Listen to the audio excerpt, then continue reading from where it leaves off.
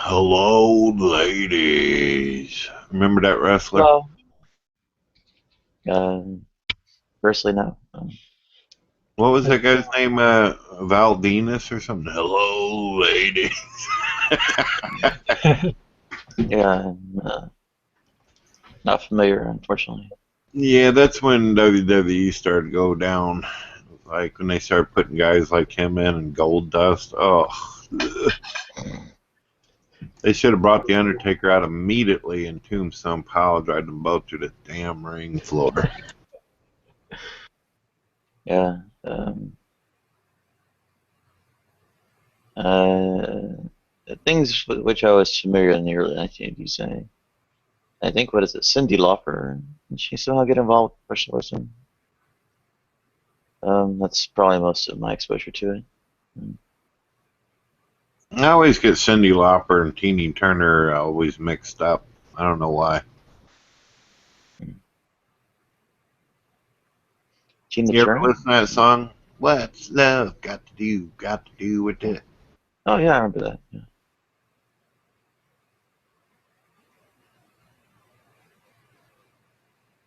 I remember Tina Turner and all that, yeah.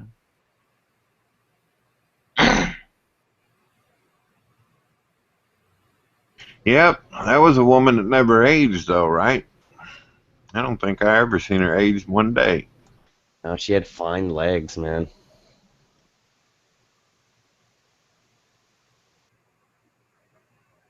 Oh, I probably shouldn't even mention this, but I was looking at Netflix, and apparently Pee Wee Herman has made a comeback, and he hasn't aged a day either.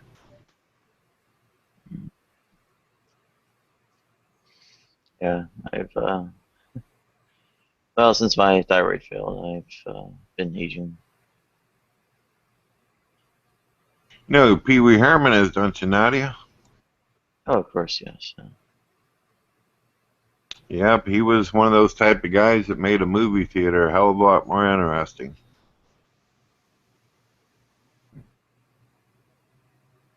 I guess Oh, somebody got the joke too early in the morning. oh, I got it. Um, I don't know. It's just I got it too. I just think it's more sad than funny. Yeah. I mean, say what you want about the guy, but he definitely had his heart in his work. Oh, I think he had a lot of talent and stuff. I watched all of his movies and even seen a couple of the Pee Wee Playhouse. He's definitely talented. Crazy as all get out, but he was interesting.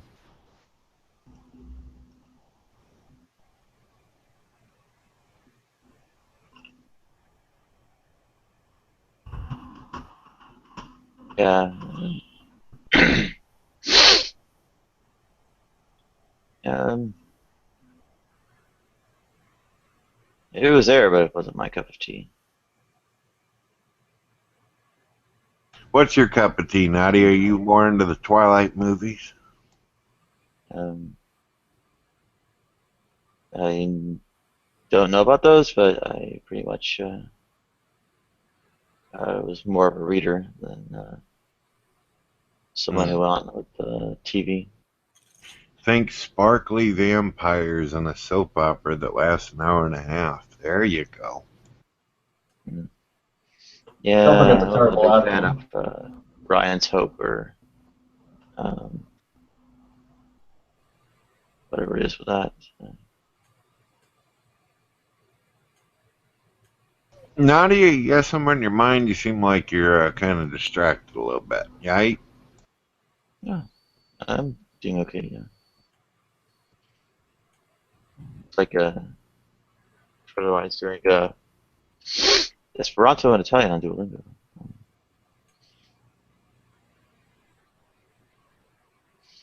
I've been doing a little bit of Duolingo myself. So.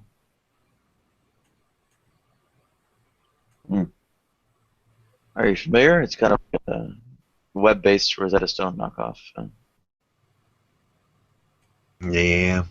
Well, Nadia, if you're bored, I've got some new questions. Yeah. Oh, we can always try that. Yeah. All right. Well, let me see what we got here. Um, let's see. Did I ever do the door one on you before? Doesn't sound familiar. All right. You go to sleep, you wake up, you find yourself in a dark room. There's two doors. One door called Universe Without God, another door, Universe with God. Either door that you choose, the other door will disappear and you can never return. You're stuck in that universe. Which would you go for? Hmm. Does the host then offer you a chance to switch doors? Because then you should definitely switch. It gives you a better chance of winning the car. I'd do the universe without God.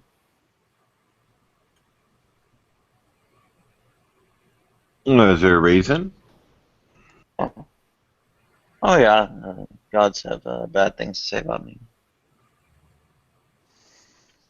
It's rough. Well, it's true though. I mean, what is it? 1 Corinthians chapter 6, verse 19. And also welcome, Sean. Very good to see you.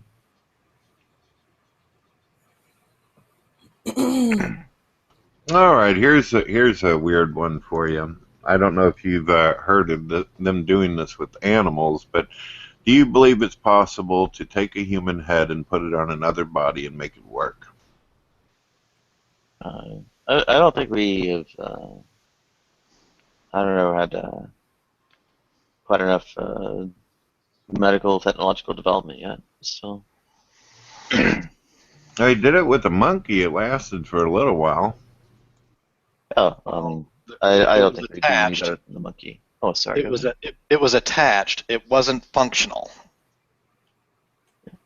Yeah, I don't think it would work any better than the monkey, and the results described by the monkeys are not very good. So, yeah, I think there's quite a bit of work to make it go. Go ahead. Gesundheit. Thank you.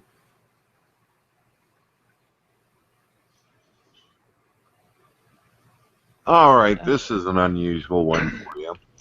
The science, it comes up with some ability to actually regenerate cells, and in doing so, they discover that they can actually bring back the dead. Would you be interested in something like that? I'm not sure who I'd bring back.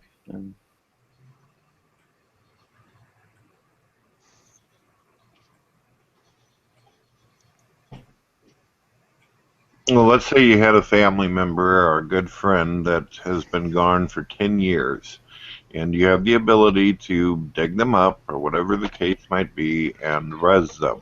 Would you? Wouldn't you bring back? You wouldn't bring back your husband? Well, I guess there is the question of what kind of state they're in when you bring them back. It'll be as if they were unfrozen. They will, from before they pass, kind of thing. Yeah. Well, the thing was, he had been pretty much eaten up before he passed. Like, yeah, hepatic encephalopathy, right? So his mind was gone before he actually died. I'm sorry about that. I'm speaking in the sense as though the person would be perfectly healthy. Obviously, no one would want to bring back their loved one if they had to suffer or go through something like that. Oh, well, then yeah, I would bring him back. Yeah, yeah, he gets his brain back and maybe even cures HIV or whatever. Yeah.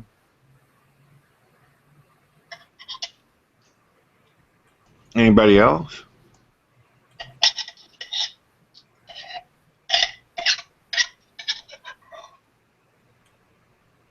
He would Does probably love anybody to. actually believe that science can get to a point one day where they can regenerate the cells and actually bring somebody back to their former youth? You think that's possible with science one day?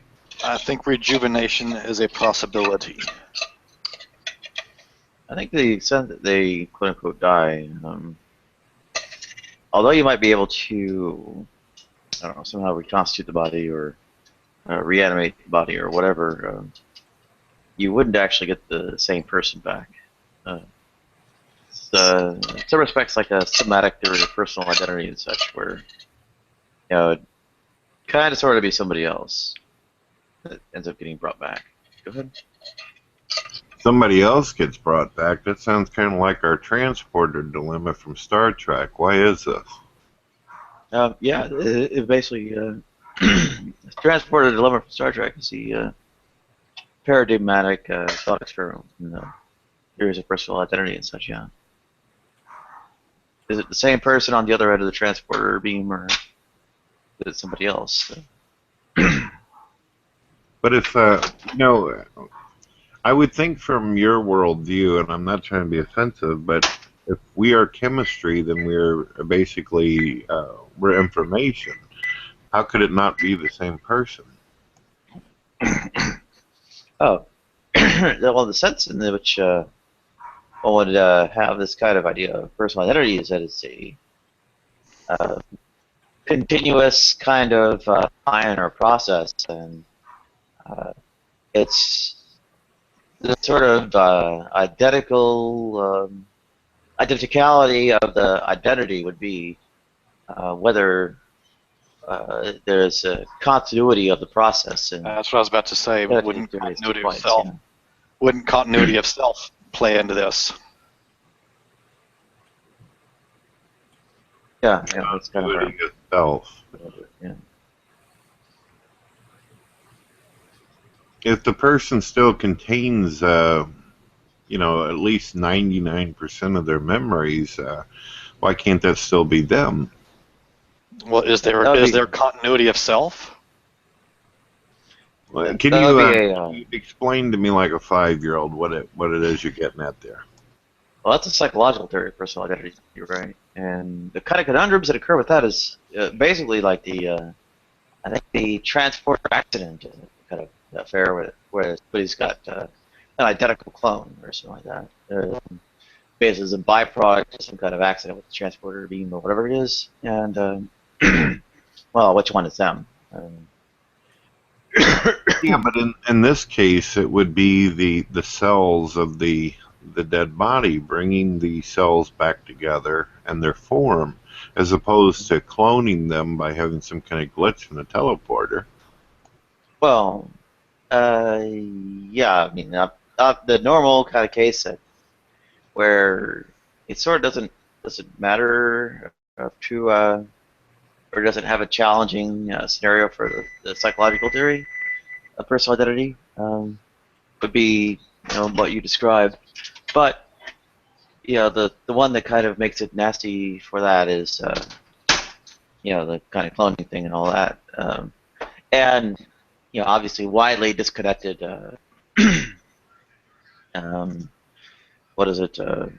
Points in time like Nietzsche's eternal recurrence, right? Like it just so happens that at sometime billions of years away, the same pattern of memories and whatever it is forming the body with so on reoccur, even though there's no actual kind of causal connection or anything like that.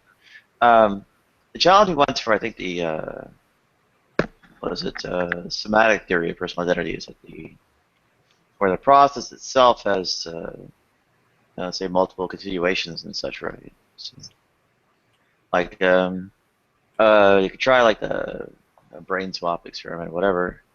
Like basically like say split the brains in half and then have two people trade like left halves of the brain, or you do it with 100 pieces or something like that. And, switch in or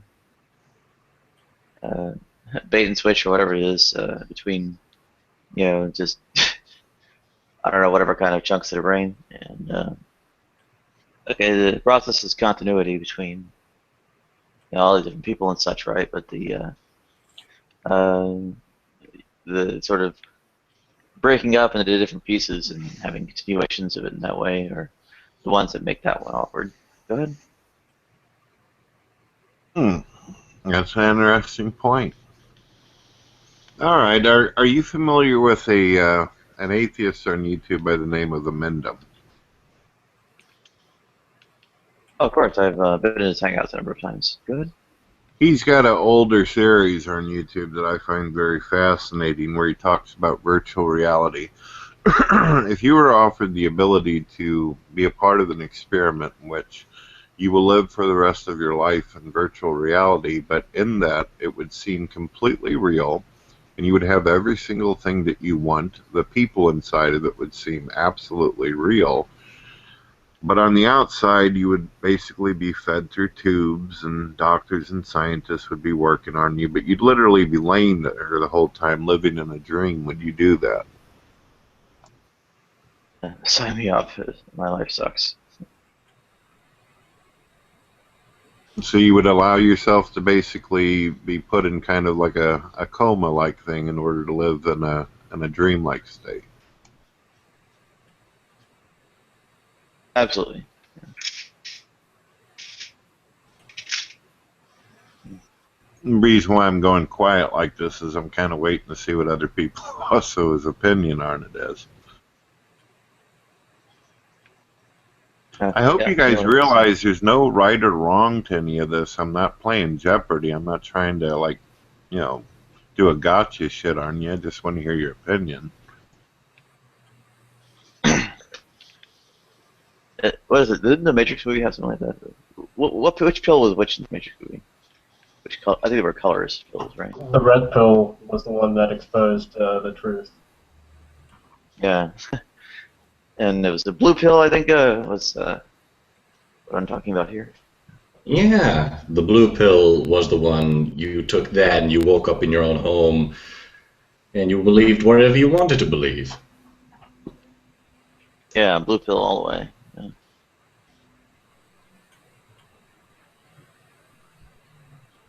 Hey, your life sucks bad enough. You'll sign up for that too.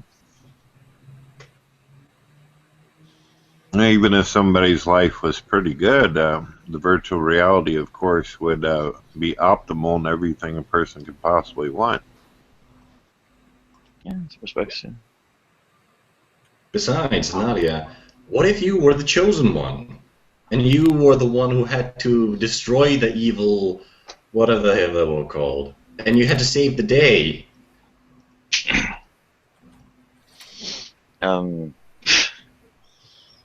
When did I sign up for that? Well, you didn't. It was destiny. Destiny chose you, damn it. Yeah, I'll pass up the chance. Fair enough. So you're not really interested in being like a hero in virtual reality or having some kind of like goals. You just want to have like a kind of a blissful, maybe your own brand of heaven. Yeah, pretty much, yeah. What would your brand of heaven be? According to the Mormons, we each get our own planet that we can be our own gods in. Well, damn, I wish somebody would have told me. I'm going to go right out and become Mormon. Yeah, but then you can't drink, right? Huh? I didn't hear you. Your mic's kind of muffled. I'm saying Mormons don't believe in like drinking alcohol, right? They also don't smoke. I'm not much of a drinker anyway. The smoking would probably kill me, and not drinking. And they also don't drink coffee. Yeah, they don't smoke or drink coffee. Yeah, I like coffee and cigarette. No more Mormons. It's not worth the planet. No, dude, no. Coffee first, always coffee. I couldn't. I live in Finland. Yeah, my grand strategy, I think, would be probably do like some professional type, student type stuff. Maybe throw in some programming project, just like have my own operating system or whatever it is. Develop whatever hardware on the side and and go around, learn languages, and decide, well, hit dance clubs and live in like New York or Berlin or whatever. All right, gonna add one more thing to it. This could be good, this could be bad, but they give you the opportunity to, if you have 3 other friends that are participating in the project, where you can share their thoughts and their minds and actually enjoy some of their visuals. Who would those 3 people be? And you don't have to say Brett Keane, even though I'm wonderful.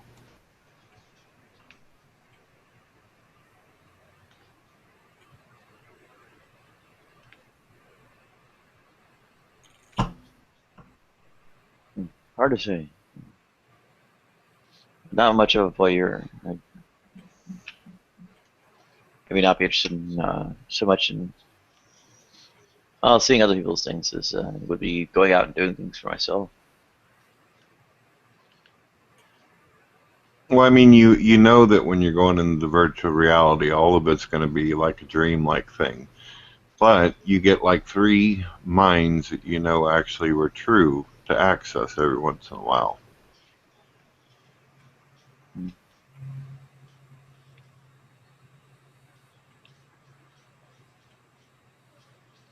Well, it's hard for me.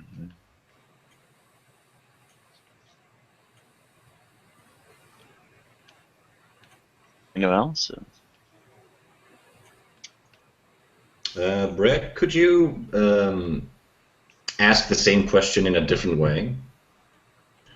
Basically, you get connected to the virtual reality and you can choose 3 friends that can also be connected to the same virtual reality. And you can access their virtual reality anytime you want. It's whoever you choose. You can also turn it off and go back to your utopia world in the dream.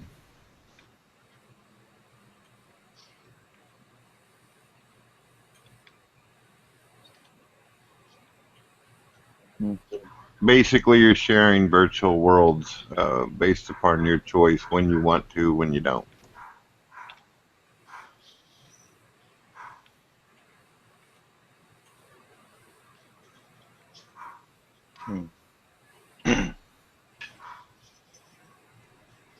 So You what's the think there'd catch? be some business opportunities to start doing location-based entertainment with VR? Yeah, I could see how this could turn into a real rough thing in that way. Yep. Well, it's just, you know, like in cities, places that have laser tag or old video game arcades or stuff like that, like rides and stuff. They call that industry location-based entertainment.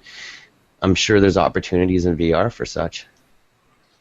One of the cool things that Vive can do, but it's a problem because you're tethered to like HDMI cables and stuff to like a desktop computer, is it has a camera in the front and the tracking system tracks you all inside like a whole room. And you can actually track people in really large spaces, and you could have people walking around interacting with each other, but when you look at them, you see their avatar, right? It's pretty neat.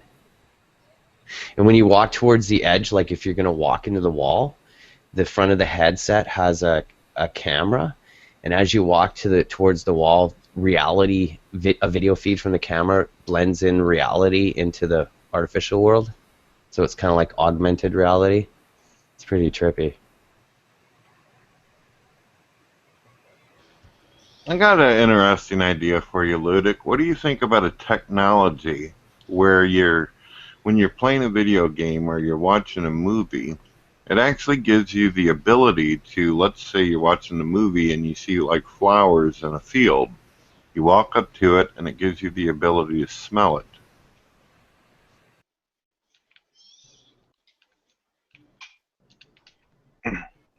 Any of you are allowed to steal my idea if you want to. It's all good. Like adding sensory inputs like that to a virtuality experience can be pretty cool. One of the labs at, I don't know if it was MIT, one of the universities anyway, they built a contraption that you lay on and you fly like Superman, and you can like flap your wings and stuff. And as you're flying at the front of this contraption, they got a fan connected up to a speed controller, and when you start going faster, it blows wind in your face, right? And it's like this flying experience where you flap your wings and stuff. It's really cool. Those sound pretty neat. I wouldn't be able to go too high, though. I have a problem with heights. People would pay to do that, right? What you do is you do location-based entertainment. You have like VR-based simulations like that, and then what you do is you haul them around, kind of like the carnival guys do. But with location-based entertainment, you take it to like music festivals. You know, the way that you have little booths, you have one set up, people come and pay. So you could set it up at malls. You do corporate events, stuff like that. That sounds pretty cool. I've been looking at it for years. You got to see this flying simulator thing, though. It's really cool. I'll see if I can find it.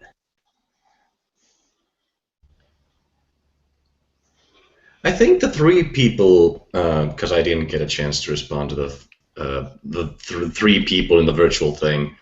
I think the people I would choose to go into that place would be Charles Manson, Tim Burton, and Walt Disney.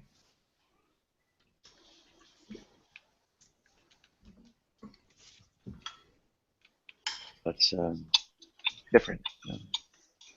I can understand the whole Walt Disney and Tim Burton because you'd have kind of the gothic Mickey Mouse thing going on there, but Charles Manson thing, I think I could do without that shit. No, I would wonder what would his version of Utopia be. I think it'd be pretty swag.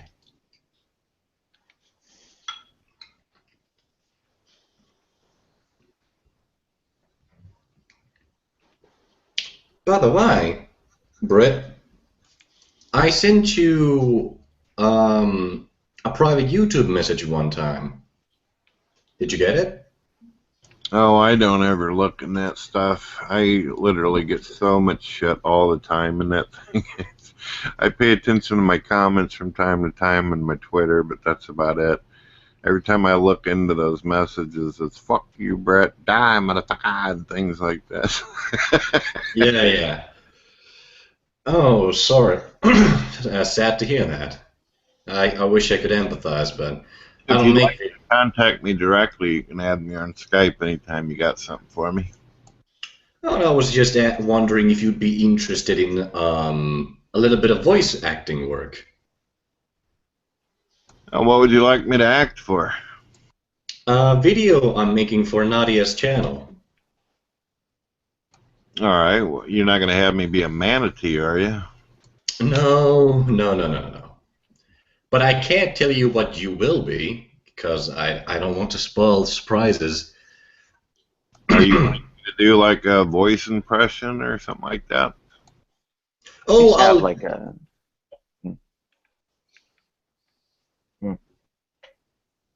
I actually used to see manatees going around. They were like all these houseboats up in is it Delray Beach or some such like that? And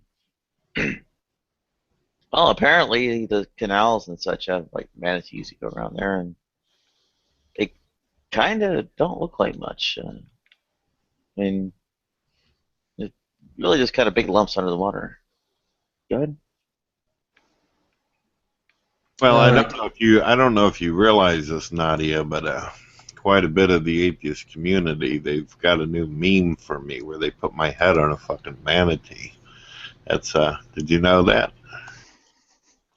Oh, I knew that. Oh, that was you? That's hilarious. I had no idea. Yeah, right. You know what's really funny is that atheists actually believe they evolved from the fucking Photoshop. You Photoshop somebody's head into like almost anything. I don't know if it makes sense, but it's, Well, you know, us atheists, we rarely make any fucking sense. I'm just goofing on you. Come on, you guys goof on me, I goof back. It's all good. Of course, all in good fun. But I can guarantee you, Brett, I won't be making you voice a manatee. I can't tell you, like I said, I don't want to say what it will be. I want to keep it a surprise. But if you are interested, are you? Well, I mean, it's kind of weird you not wanting to tell me what type of character I'm playing. I don't want you having me walking around looking like a fucking vagina with feet or something. That's crazy. No, it's not gonna be a vagina either. But I don't want to say what it is in advance, because it's a surprise for the viewers. And if, like, when I do tell you in private, give you the script title, details and whatnot, you decide it's not what you want to do, that'll be totally cool too. Because I will be telling you exactly what you will be playing, and I'll give you Oh, the you just don't want it out in public being told. Exactly. All I right, well, want. my Skype is Brett Keane, man. All you gotta do is reach me through there. Even if I went through my messages right now, there's so many of them, it'd be difficult to find it. Okay, Brett Keane. Is it all? Is any of it in capitals or? Not just all Brett Keane, no underscores, no space. Okay.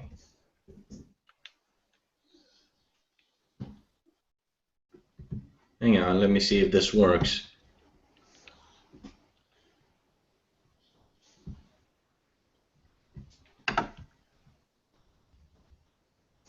Did you get it? I sent you a whatever it is called. Nope, I don't see nothing. I'm sure if people dredge my channel, they can find me contradicting myself right and left. Oh, now I do. Now I see something.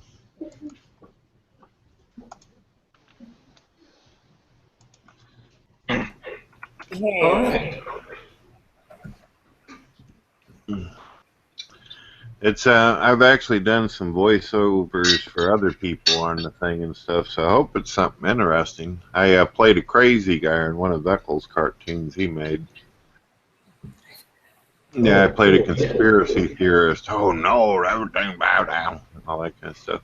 Are you wanting me just to use my normal voice or do an impression?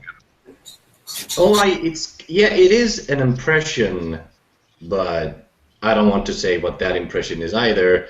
Suffice it to say, it's pretty cool.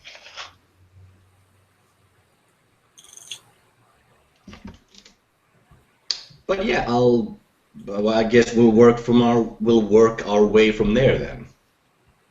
Sounds good. All right.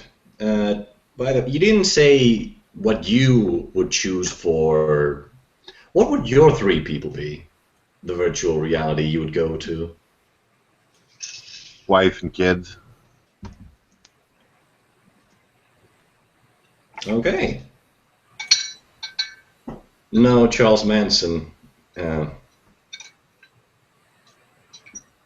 But you know what Nadia was saying earlier, there is one little catch to this. I'm actually pretty happy with my life and pretty happy with my wife and kids as is. So I'd probably be a little hesitant about hooking us up to some kind of machine like that.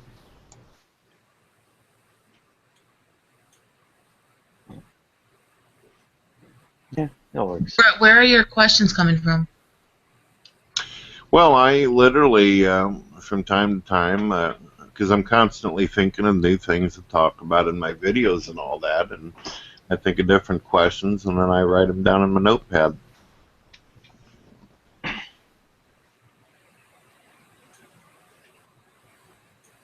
It's one of the things I enjoy, Godless. I like to understand why people think the way they do and how they feel about stuff.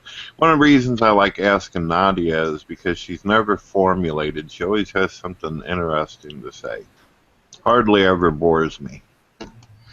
I was listening when you asked the question about the transporter, if you're still the same person, right? Yeah. Well, I was actually talking about regeneration of the dead. If you have somebody that you love that has died, would you be willing to bring them back from death, even if they've been dead for years? But I think I'm talking about another question. Well, the transporter question, she kind of said that if you brought the person back, they wouldn't be the same person. And Right, then so my question is, what is a person? Well, obviously, Nadia being a non-believer, she doesn't believe there's any more than the chemistry, and then there's I, who believes that there's more to us than just the physical. Right, so for somebody like Nadia, the problem is for somebody like Nadia that believes we're just the physical, is that no cell in the body lives longer than 7 years. It generates new cells. So like if you have a ship and each plank keeps rotting away and you keep replacing it with new planks until all the planks have been replaced, is it still the same ship? Because that's the same with your body. Yeah, it's the ship of Theseus experiment. Yeah. So are you still the same person, Nadia? Well, I think the trouble with essentialism actually does raise serious questions for the sort of coherence of the idea of personal identity and all that. And I don't know. The well, it's kind of an essentialist notion of what is it? Like homomorphic dualism. You know, the essence of whatever some kind of person is some kind of you know, basically the soul. It's something I pretty much deny along with essentialism altogether. Go ahead. Then we would just simply be information. I don't understand why it would be a loss of that person if you have 99.99% of them regenerated.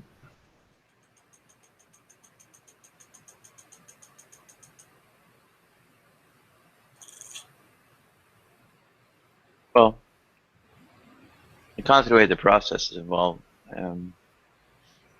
Really, both of the thought experiments for both theories of personal identity are fatal.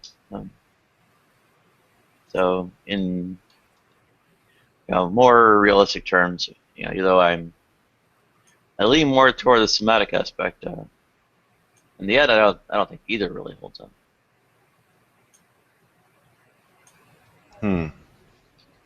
Brett, you're not going to post the hangout that I was in earlier? Yeah, I'm going to post it, but what I usually do is I fill out all kinds of tags and information. Sometimes I end up putting the YouTube channels of people who were in the rooms, that kind of stuff. If I just make it public, it'll have a shit title and no information, and it won't go nowhere. It's your fault. You guys invited me over here, so I can't get around to it right now. Oh, but you're going to make it public, though? Yeah, Oh, okay. I just let it process to high definition and then fill out the information.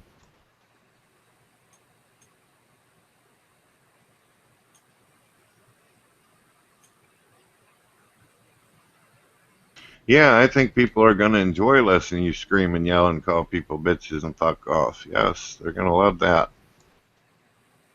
Godless didn't do that. No, she was a sweet little saint. I didn't do it last night. I had a recording of me doing Yeah. Yeah, but you did go off from my buddy Adam. Called him a bitch and said you were superior in intellect.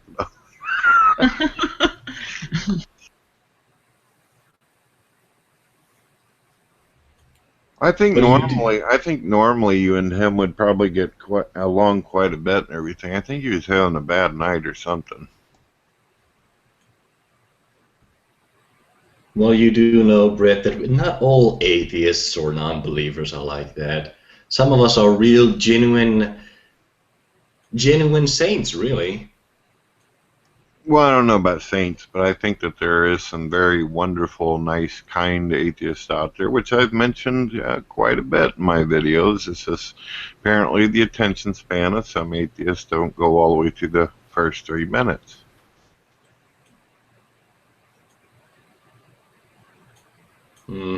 Good point. Well, again, well, I'm just saying because Nadia's hangouts, most of them are about 8 hours long, and I've yet to meet one person who's had the patience to sit through all of them, except with the one notable exception, and that being Nadia herself, because she's the one who makes the things in the first place. Well, in the past, hell, there were times where I spent most of the time with her in the room, so I experienced it. I don't know about sitting on the outside watching a full 8-hour hangout. Hell, I wouldn't do that on my own shit. Oh, really? But Brett, don't you make star quality content that someone would want to watch it for 8 hours? I think that there's the moments where I can see why a person would need to take a break and go have a cigarette. Oh, but other than the cig break, it should be straightforward with the video. Not even a loo break. or you go to the shower. No, no, no, no. It has to be from start to finish with the occasional cigarettes. Then I have no point. Then I should be able to watch them from start to finish because I don't smoke. Used to, not anymore.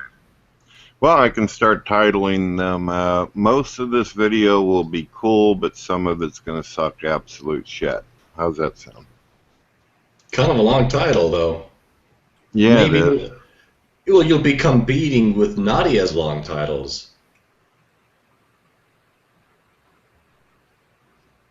And I know, because I'm the guy who has to make sure that the entirety. Well, while we're on the subject, Nadia, is it at all possible that you could make future hangouts with slightly smaller titles? Because I have to make sure to fit the entire title of the video into the end credits of the next video I'm making. And that can be a real...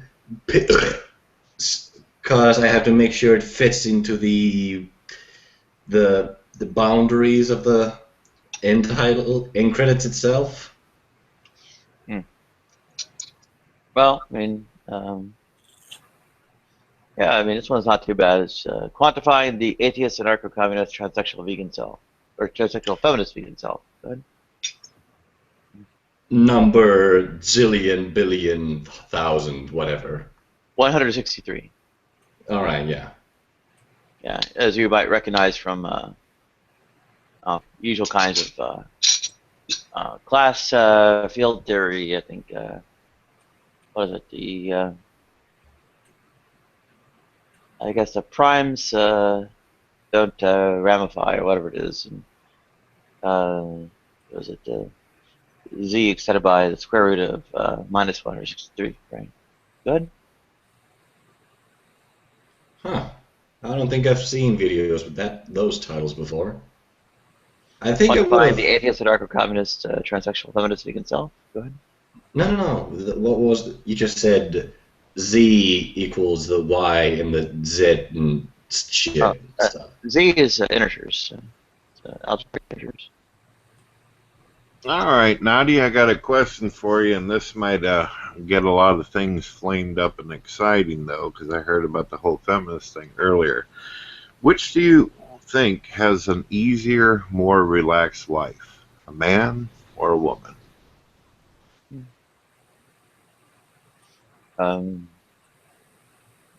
I don't think life being easy and relaxed. It depends primarily on gender. Go ahead. I mean, life in general. Who has it easier, the man or the woman?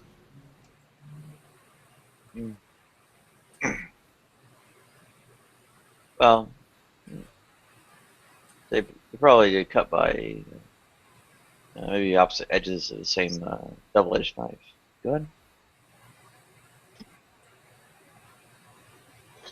I do have to commend you. You're being very, very careful with it, which is understandable.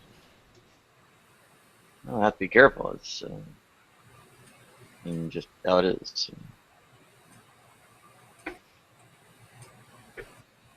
I see a lot of these. Not saying that this is your opinion, but I notice a lot of people out there. They make it out to seem like it's a man's world, and some people, they just have it extremely hard due to that. How do you feel about that? Well, the positions of power and privilege are vastly fewer in number than, well, people of the various categories involved, right? But to say that the positions of power and privilege are primarily occupied by men, well, you know, I guess maybe like 1,500 men who are billionaires benefiting, and well, 3.5 billion men drowning that out to insignificance, right? So, yeah, it doesn't really benefit the kind of overall general population. even of the quote-unquote favorite class. Go ahead. All We're right. living in a rich man's world. Haven't you heard the song? I forget the guy's name, but I know that he did a ballad with Elton John. What? I was talking about ABBA. Yeah, No, not Alba. Wasn't there a... What is that guy's name? He's much older now. He did the theme song to Bosom Buddies. oh no, I remember that show. It was terrible. Oh, it was absolute shit. I can't believe Tom Hanks was able to become the actor he is today from that. But, yeah, the theme song. I don't remember what the theme song was. Or a show existing, just like cringing the whole while. All right, here's the next one. Seems so basic, but it's so controversial. Is everyone truly equal? Oh, of course not. No. What does truly equal mean? Nah, you know what the PC crowd out there will try to say, right?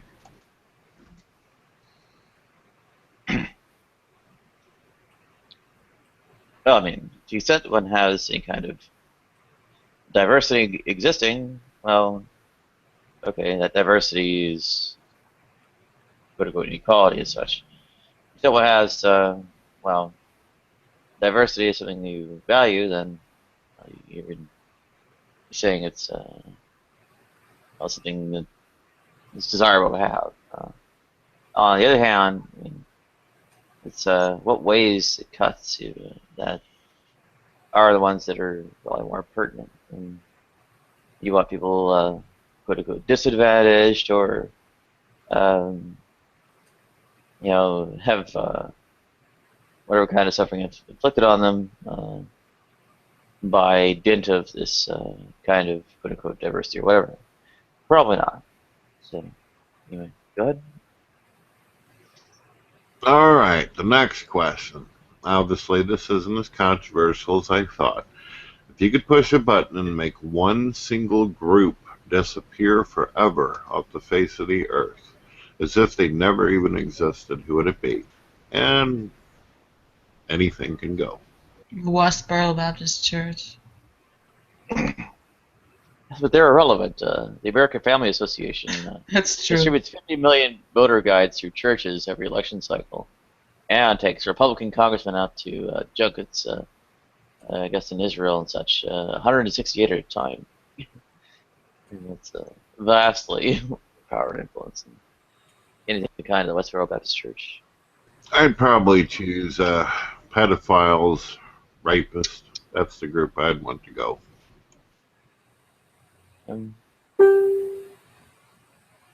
Right wing? I don't know. Did you say the right wing? Do you have to have molested to be a pedophile, or can you just be attracted to children? A pedophile is just defined as someone who's attracted to prepubescent children. Right, so... If they actually molest someone, then they're a child molester and a pedophile. Right, so Brett, you'd be eliminating people who never molested and might never molest? I'm talking about the actual violators. Oh. Actually, one could go the anti-natalist sort of route and say, okay, well, those who are undeserving of suffering would be most greatly spared such if they never existed, and leave the iniquitous or deserving of suffering and such to the pain of existence and all that. Go ahead. I was just waiting to hear everybody else's response. Well, what was the question? if you could make any group on the planet disappear as if they never even existed, what would it be? It could be anything from a religion to the KKK to the Nazis to pedophiles, any group that you want. Those who come into suffering, then. People who pronounce the T in often. Did you say anyone who causes suffering, Nadia?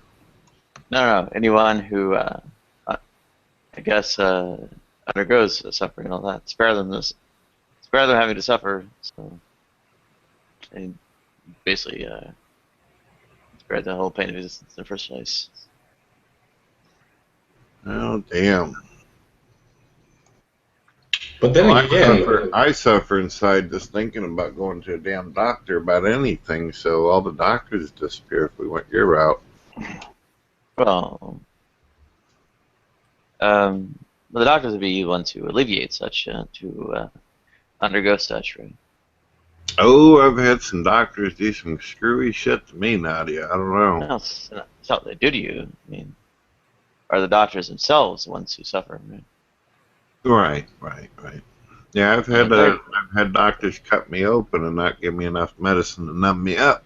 Oof, I tell you what. Are you sure you weren't in the shooting scene of Hostel, perhaps? No, sometimes doctors do that shit. There's also issues where people have had problems at dentist office as well. What do you live in, Canada or some shit? They're good people? No Canada for me. I don't go about. Not me. I'm more although I'm more north though. I myself, I live in St. Louis, Missouri, and their idea of working on you is a 2x4, some duct tape, and a dark closet. It's fucked up down here. Ouch. What's the next question? All right, let's get to the next question. Let's stop hating on doctors, right? Well, hang on. Before we move on, I wanted to ask, because if you were to say, get rid of the KKK, for example, what's stopping other people who aren't part of the KKK but agree with their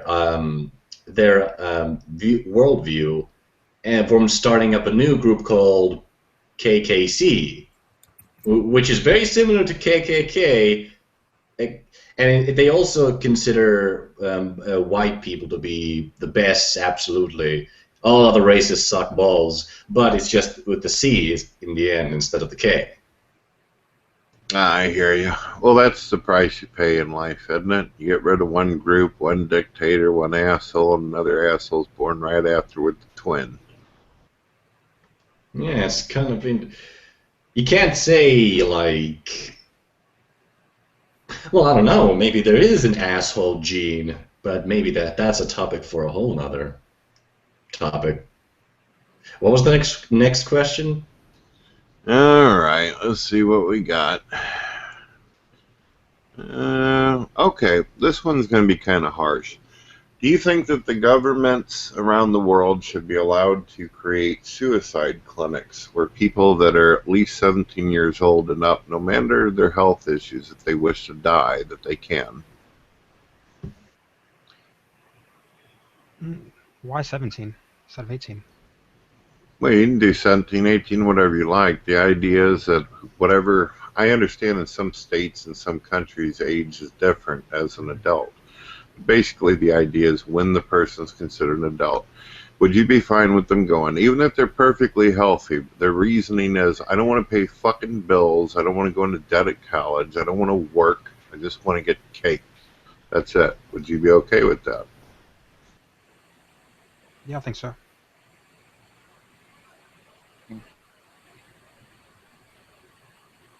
I would hop right in myself. Did you say you would do that yourself, Nadia? Yep, in a heartbeat. Oh, Nadia. But who will I marry then? I can't marry Brett. He's already taken. Good point. Yeah.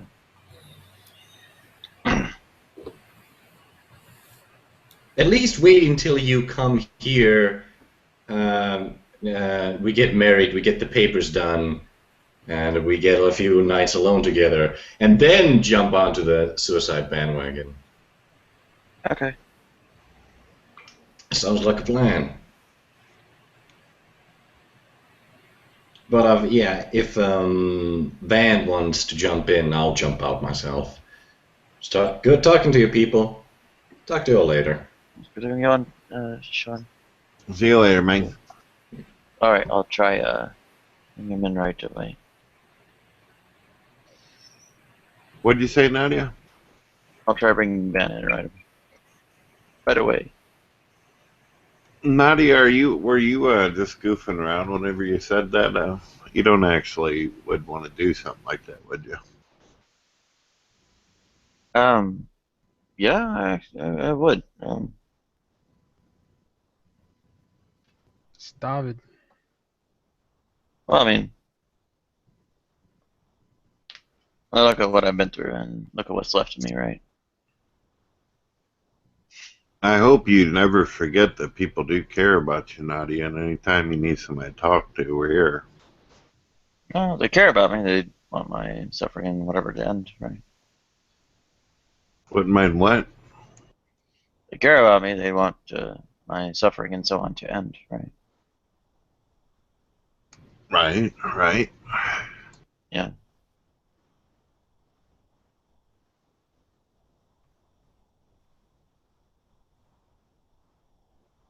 I don't want you to be dead, though. Well, if you, what is it? Care enough about somebody to let them go, right?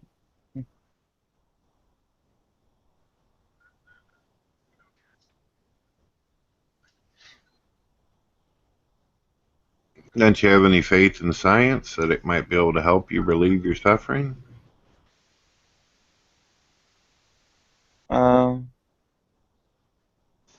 Not really. I mean, probably 100,000 or more years away from a non-capitalistic world or whatever. So, and of course the natural resources to have the high technology and so on are, well, only a few centuries away from basically depleting into unusability. So, as well clear as, yeah, I don't think science undoes the damage. Science will not, well, rewind back in time to when I underwent puberty and make it a female puberty instead of a male. So I will not have well, any of the proper anything ever.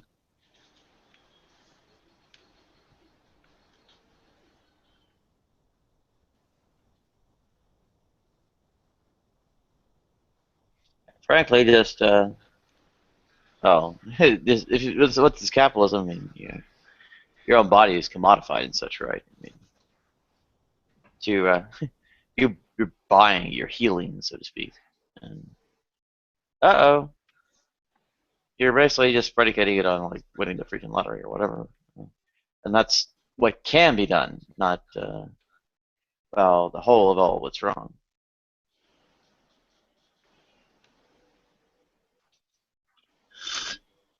So yeah,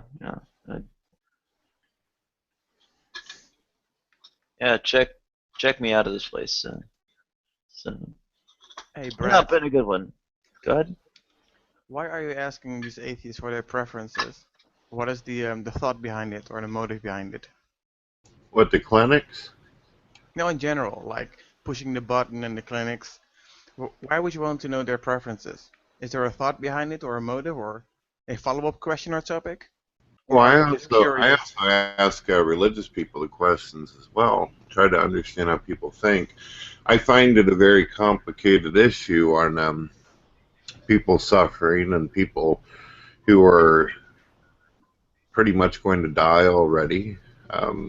People who are going through misery and what they want to do with their life. it's not such a cut and dry concept. Sometimes when you listen to people, they might be able to get you through whatever confusion you have on a subject. Might even be able to come up with a better solution. Who knows?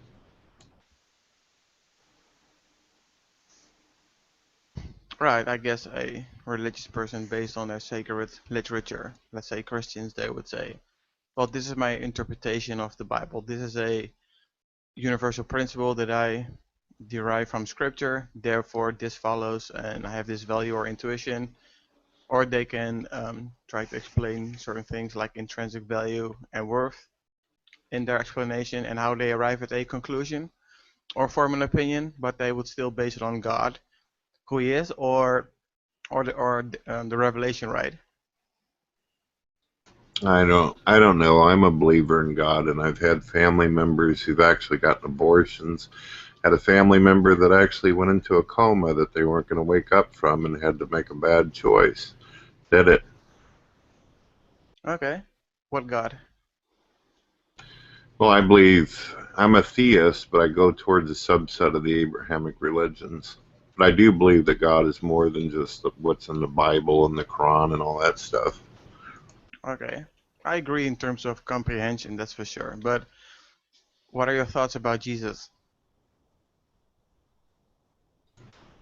Well, I believe what he says. Why? I hold a position of faith, trust. Based on a personal experience or argumentations? Or both? I have had some personal experiences, but being that they're personal and the type of company I'm with right now, not to be cold, don't really like to share too much of that. Okay, fair enough. Do you believe that He died and rose again for your sins? Yes. And that's based on personal experience. Not an No, argument not for that. the resurrection or something like Gary Habermas. That's not what the personal experience had anything to do with. It's just I have trust, faith, whenever it comes to the Bible. Right, but there, for example, there are people that were brought up in Muslim countries that had a vision or a dream or somebody told them the basics and then they had a experience or vision, whatever. Therefore, they believe without knowing any argumentation for the resurrection or knowing any theology. So that's what I meant. I think that many religions out there, the people probably had experiences with God or whatever the case might be. It's just their language and culture is a disconnect. So if you were to have a personal experience that would go against revelation in scripture, would you reject the Bible? If I had a God's inspired revelation, word? if I had a revelation that went against the Bible, you're stating? Yeah. About Jesus, for example, that he actually lives on Pluto and he didn't really die for your sins. But he's That's a kind very of an wise, odd hypothetical. very wise. Let me put it to you this way. If somebody was able to disprove or give me some rational, logical reason why I shouldn't believe in God, then I would be open-minded to it. And if it was confirmed, validated, then I'd drop it. That's it.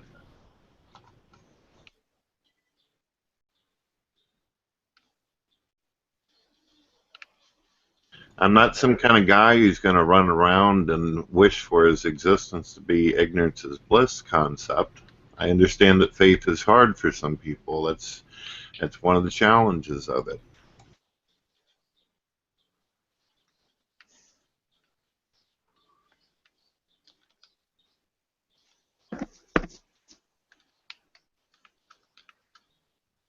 I'll be right back, guys, and if you have any more questions, be more than happy to answer to my best of my ability. Okay, thanks. Hey David, hoe gaat het? Hey Pom, ja, alles gaat bijzonder goed. Ik ben een beetje moe van het werk, maar in plaats van koffie te drinken ga ik lekker op tijd naar bed vandaag. I always feel like you're talking about my mom when y'all start talking other languages. Always. Yep.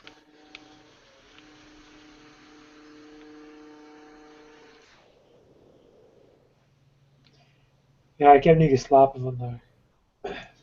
You were asking him about drinking coffee? He asked me how I I'm doing. I said I'm tired, so instead of drinking coffee, I'm just gonna stay in for a short while and turn in quickly, or just gonna Netflix and sleep.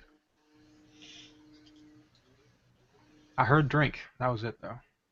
Drink coffee, yeah. That's all I heard. Drink. Not Everything drink else was coffee. just As in, nonsense. because there's this circle where I want to do shit or there's fun on Hangouts and I just drink more coffee to keep me going. But then I can't sleep, so then I'm tired the next day. So it's like a circle, so I want to get away from that. Yeah. I do the same thing. Well, then you're not a hipster, pony. Ik ben 35 uur wakker nu. Come again, sorry? Ik ben 35 uur al wakker. I didn't understand something. Okay, can you pronunciate better and speak louder, Palm? Nee, ik zei ik ben 35 uur al wakker. Whoa, you're awake 35 hours straight? That cannot be healthy. I know, I couldn't sleep. But don't you have I guess if you have that condition, then you're past the point of melatonin. Then I guess you need some heavy duty stuff. Isn't there a possibility? I mean, you live in Belgium. Isn't there a possibility that you can get a prescription from your huisarts? No, I have it. And even that doesn't work. No, it's depression. It fucks up my sleep. Oh, okay. Sorry to hear.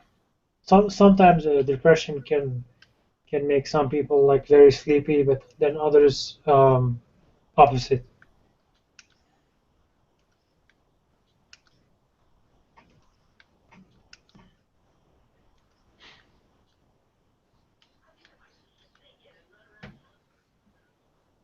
Careless girl. Are you an atheist? Are you stupid or something? I'm only kind of here. I'm half listening. Oh, never mind. Wanna play chess? No, I'm falling asleep. Alright. See, Palm, that's how you do it.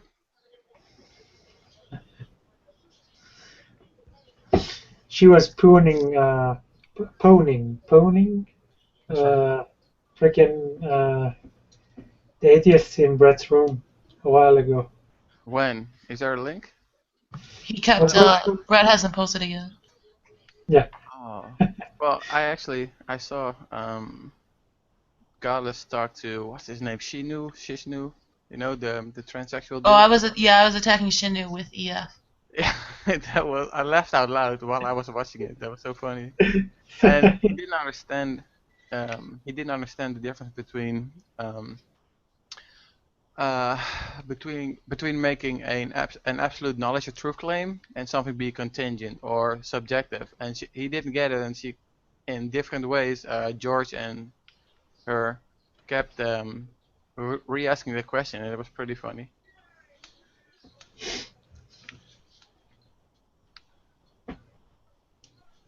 She, David.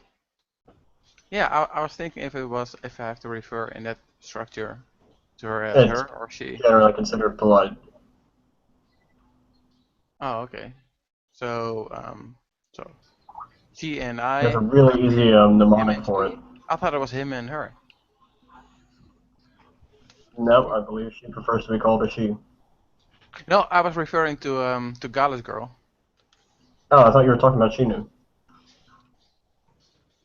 Did I refer to that person as a he? Yeah. If so, then I did not do it intentionally to be offensive. So. No, that's alright. I just thought I'd hopefully remind you. Oh, so do you believe that your values, that I ought to be in accord with your values, little bitch? No, I just wanted to make sure you knew. Emotional manipulation, You peer pressure. What is this, albatross? But yeah, I thought maybe you were doing that out of ignorance. No.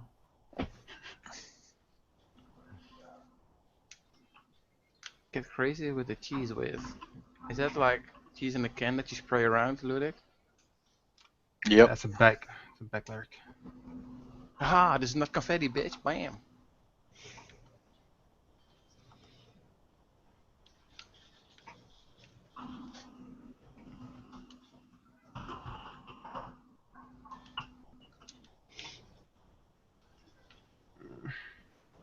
Somebody in the live chat said that I look like sugar. How the fuck do I Yeah, look I like saw sugar? that. What You the look fuck? like sugar? That's what How they is said to that me. even? I don't see it. I look the exact opposite of sugar. Sugar's not that pretty. I'm kidding. Male, black, dreads. Yep, I see it. Oh god,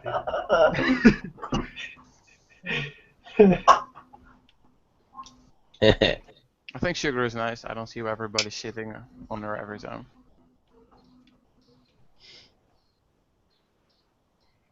I don't think she's a malicious person.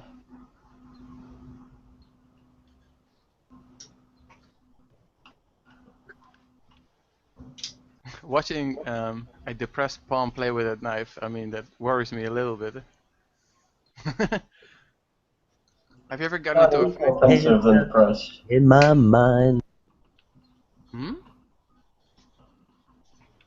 Got a devil's haircut? Is that a song? Is that a lyric of a song? Yeah, those are lyrics he's playing.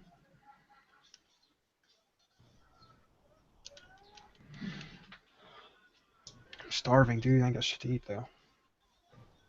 Except like a few eggs, peanut butter.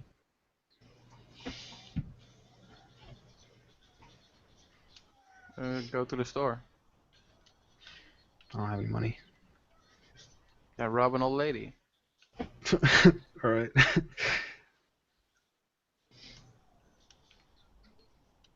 I mean, yeah. You can just switch from the greatest human happiness principle to your greatest happiness. And then you have, then you have a prompting to do something that is in accord with what you think is desirable. And then you have an ought, and then you should do it. So why don't you go ahead and rob that old lady? I'll just pray instead. I'll pray for food. How about Wouldn't that? it be so fucking funny if all of a sudden a check slides on your door as soon as you start praying? Man, if you don't become a theist, Dude, I then would convert immediately. Okay, let me make a few calls. See, prayer does work. Answer prayer, bitches.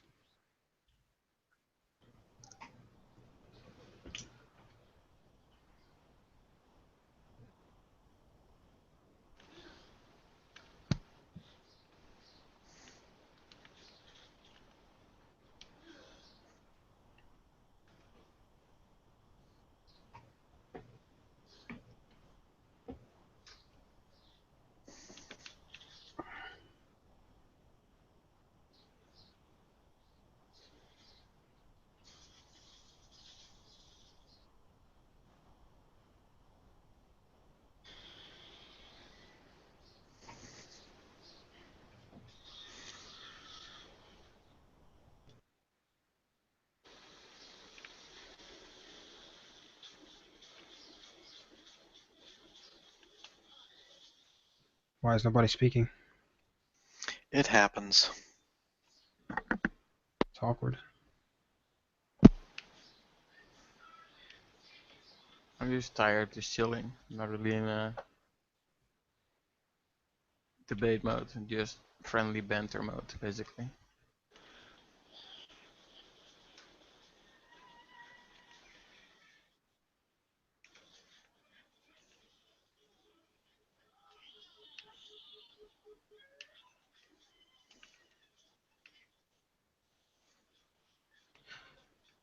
So if you could kill any random person on the earth by pressing a button for $1,000.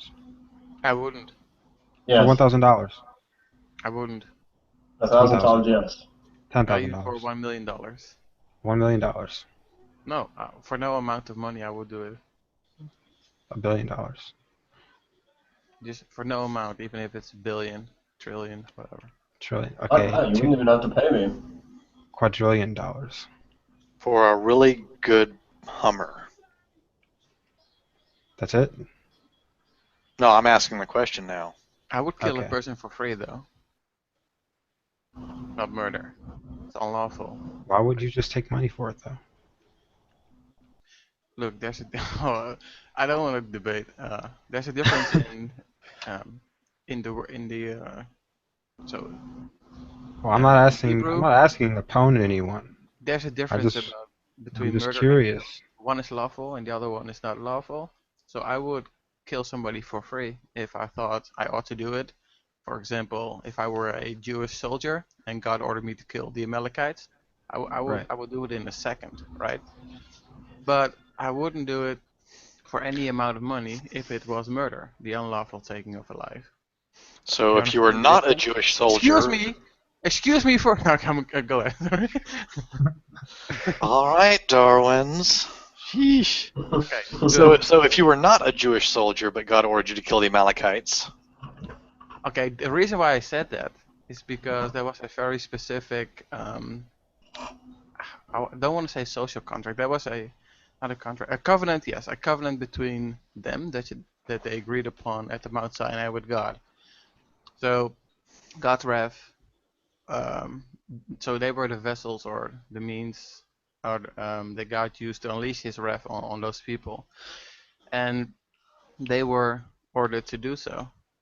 And that was in line with the covenant. So at that time in the Old Testament, I would have done it. Not in the New Testament, because there's Okay. a Well, difference there. See, I know this is going towards a debate, and then I'm gonna get some well, coffee, no, and I'm I'll be not. here.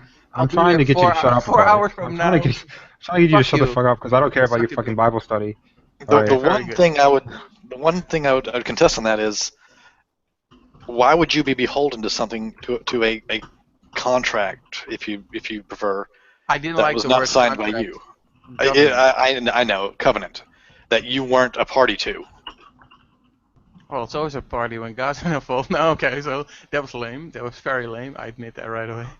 I was talking about the covenant that the Jews sealed with God at Mount Sinai.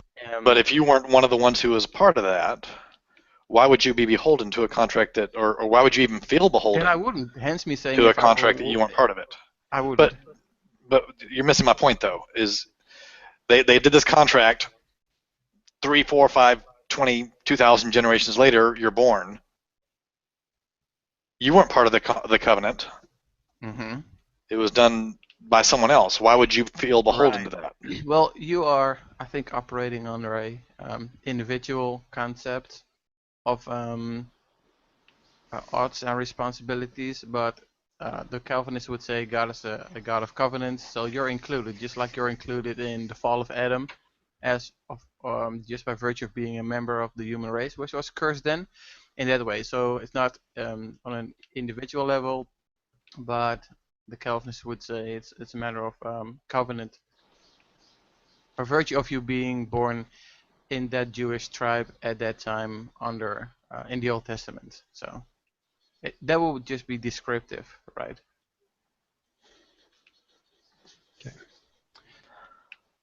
Okay, What about I the mean, rest of you?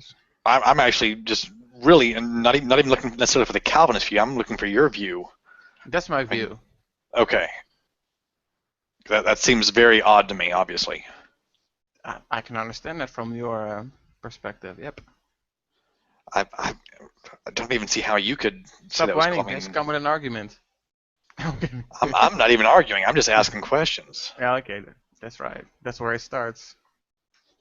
You gonna waterboard me soon? Not really. Oh, David, fucking be careful what you say, dog. Because you're not What? showing up in the live stream, and my face was up when you said that shit about killing Oh shit! the Really? Amalekites. Oh. I think it's fucking me. I'm sorry. Well, no, they would think it's sugar. Oh god. Quick. Oh, you Do you motherfucker. remember with Annabelle? She said, "Well, I guess I'm an evil bitch," and then she lashed out, and I was like, "Hey, easy there, evil bitch." Remember? No, I don't remember that. Yeah, I think I saw You that. were smoking weed again, huh? Lenny Kravitz, looking ass. This wasn't here. Okay, well then, yeah. Well, people would not infer that you would say such a thing as a atheist. Yeah, let's just kill the Amalekites. They wouldn't. They wouldn't Stop think saying you shit were. like that. Yeah, fuck it, why not? They sound like dicks. Let's do it. Because reasons. That is the best argument I've ever heard for anything ever of all time. There's always a chance that the person who dies is Bieber. Yeah, I never understood that bullshit with Justin Bieber. Like, and some of the same people are now liking his new songs. What is up with that? I always liked Bieber. Fuck you and your mom. We can't be friends I anymore, like David. Justin Bieber. I'm out and I'm proud. Now what? We can't be friends anymore. We never were friends. You reprobate little bitch. Yeah, I know, but now I'm saying there was once a chance that we could be friends, but now there isn't. My face round. If you keep this up. No, just bullshitting. But hey, you know what? I can just be so rude and go on a tangent and say fuck all you guys, because people will blame Ammon anyway.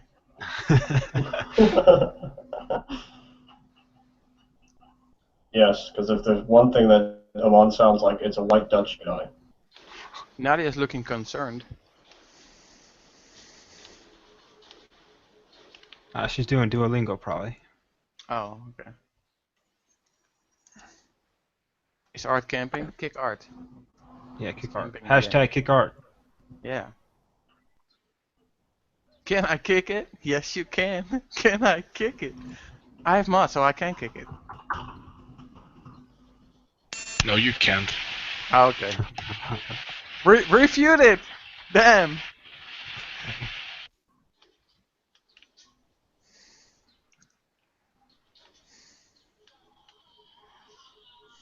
Ah, fuck it, I'll just kick Van again. Did you do it before?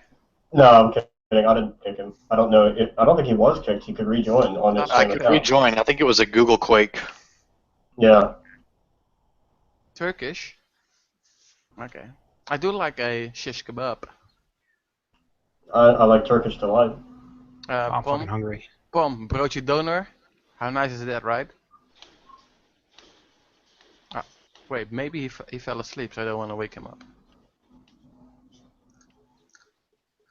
Is that a thing? A sandwich or pizza roll with doner in there, like kebab or certain shawarma meat? Doner? What's doner? In our country, it's like either a pizza roll or a pita or a big sandwich, where they stuff meat in there. It's kebab or a shawarma, and they put salad on there with some Turkish sauce. I said sauce. If Mark hears that, he's gonna like make a sound. How do you say this? Sound clip? No, sound bite. Oh yeah, soundbite. Yeah, like sauce. How do you say sauce in Dutch? Saus. Saus. His pronunciation is really good, really on point. I just copy what you do. Like you should. Well, I'll lead by I mean, example. with pronunciation, nothing else. Yeah,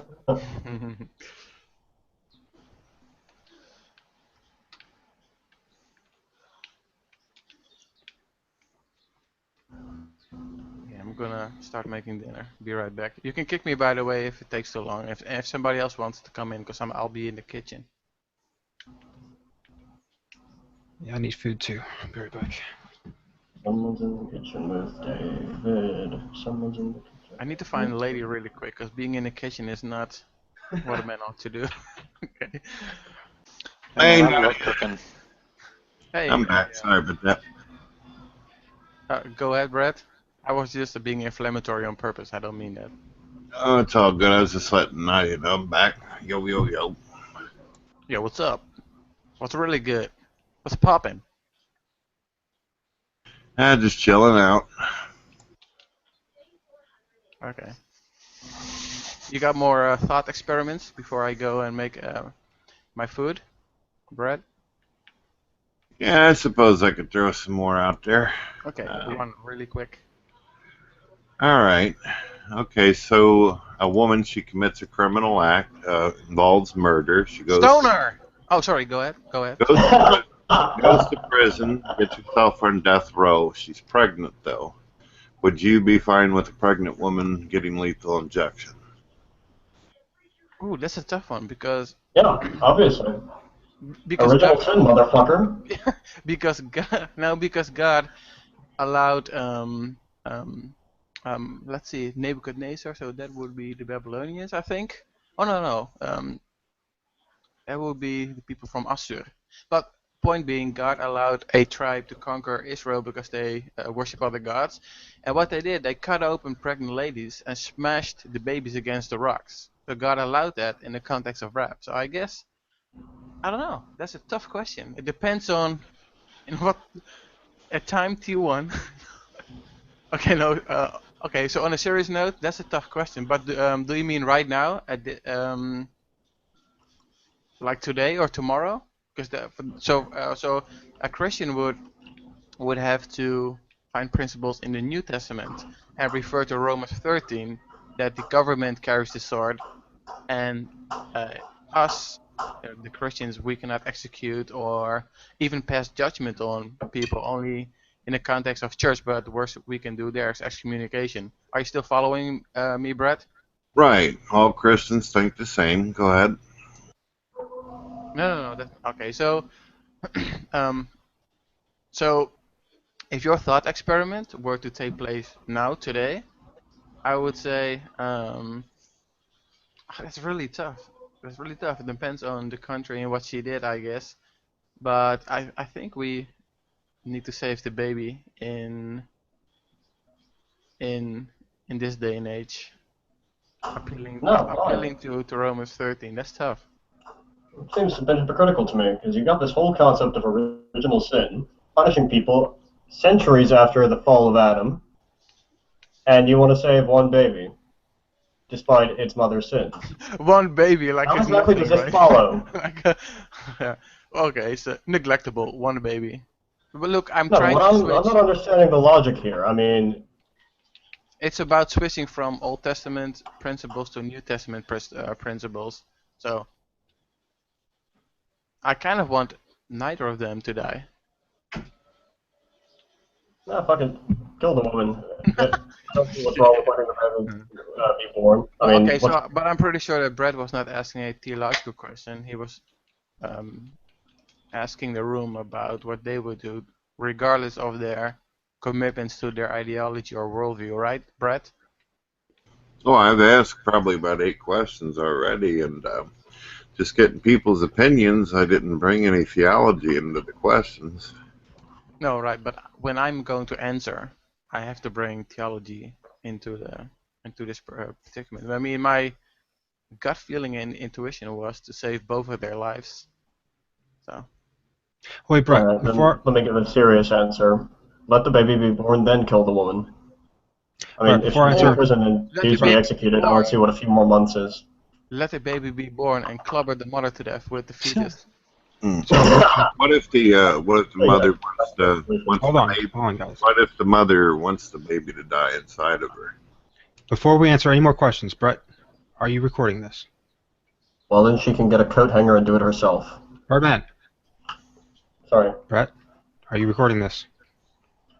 No, but Nadia is. Okay. Just checking.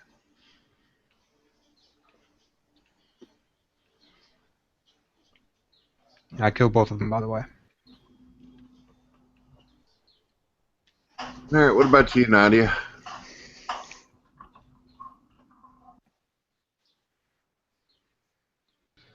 Oh, she's So a we're communist. asleep here, or what's And the going communists are pro-death penalties. Oh, sorry, Pom, go ahead. No, sorry, I didn't mean to interrupt. I was just saying, is everyone asleep? I was just... No, we were speaking. Go ahead. All right, Pom, I got a question for you. You ready?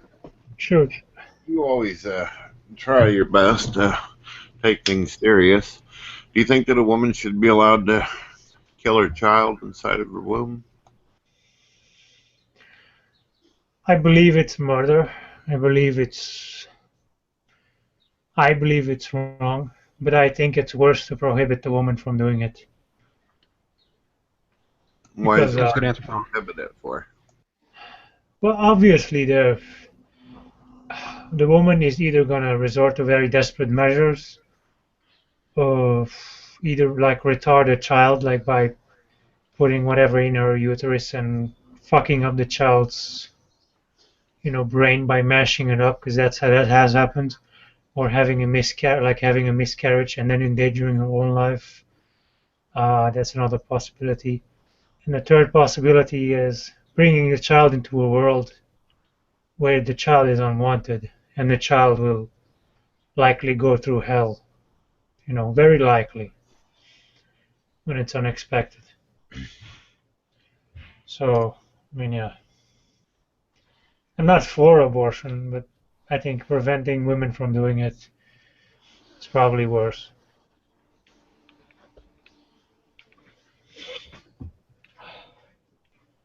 So, yeah. Was that okay for you, Brett? Oh, I So, hear you. I Brad, hear you. these questions are interesting though, actually, because you can find out. I mean, people form opinions and arrive at conclusions, I think, based on their worldview or ideology or just set of propositions and values, and it's very interesting to see how they go back step by step in terms of arriving at that conclusion. It's very interesting, by the way. So I'm gonna make dinner. I'm gonna make room for people who want to join in like 5 seconds from now. So have a good one. All right, have a good one. Joey. What about you, Brett? What would you do? Now, if you guys are wanting me to throw like a theological spin on things, that's fine. But I was just sticking with the questions, most likely. Can you answer the last question? Whatever it was. Forgot how you worded it. Well, I was saying if people want me to throw a theological spin on the questions, that's fine. But if you just want the questions and hear what you think, I'm fine with that too. I just wanted to know what you think for the last question. Well, I usually, whenever I ask people of different persuasions what their views are on concepts like abortion or capital punishment, usually they are like, well, it's the woman's body. She should be able to do it as she wants. If I were to throw a theological spin on it, I'd probably state, well, if God's the creator, he can do whatever he wants to.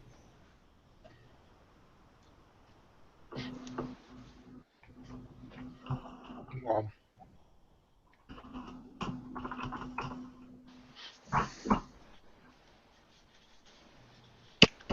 Well, besides all that, you want some more, Nadia, or are you even awake still? Next one. All right. Let's see what we got. All right. When you look in the mirror, do you conclude that you are merely a product of undirected, mindless causes with no intelligence included? Yes. I don't know. Undirected, mindless. What about you, Brett? I usually see a pretty handsome guy staring back at me. Ditto.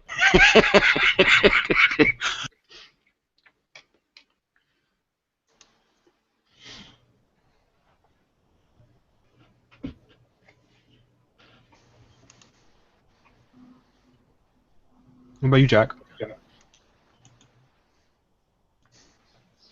What's the question? It was a long question. Brett will have to ask it again. Sorry. All right. Basically, whenever you look in the mirror, do you conclude that you are merely a product of undirected, mindless causes with no intelligence included? I guess not.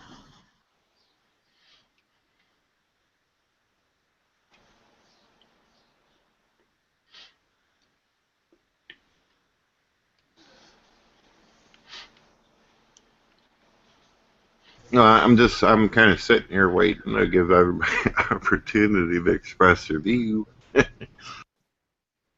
I guess your parents aren't mindless. Yeah, or your grandparents or whatever. Nadia, you must be muted because I can't hear you.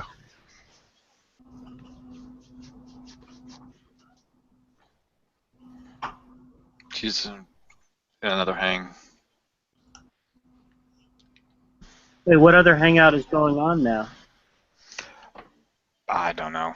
I don't even know. I don't know if she's in one if she has a second hang going, but she does that frequently. Yeah, but I didn't see a second one on the page. Yeah, I don't know if there is one. She's also been in other hangs, No. other persons' hangs before. It's the only one. She might be doing Duolingo. Yeah, she's probably practicing languages. Oh, that's right. She's working on a language. All right, you guys ready for another one? Yeah, why not? Hit me. Let's try a more shorter question. That was a little long, wasn't it? All right, here we go. Did nature cause itself? That's kind of a ludicrous statement.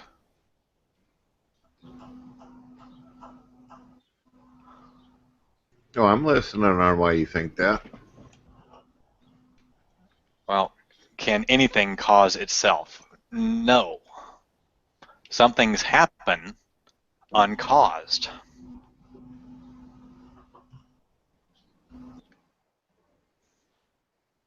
All right, Why do you, couldn't nature do be you that believe way? in that the universe had a beginning or an eternal universe? So far as we know right now, the universe that we are aware of had a beginning. Okay, well then if it had a beginning, then wouldn't have nature had to cause itself, and that's throwing out the whole God concept and theology. No, because there are uncaused events. Okay, how did the universe cause itself? If you want to bring God into this, the obvious question arises: did God cause himself? Well, and I think you're inserting your statement into my statement. There are things that are not caused that happen. Yeah, I don't know if the other guy heard me, but I said put God away out of this in theology and going for more. Oh, sorry, I thought you were bringing up God. I didn't hear that you said put him away. Okay. We don't have to throw a God as the first cause into it. I'm interested in hearing a naturalistic explanation. Well, some things we may not have an explanation for, but there are things that happen that are not caused, so why couldn't the universe be one? That sounds kind of like the way Carl Sagan worded it, but he didn't go into specifics. That was what I was hoping for. I would not deign to go into specifics because we don't have them. Do you believe that at some point in time science will be able to answer the question, or do you think it's unanswerable? I don't know. Usually whenever I ask that question to folks, a lot of non-believers have faith that science one day will. It might. I don't know. Oh. Sorry I was away. I was just going through my languages on Duolingo. Go ahead. It's all good. I thought you were trying to talk to us. I kept saying, you're muted, Nadia, you're muted. No, it's like saying random shit in like Russian, Turkish, and Esperanto. I've got an atheist friend by the name of Adam who's convinced that the Big Bang's nonsense. He thinks the universe is eternal. How come you guys hold on to the Big Bang for? Well, the evidence we have points towards it. I don't know anything about that. I don't know if you ever bother listening to Lawrence Cross, as long-winded as he can be, but he states there's major issues with inflation. Such as? Well, if you want to, you can check out a channel called Adam the Frog. He's an atheist, so it's not biased or anything like that, but he's actually got Lawrence Cross describing why the Big Bang can't be the case. I mean, you can take it or leave it on that. The fact that he's an atheist does not mean in any way that he's unbiased. It would be if he's unbiased, would mean he's unbiased. Well, if I'm thinking to myself that if I were to throw out like a website, christiansarecool.com, you'd probably be like, yeah, right. But if I give you an atheist, you'd be more interested in looking, right? Well, a couple of my favorite science educators are Christian. Well, I'm interested in the science, not in Lemaitre. Lemaitre was a Catholic priest. Well, I admired that. I respect that you guys aren't biased in that way most the of head the of time. the Human Genome Project is a Christian. Was it George? What's his name at the Vatican Observatory or whatever? George George is the first name. I can't remember what was last. So you guys are not the type of non-believers who state, religious people are too dumb to tie their own damn shoes kind of concept? No, individuals are dumb. They've All clearly right. made Are not. errors in the area of philosophy and such, but I mean, there are other fields besides that. Go ahead. All right. Well, I just want to say I respect that. That's commendable. George Coyne, I think. Yeah. Coyne. Different from Jerry Coyne.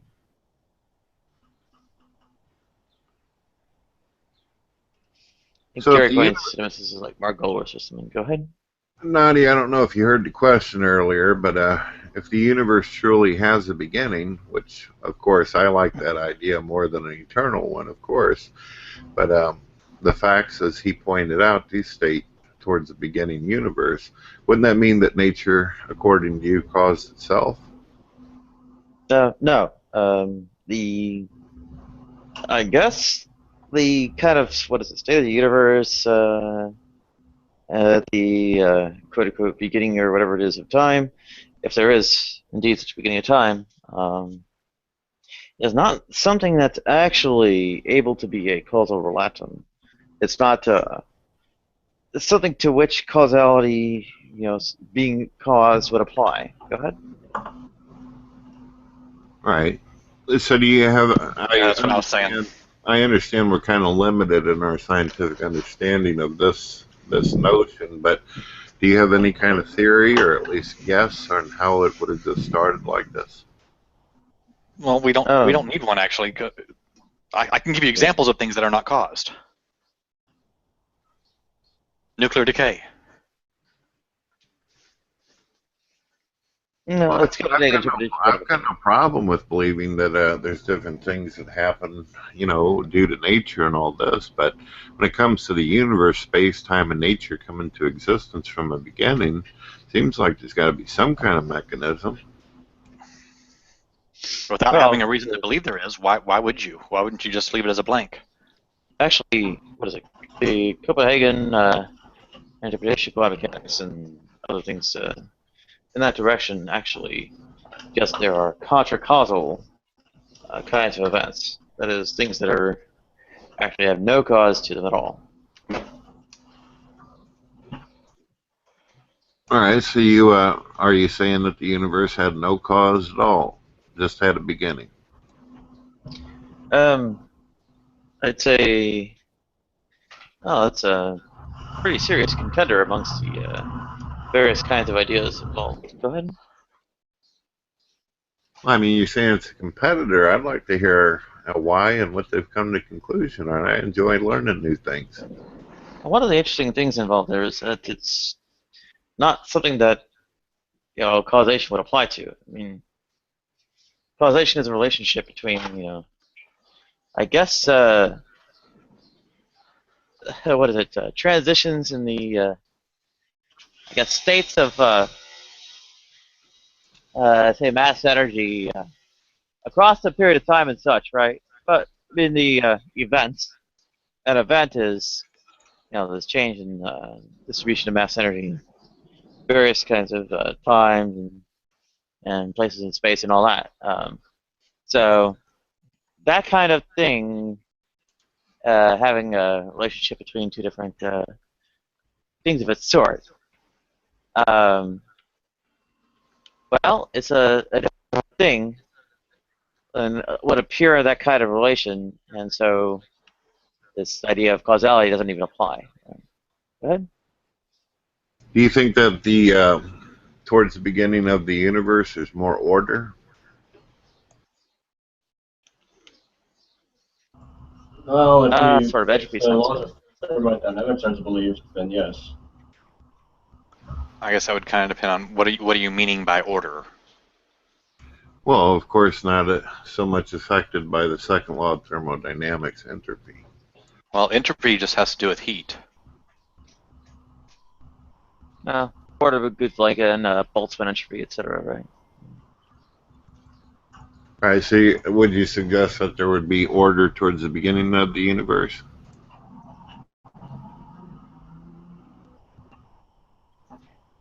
Well, anisotropy, right, is a manner in which entropy may increase. Right? So the whole trick is that you could only wind the clock back so far. Do you believe that the properties of the universe was all in one single place at a point in time? No, I think that kind of limit to the extrapolation is more of a kind of device for having a kind of reference point with against which to measure passage of time. In effect, what is it, 380 million years after that hypothetical reference point, our ability to carry out observations stops. It's basically the cosmic microwave background radiation is a point where or I guess a point in time where we can't see past. Prior to that, I think some kind of continuation of the thing that we're extrapolating from may go on, but there's there's obviously a limit to that because, quote unquote, the equations break down, right? So, yeah, something else was happening, and that reference point is really fictional. Go ahead. Do you believe that the possibility of the multiverse and that other universes would act under different laws? I don't think they really raised the kind of distinction involved in the kind of philosophical discussions that are involved. Go ahead.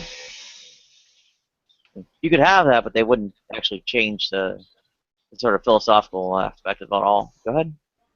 If hypothetically something that existed within another universe that was considered sentient, acting under other laws, entered our system, do you think there would be unusual anomalies going on? Well, we don't see those unusual anomalies, so well, there you go. How do you feel about Carl Sagan's discussion about the Flatlanders?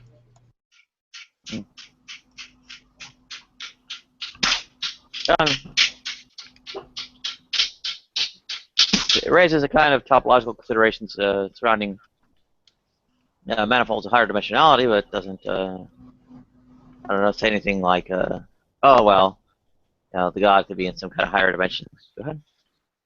It's interesting. I didn't even mention God, and you brought him into the equation. Oh, I anticipated where it might be going. Why did that trigger you to bring up God for it, though? I'm not even getting theological on you. Just wondering. Yeah, because I could tell. Am I that predictable? Well, Nadia, unlike Darwin's deity, can infer intentions. Yeah, there you go.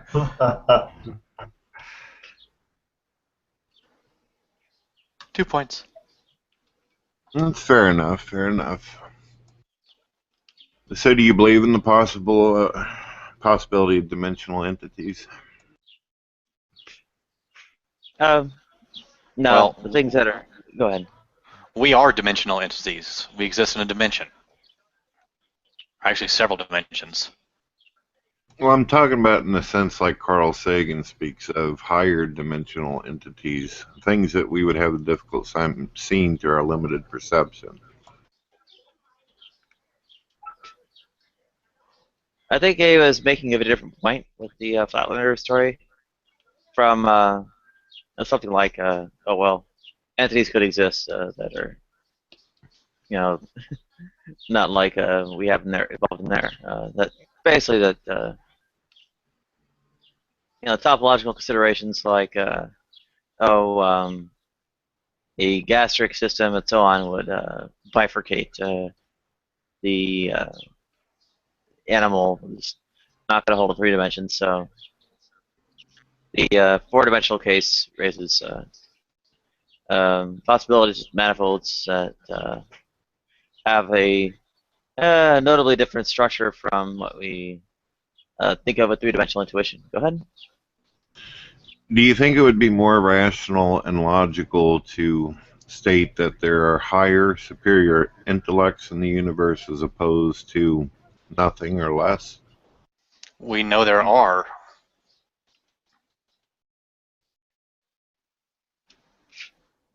You believe that there's superior intellects in the universe over We know humans? there are.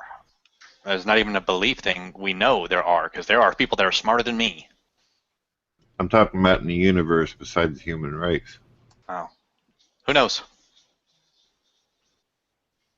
Yeah, aliens could be smarter than we are.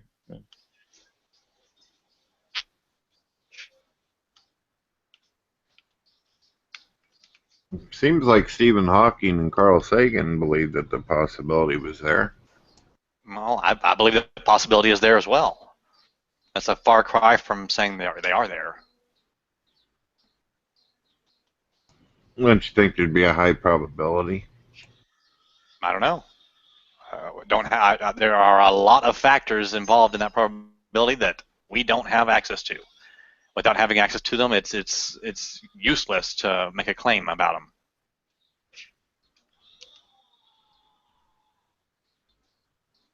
All right.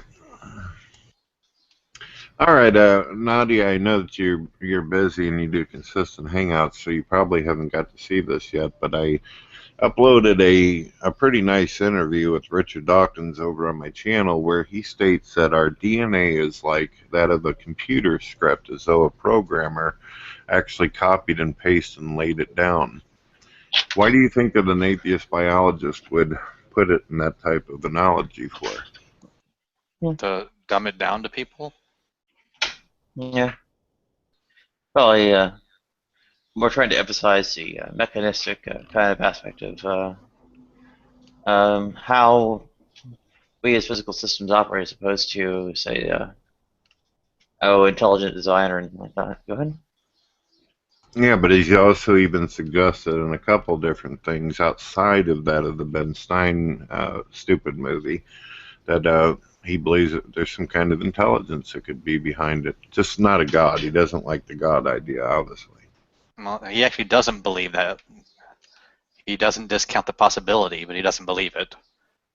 Because without having more information, holding an opinion with insufficient information is unwise. You should probably check out the video. I don't even speak my opinion on it. I just simply uploaded him talking about this. And he even told this one guy that, yeah, it's possible. It's very possible that there could have been something behind it. What does the word possible mean to you? It means that a scientist who is pretty much an expert in the field is stating that it's possible that there could have been an intelligence behind our DNA and our sentience. And what does possible mean to you? It doesn't mean not possible, that's for sure. Okay, but it doesn't mean it's certainty? Does it mean there's a propensity to be true? Or is it just a possibility? Yeah, it's possible. I guess Okay. I have a lot of respect for Richard Dawkins. When he says something, I pay attention. Cool, so he said it was possible. It's also possible that monkeys might fly out of my butt. It's not very likely. Who knows? Having a possibility does not give you any further reason to believe anything.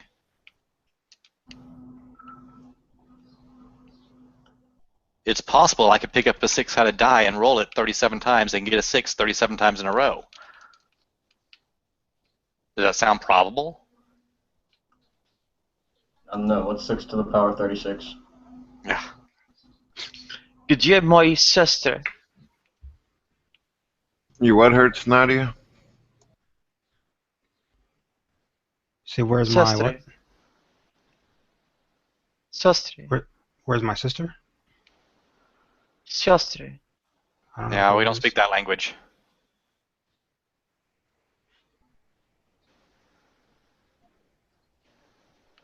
What does it mean?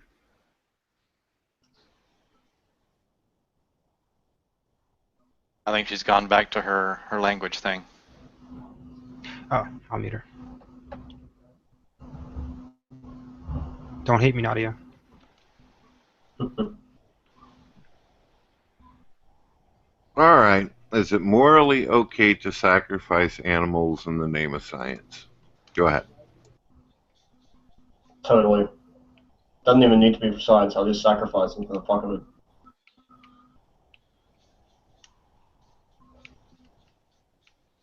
I'm kind of curious why I'd use that word.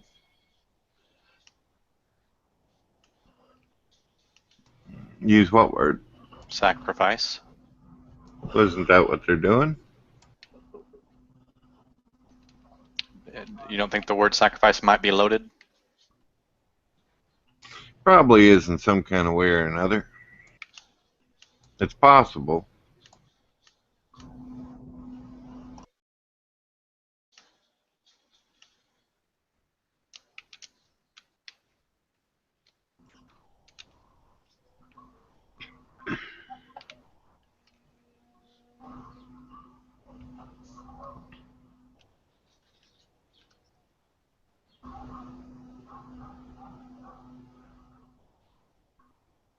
Well, too bad Nadia's not with us. Let's see. Why have moral parameters in an immoral or amoral universe?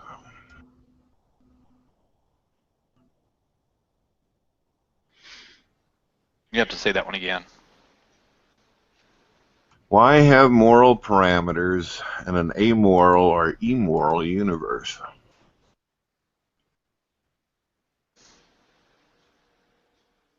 Well, could you really call it an immoral universe if there weren't moral parameters? Well, I think amoral and immoral are two different things, though. They are. That's what I'm saying. In an amoral universe, there wouldn't be any parameters. In an immoral universe, there would have to be parameters for something to be considered immoral.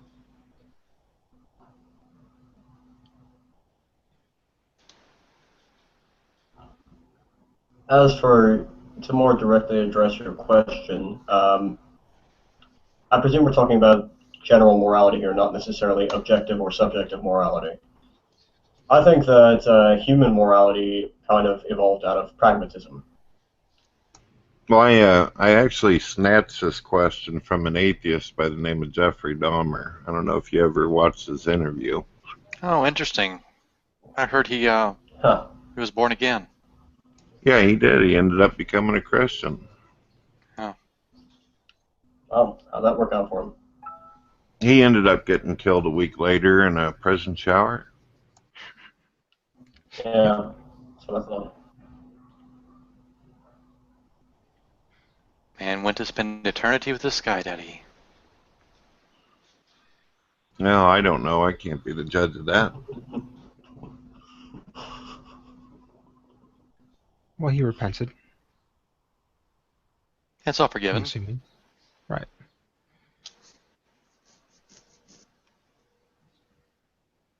All right, my next question. Do you believe that atheists indoctrinate children through social media? What? Through social media? Not really, no. At least no more so than Christians do. I don't think atheists do anything. I think people do stuff. Well, I mean, I'm and sure atheist is far too broad of a term. I mean, atheists. There's not like. Atheists Well, there's not like there's not an atheist pope. But they, they do indoctrinate their children, but through social media. Right. I'll give you an example. That way it doesn't sound like a hypothetical. Since I've been a guest during the Drunken Peasants 4 times, I have been introduced to over 300 fans of theirs that usually range from 13 to 17 years old. Sometimes even younger. Got some noise there, Birdman. Were you able to get that over the race car track? No. Basically, because of being a guest in the Drunken Peasants, I've had a lot of their fans come towards me on Skype as well as call me on the telephone. And some of them have ranged from 10 years old to 13 years old all the way up to 17. And I got a couple drug addict adults that called me. Now, don't you think there's a little bit of indoctrination there at all? Just a little? I guess if you want to call it that. Well, is it possible that maybe they were already atheists and they just happened to like the show? Right. They could be atheists, they could be whatever, but isn't it indoctrination? Nothing you've said there implies indoctrination. So as long as a child is already religious, they can no longer be indoctrinated. They already are, as you're basically. No, what I'm going after is your cause and effect chain is non-existent. So you don't think that children, whenever they watch atheists on YouTube or watch Richard Dawkins say things like mock and ridicule people of religion, that doesn't do something to their head? Well, that would not qualify as indoctrination, no. You don't even see it as a form of abuse? What's indoctrination? No. No one's Yes. forcing them to watch. I'm trying to see exactly what makes something indoctrination. Yeah, we should define indoctrination. I mean, I have a Google definition. Teach It's a worth person or anything. group to accept a set of beliefs uncritically. Okay. So Atheists do that more than they realize. I don't see what the examples you've given me, how those would qualify as indoctrination. You do realize that you can easily state that you don't do that, but you would have to intellectually be honest that some do that in the atheist community. Could you give me an example? Well, I gave you one earlier, the drunken peasants. There's And also Thunderfoot. There's many. Even Well, Anita, who I think you is... have not connected the dots, is what I'm saying. You said this is an indoctrination. I'm like, well, how is that indoctrination? No. Well, there's also teach or instruct someone. That's part of it as well. That's archaic, meaning it's no longer in use.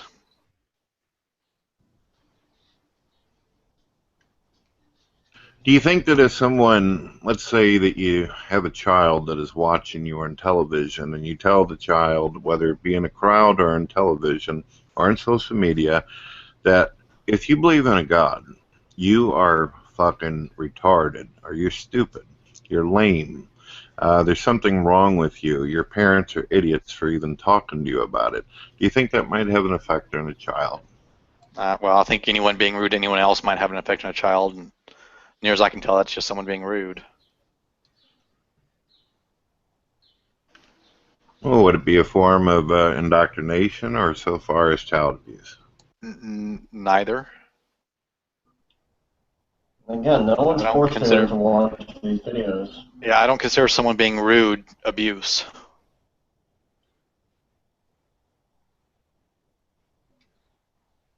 Like I said, no one's forcing them to watch these videos. They're doing it of Yeah. their own volition. Now, you can Yeah. make the argument that the content may not be appropriate for children, but I would hardly call it indoctrination. I think that's quite a reach. Well, what if you were to look in some of the tags of some of these popular atheist videos, and some of the tags would be teenagers and children, kids? Would that seem as though they were targeting them? I'm sorry, what do you mean by tags? I know what tags are, but I don't have a clue what you're connecting here. You don't have a clue what I'm getting at, huh?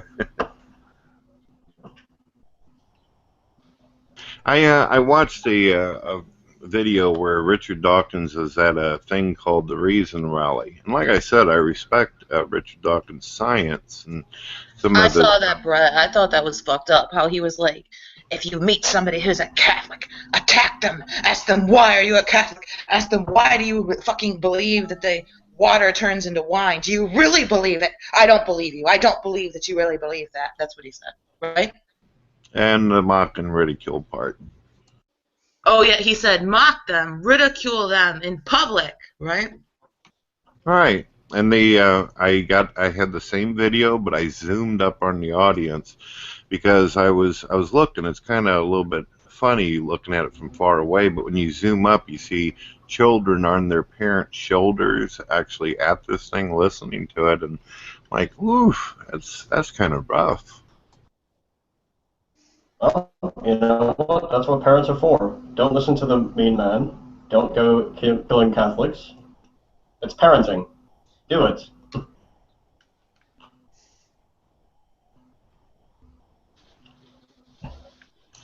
Well, if a religious person's standing out on the street talking shit towards homosexuals or saying really horrible things about atheists that are simply walking by innocently, I'd probably have something to say to them about it.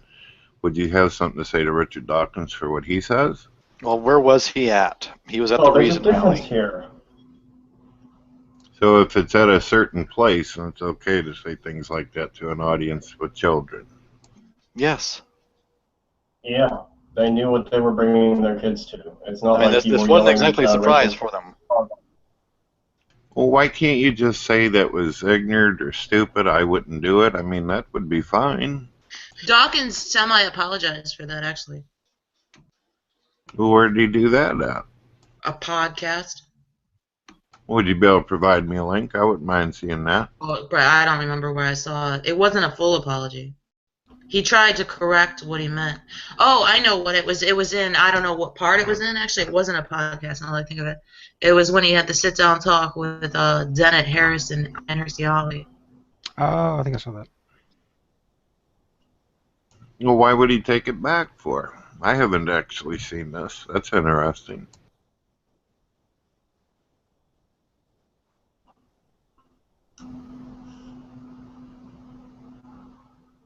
Well, I'm just curious. You're stating that he basically took back his words. Why would he do that for?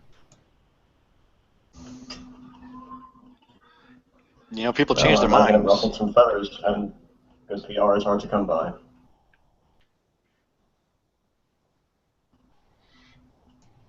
So he's mock and ridicule them, but then on another show he's like, I was just kidding.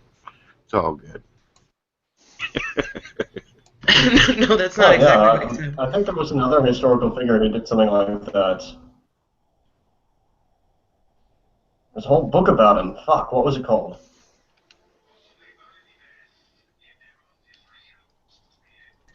Would you like sure I can go online right one now. of them was older than the other one.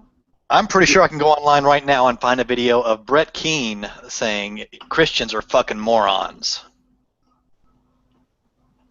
I have said that some Christians are morons. Why That would you would take be your words back? No, you said all. I didn't say all Christians are morons. Theists are morons. I did not Why would you say take your all words back? Christians are morons. There are some Christians as well as atheists that are straight up morons. If they stop being morons, I stop saying they're morons.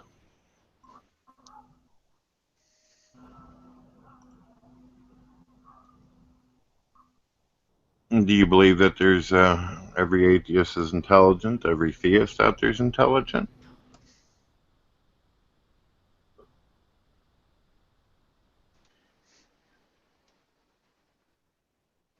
Okay, I guess you're thinking about it.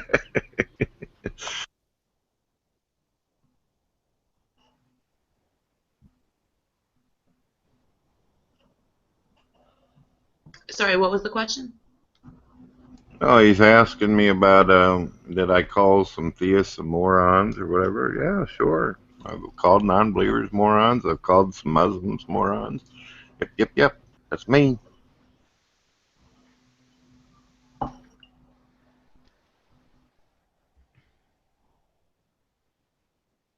All right, so we go into some more questions, guys. Are you still interested? Next. Sure, why not? All right. Okay. Well, this is one I've actually asked before, but I think we've got some new people here. Can chemicals reason? No. Chemicals by themselves? No. Next Chemicals in certain organizations apparently do. Okay, what kind of organization? I don't know. What kind of organization do you have in your head? Well, there's a lot of things we don't know about our own head and minds and all that consciousness. That's why I asked the question, try to get some answers. We do know it's Well, how do composed you of reason chemicals. without consciousness? So your consciousness is definitely just simply chemical based. So far as we Yeah, know, I think yeah. so. Well, if our if that is the case, that what's going on in our mind and consciousness is simply chemicals, then why can't we create our own sentient life in that way? There is a level of complexity there that we have not gotten to yet. I'm sorry, I couldn't hear you. Both were doing the dual voice on me. Okay, asking that question is asking, well, if all cars are is mechanicals, then why couldn't Plato build a car? Sure, why not? Why couldn't Plato build a car? Do you have an answer for that? Well, you would probably, I think you'd respond with technology problems.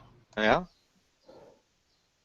All right, so do you believe it's possible we'll have the technology one day to figure out what chemicals are and start creating our own sentient life? It is a possibility. Then shouldn't it be possible that a life form or a sentient mind can create our minds? It's a possibility. Also a possibility. Well, that's what I like to hear. We're open-minded. Without having a reason to believe so, it would be illogical to believe so. Right, so it'd be more logical to believe that there's a mind that created the minds, yes. No, illogical. Without having a reason to believe that, it is illogical to believe it. Well, didn't you say it would require a mind and the technology in order to be able to create the life? No, I didn't. Oh, so you think that our chemicals in our head are going to just simply create another sentience on their own? They do. All the time. We have kids. Right, actually by connecting with another human being, but that still involves a mind. Oh, well, still all just chemicals. Right. But you believe that it requires a life form in order to create the other life. Okay, you've gone way afield of where you started here. Well, yeah, I told you sooner or later I'd throw some theological spins on it. Jeez, you said I was predictable. You've gone way afield of where you started on this line of questioning. Would you like to go back to your original question? We can go ahead and back into some other stuff. Can chemicals reason? We've already answered that one. The certain arrangement of chemicals can reason. Well, then how do you, if we don't actually have the technology to understand the chemicals, how do you know it's just simply chemical based? Oh, we absolutely understand the chemicals. You do understand the chemicals? Absolutely. Chemicals are easy. All right, so chemistry is not. All right.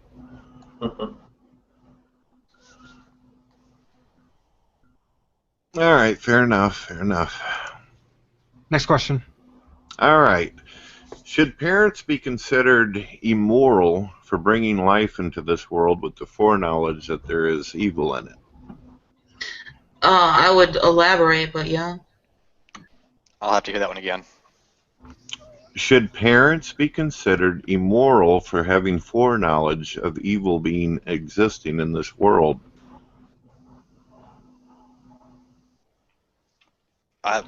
What? I'm not really more. And? Okay, I don't know if you guys have ever watched guys like Amendum who are anti-natalists. You guys know what that is? Yeah. I'm familiar. Okay, so I'm kind of snatching this concept from atheist anti-natalists I've been listening to. The concept is that parents are immoral for bringing life into this world with the foreknowledge that life sucks. That's his words. Okay. So does that make it wrong to reproduce, knowing that beforehand that the world has shit in it? No, I don't think life sucks. Some kind of objective morality. I don't think it's wrong personally. You don't think it's a violation to go against one's choice? I'm sorry. What do you mean by that? Well, and how can they have a choice before they exist?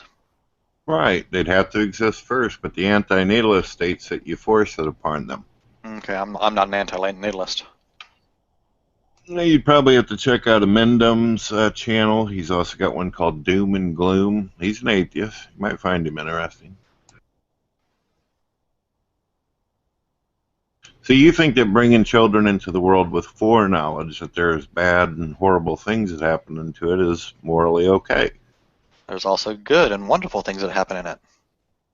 Right.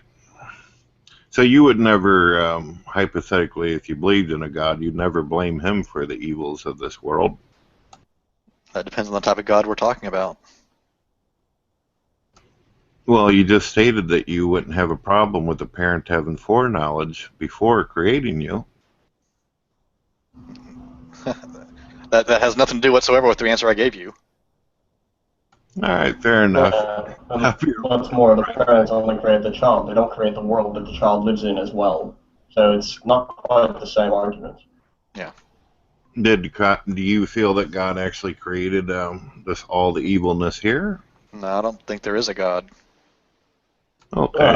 If we assume that the Christian God is true, then yes, he did. So you believe that God forced people to make evil choices against you or others? No, that's not what I'm saying. I'm saying he created all the evil in the world. It's true the Bible says God created evil, but what do you think that means? I don't really know. Well, what is evil in the perception of God from what you've read? Obviously, you've read the Bible before, or some of it. Pretty much anything that disagrees with him, it seems. That's exactly the point. So evil would be disobedience to God. Yeah, see, I've never been a fan of tyrants. So he creates a world where you have the potential and the opportunity to disobey him if you want.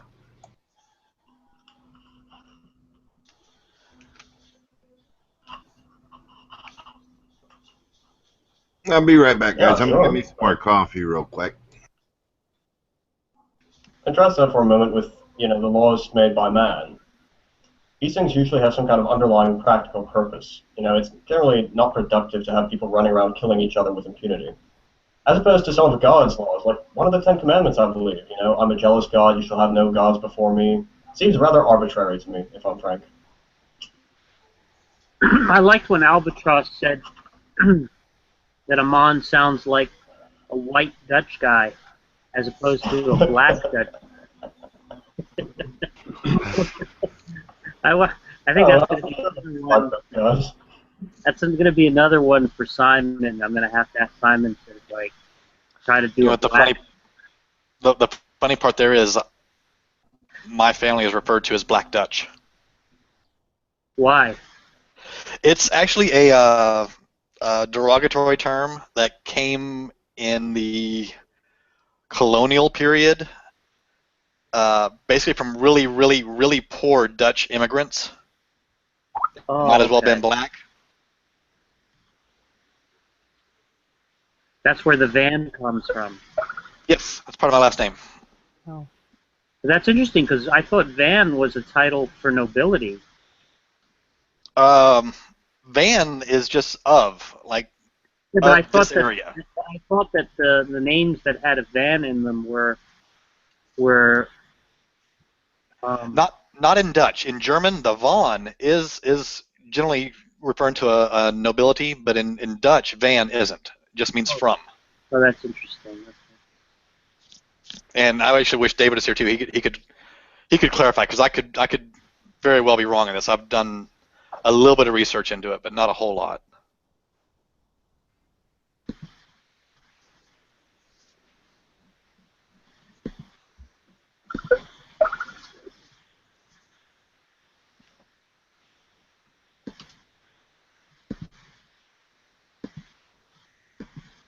Well, when Simon gets on, I'm going to try to get him to figure out what a black Dutch person sounds like.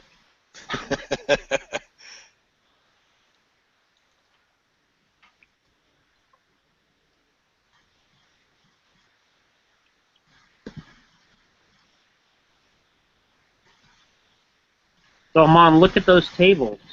Yeah, I just pulled up the first one.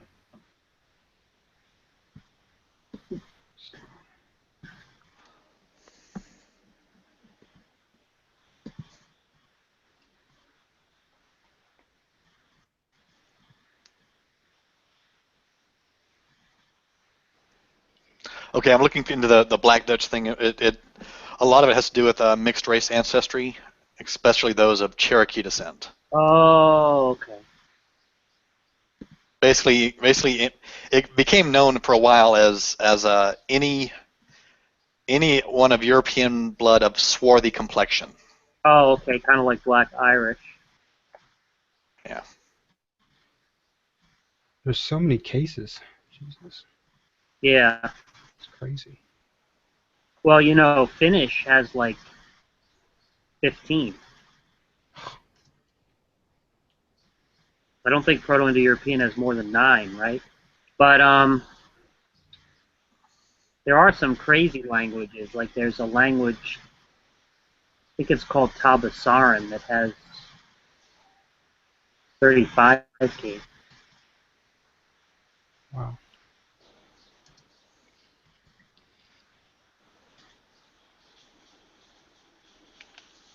One, two, three. Yeah, 9. Since Brett isn't here, let me continue along his line of questioning. Is macaroni rational or irrational? Yeah, I think there is an issue there, which is that it doesn't seem like anybody is able to explain how properties that are, let's say, mere causal dispositions can have anything to do with rationality. You'll have to dumb that one down for me. So, in other words,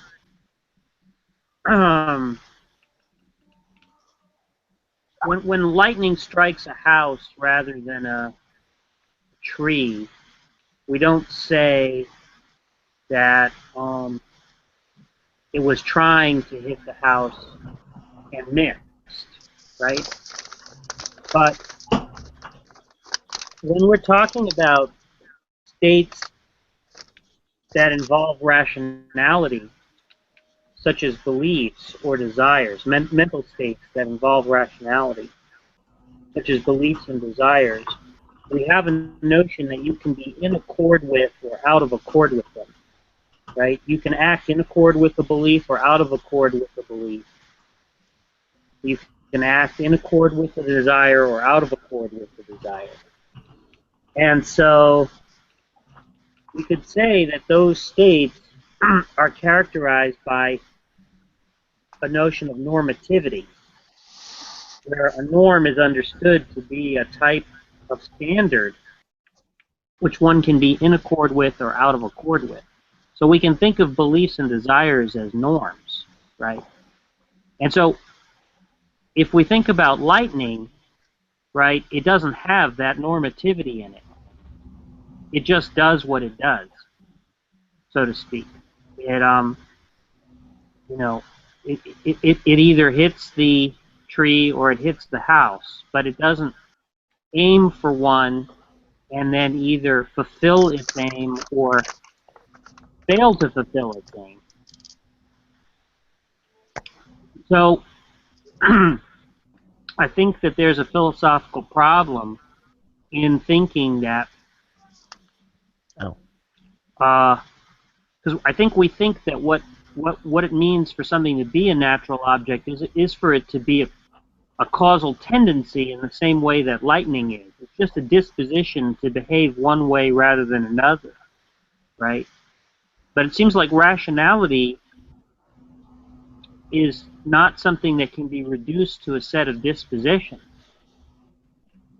It's something over and above any set of dispositions. And so I think when you think about it along those lines, it's an argument to show that rationality can't be reduced to natural properties. That's sort of the basic idea. That's bad. Next question.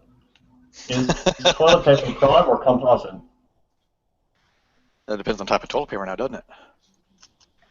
Jack, can you hear me? Yeah. Yes. Okay, so I was thinking what exactly is supposed to constitute a mental law. So what you mean by mental law is just that if you have certain beliefs, you're going to engage in certain behaviors. Is that what that is? Is that what a mental Yeah, law is supposed to right. be? So the idea is we would, if laws, if the mental were law-like, we would think that the desire to have a drink of water would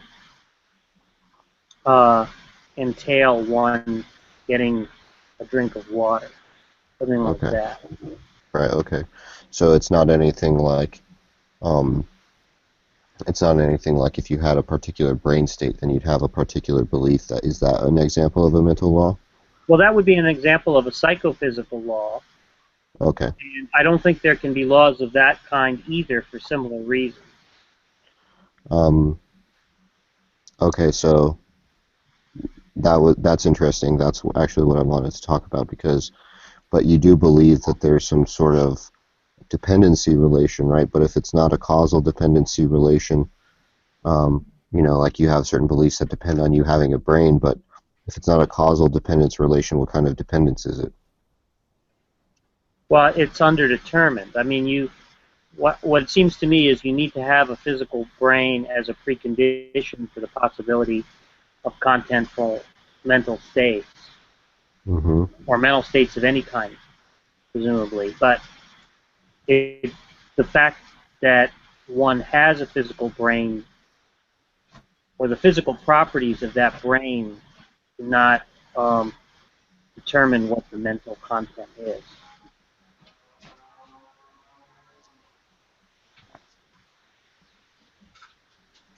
So, I'm sorry, I don't understand how that answered the question. You don't think that, so it's not a causal dependence. It's just, so in what way does it, having mental states depend on it then?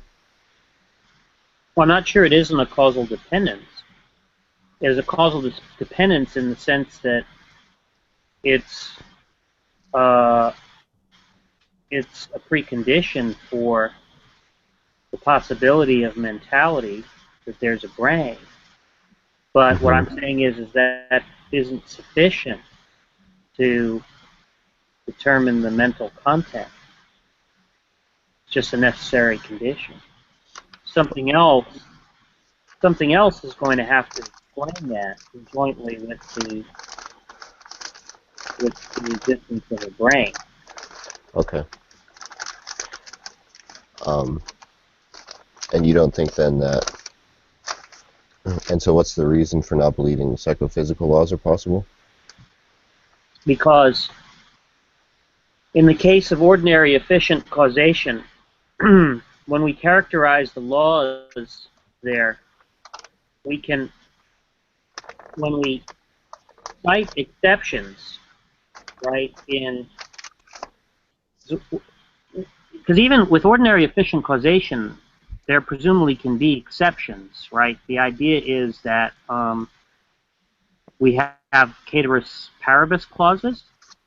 Yeah.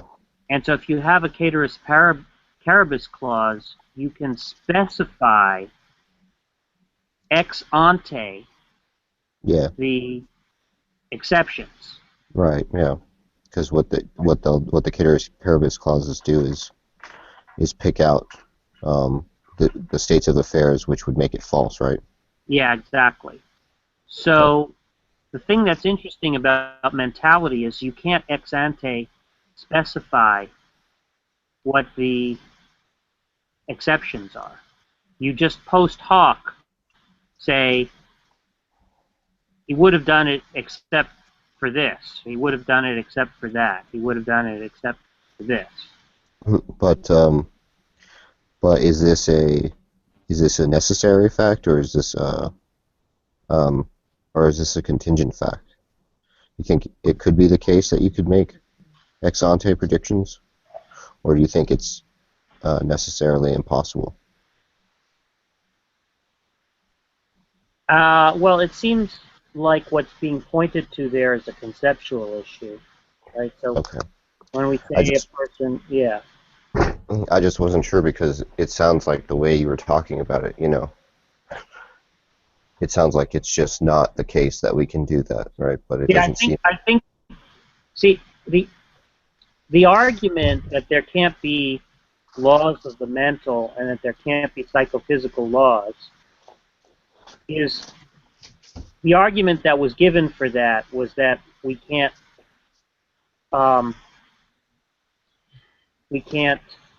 ex ante specify exceptions in cateris paribus clauses for mental causation, right? But Yes. when you adopt Bilgrami's model, it sort of shows you why that would be the case. Because what it says is that in ordinary efficient causation, if you get an A and you don't get a B, when you have a law such that A necessitates B, what that shows is that it was a mistake to attribute that law, right? Whereas in intentional causation, if you have an A and you don't get a B, that doesn't cancel the A. Or it doesn't cancel the relation between the A and B. Right. Right? So that sort of shows why this sort of conceptual argument it sort of gives an explanation for why the conceptual objection would be why that objection would be there in the first place. Yeah. You mean you mean to say it's showing how it's a conceptual objection? Well, so the point is, before you develop the Bilgrami's model, you could construct the argument as to why there couldn't be laws of the mental, right? But once you sort of have Bilgrami's model, then you can sort of see why it would be the case that there wouldn't be laws of the mental. Right. Because you can see that intentional causation having a mental state doesn't necessitate an action, a behavior. But the fact that the behavior that would be expected on the mental state doesn't occur, doesn't cancel the attribution of the mental state, doesn't sort of show that the attribution was false. But it does necessitate some behavior, right? Yeah, it would if you failed to, well, presuming that you were in a position to accept criticism for. I mean, obviously, if you died before, you could accept criticism for failing right up to a commitment. But yeah, if criticism were given for failure to live up to a commitment, and then it would necessitate that you accept it. What happens when people have contradictory values? Right. So that just means you have to look at these things holistically, which is another problem, because the point is that mental. Hold on a sec. Sure. Hold on, this is Josh.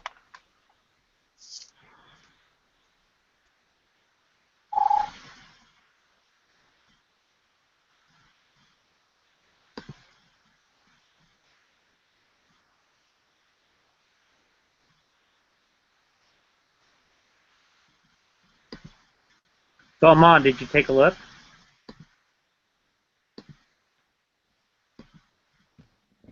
Yeah, I picked that. Well, I need to get an Excel app. Oh, okay. I can look at them, kind of, but it's like difficult to scroll through. Oh, okay.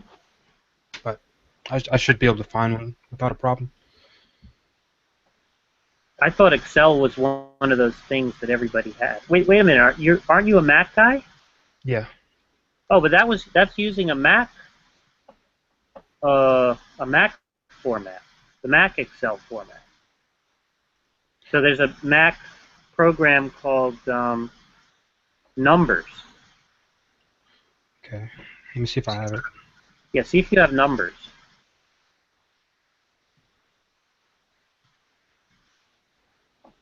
Do you have an iPhone? No. Oh, okay. Yeah, I don't have numbers because I updated like my Mac is old and I updated Oh, it. your Mac is old. Okay. Oh, that's a drag. I didn't get it didn't give me all the new But you could apps. open it. You could open it on a PC, Excel. Like if you Yeah, can, yeah. some You PC. see, I think I actually have an old version of Excel on my Mac. I just have Yeah, it should open in Excel. Otherwise, there's always LibreOffice. Okay. Okay, so we were talking about how you have to look at things holistically. Yeah, because the thing is that what's interesting about beliefs and desires is they don't exist atomistically. Right. They exist in a web of relations. So that's another reason why we can't sort of treat them the way that we do ordinary. Hey, I'm gonna have to go in a second. That's a reason why we can't sort of treat them the way that we do ordinary. That's sort of another reason why we can't treat mentality the same way we do physical events, because we have to actually look at beliefs in the context of an entire web of beliefs, or beliefs and desires in the context of an entire web of beliefs and desires, in which Right. they're in rational relations, right? And the idea that they're all embedded in these rational relations is something that's distinctive about the mental. That's not something that is true of the physical. Yeah. They're just causally related. So, so you do think it's possible for someone to like go in and fuck with your brain and change your beliefs, but it's not possible for them to predict in what ways the beliefs would change. Yeah, I think that's right. But they could get lucky, right? Well, there might be broad patterns. Okay. Yeah, there might be broad patterns, but it doesn't seem to me there could be a deterministic relation.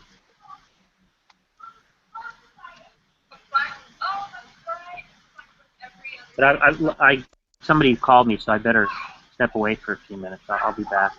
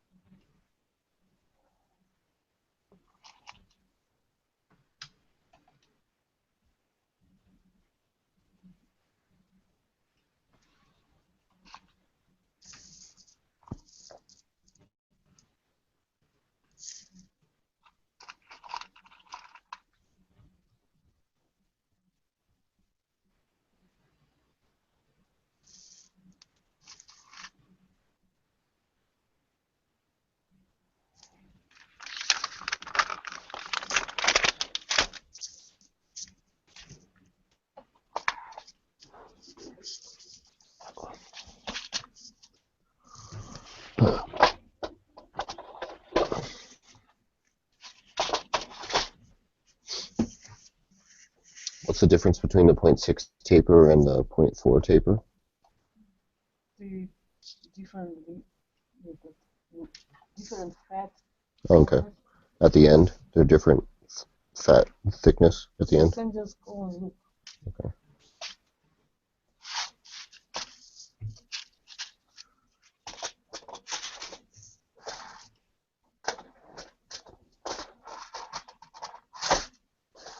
Point 4 and 0.6 taper, the fuck?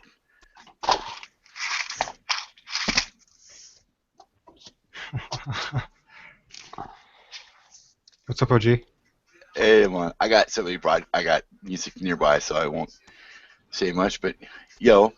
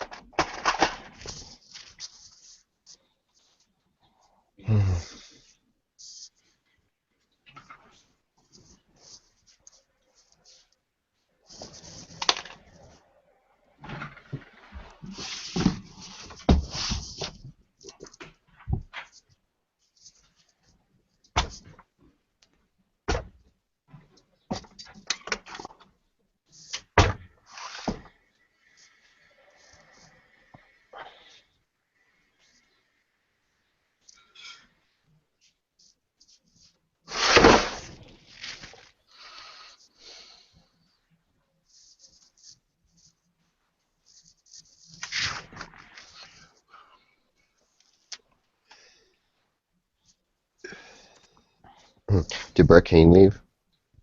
What? You sure? Yes, a minute later. Yeah, you left.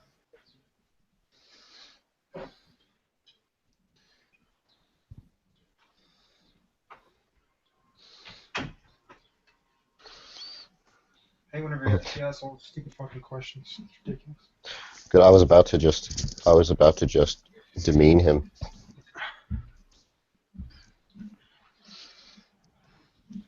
but isn't he too smart for that? No. Reals. He was here for like 2 minutes yesterday and left because it was too stupid. That was his comment. Everybody was too stupid. Must be nice.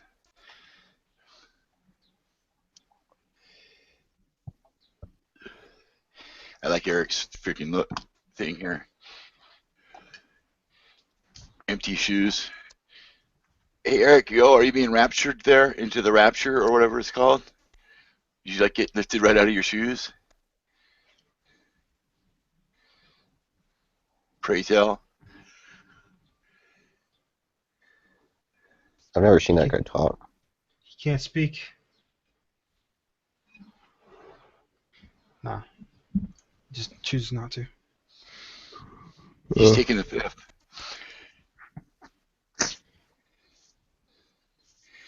How you doing, Amon? All right.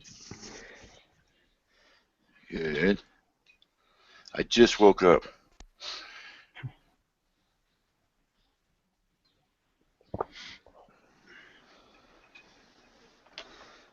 Haven't slept.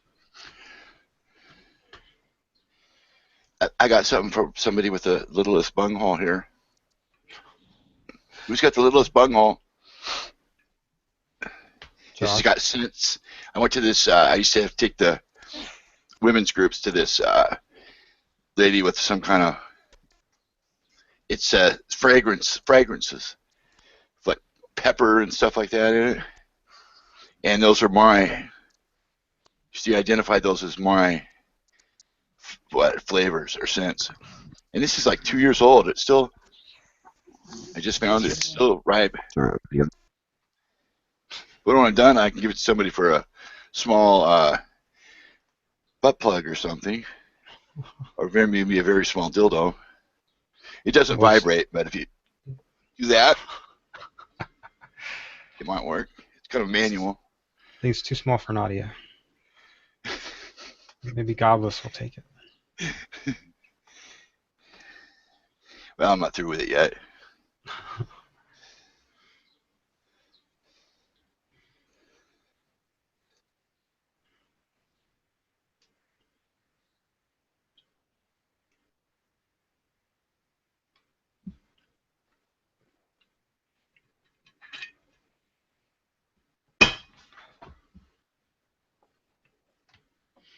I had a swig of vodka lying around.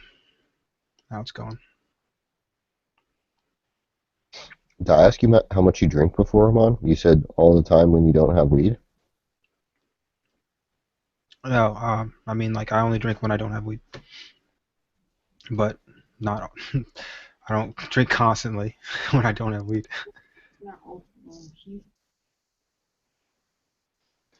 Yeah, because that vodka's lasted you for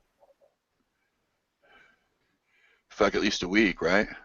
Well, that bottle I got last weekend, I think. Or before that.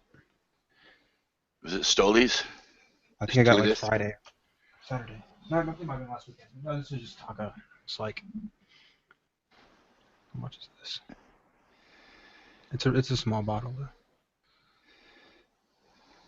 though. I'll just show you. I thought I'd seen it. Yeah, show. Cheap vodka from you know, gas station. Vodka. Oh, that's right. You can just pick that up at Yeah, here in Oregon, you got to go to a liquor store. It's the only place you can find liquor.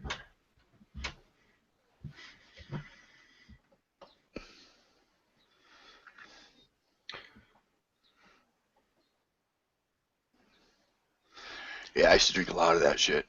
Vodka. Try not to make a habit out of it. But you fail from time to time. Sometimes you do make a habit out of it. Well, if I just do it sometimes, it's not really a habit. I know, that's why I was... It's a funny thing to say. Yeah, I gotcha. The habit thing. Yeah. Somebody once did an album, I can't remember who, long time ago, but it was called What Were Once Vices Are Now Habits. Did that guy inspire you to practice a bunch, Amon? Have you been practicing? No? That's a shame. Waste your time on Hangouts instead. Yeah. I'll get around Practice to it. Guitar? You mean? As soon as I get some weed.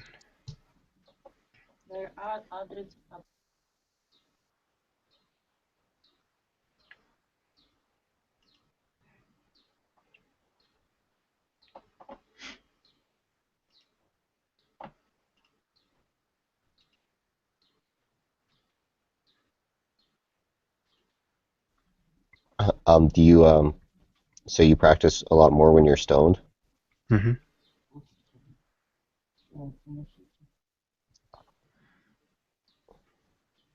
That's crazy, man.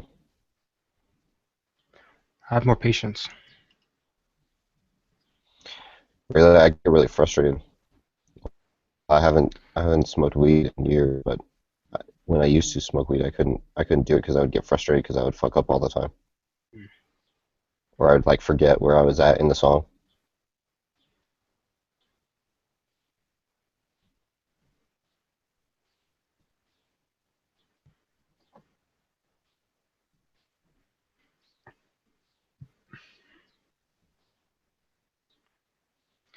Yeah, different strokes for different folks, I guess. But you don't ever have that. You never forget where you are in the song.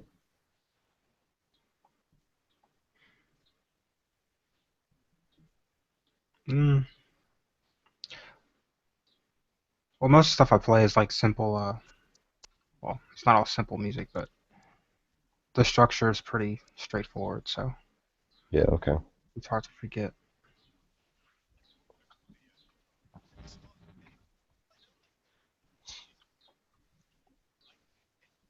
I think what would happen is that, um, I guess when I'm sober, is that I can just I don't have to think about it anymore. I just kind of feel it, right? Hmm. But like when I would get stoned, I would like think about where I was, and so that would take away sort of the autopilot that I had going. Oh yeah, yeah. Because I'd be like, whoa, this is cool. Like it is almost like active listening rather than playing. Right. I know what you mean, actually.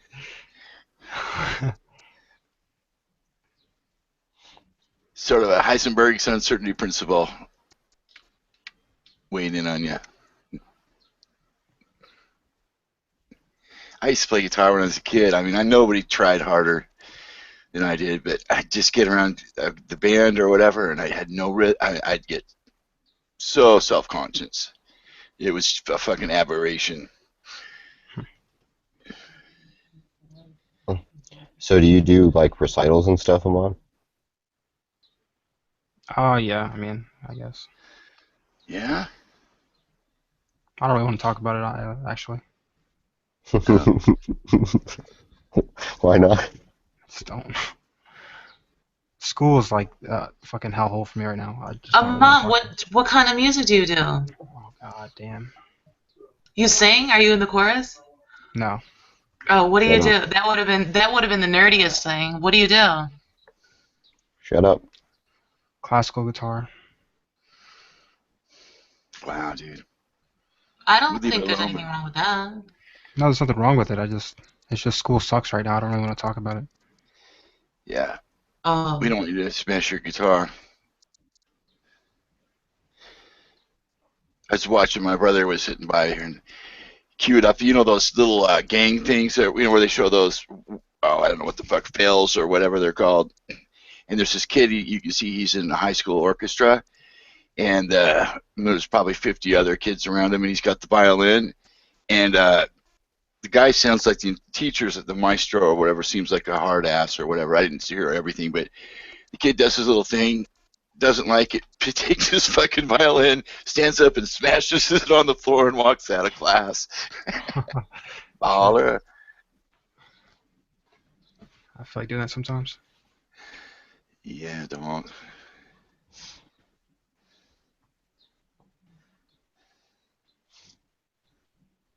Oh, the only reason I asked is because I wondered if you enjoyed performing with other musicians.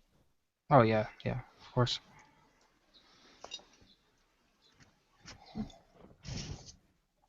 I mostly play in the guitar ensemble when I do play recitals. Or a quartet. A quartet. What? A quartet. Yeah, a quartet.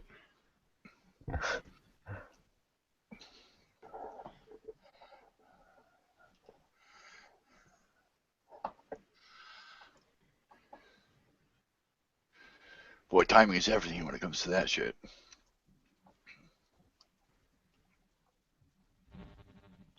Yeah, it sucks when there's people who can't keep time. Right Did here. Did you listen to any more of that On the Verge stuff? No. I couldn't find a way to play it online. Been in Hangouts.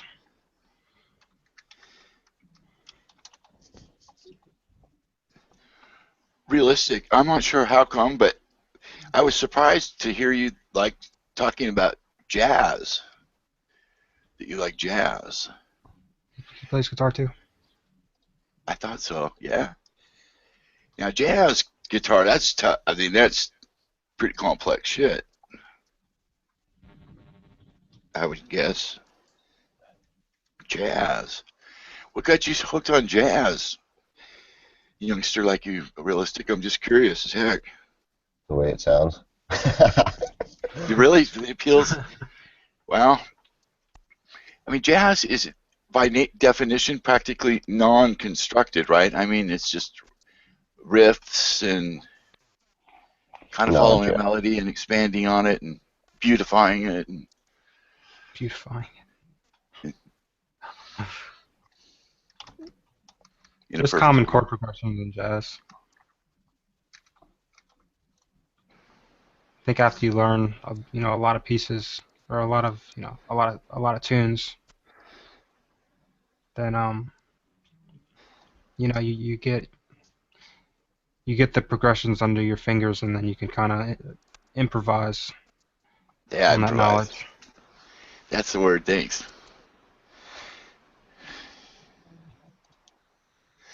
Hey, Al. Oh, sorry. Okay. I was just saying hi.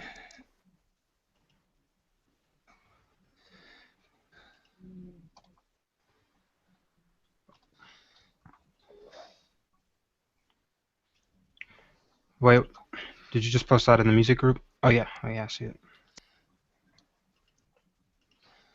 Did you listen to any of that Tigran stuff I sent you? That shit was amazing. I sent you that live performance. It's like one of the first things I sent in the music group.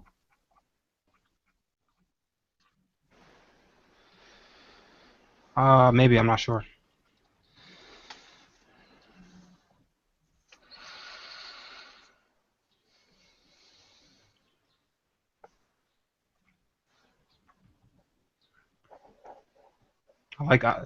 I like this. This is cool.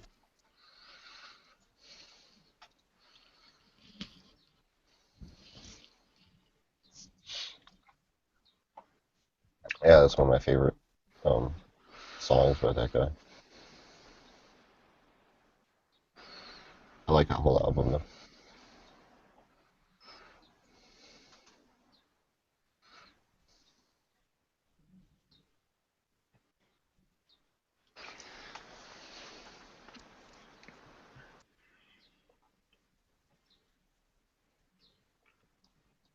Aman, what's your name on Facebook? I'll send it to you. Okay.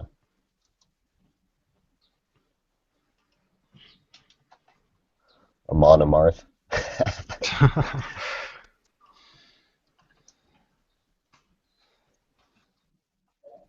Oh fuck! I put it in the music group. I can delete it. I can't delete it.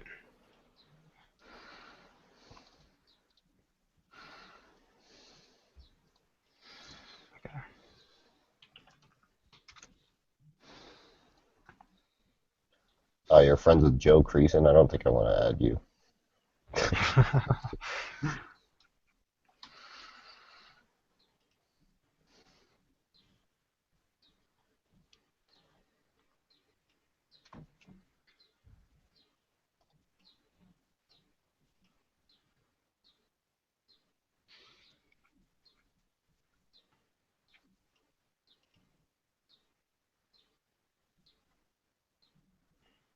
I never go on Facebook though.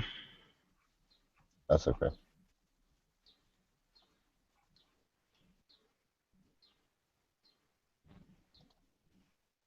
I don't think Joe does either.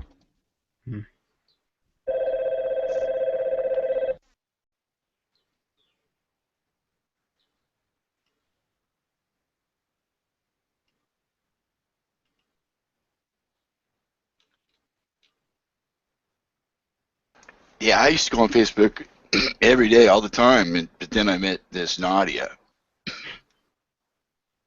Now I'm fucking backed up on messages and emails and Netflix. I don't even know why I have that or that. I pay for that other one, Hulu, so I don't have ads, and I never use it. I gotta get down and do some canceling of accounts. How are you feeling, OG? You feeling okay? Rough night. I did find out the worst. I mean, that it, my friend probably.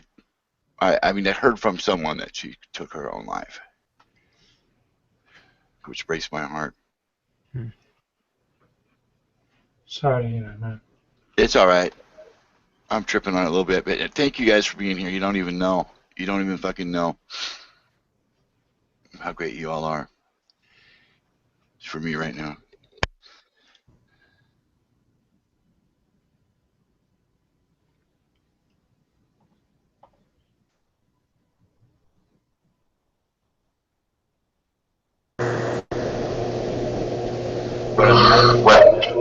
Who dat?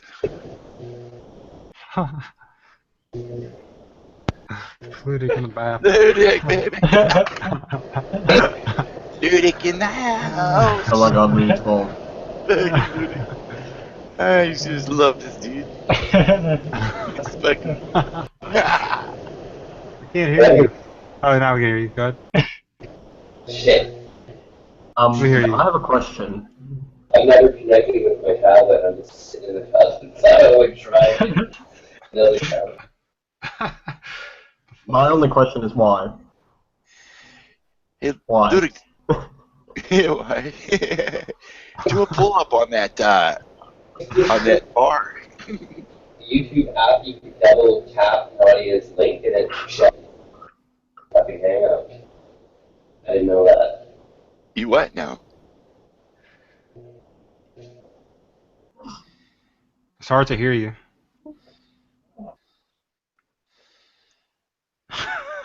It's ridiculous. Yeah, we can't. Mic isn't working. I'll be back in a minute. I just need to finish my laughing fit.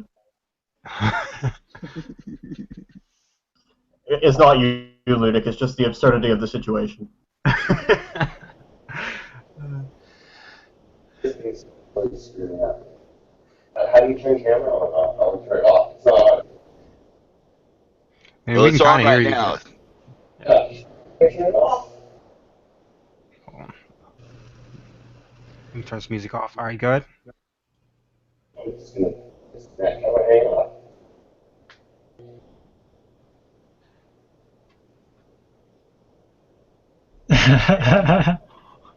Oh, he can't turn his off. Is that it?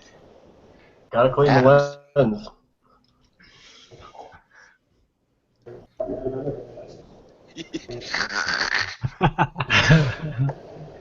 Show us your little rubber ducky.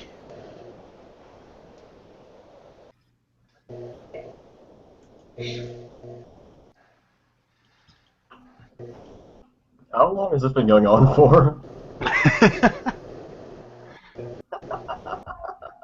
Too long.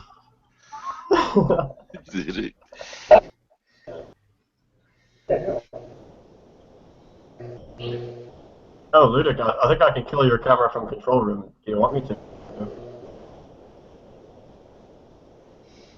Is that like him saying yes? No, he's cleaning it, I think. Yeah, on the screen, but it's turning the touch market. Is that yes, kill the camera?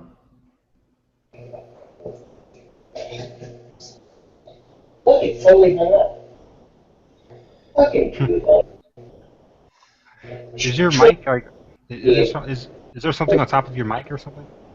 I'm just gonna, you know, if I could disconnect, I whiteboxed myself and it's locked up. Can't do anything. What?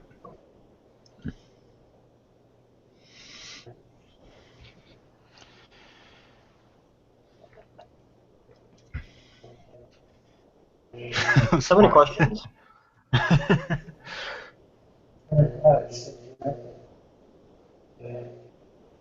Yeah. Sometimes it's better not to ask.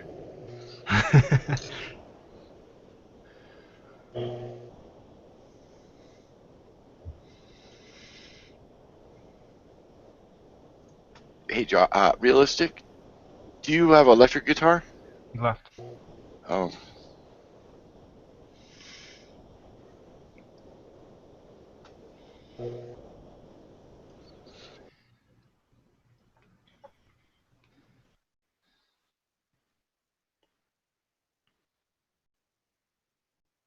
Yeah, it got too weird for them. They had to leave. I'm still connected. Doesn't even show it as a background process. Do you have an iPhone? Mine does that on my iPhone 6S. Freaks me the fuck out.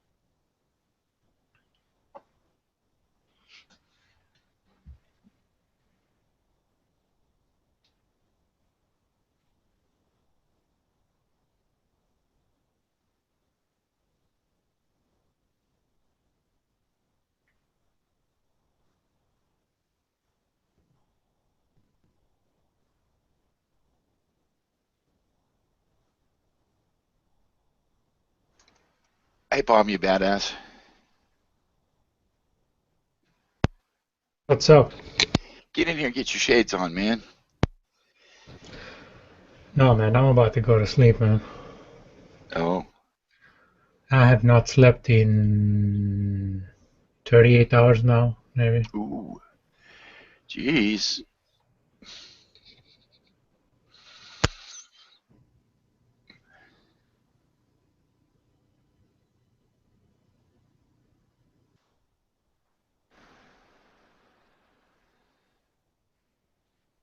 Yeah, I couldn't talk if I'd been that long without sleep. I'd be just, I don't think I could go that long without sleep.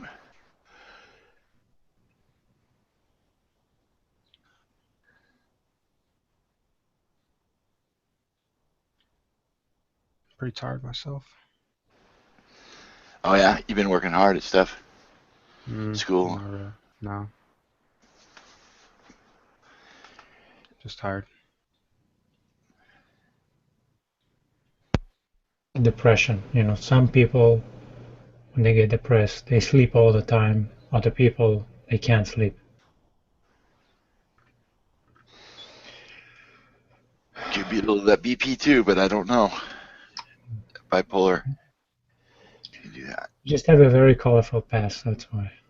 It's not easy to be in my head. Yeah, mine's not very pretty.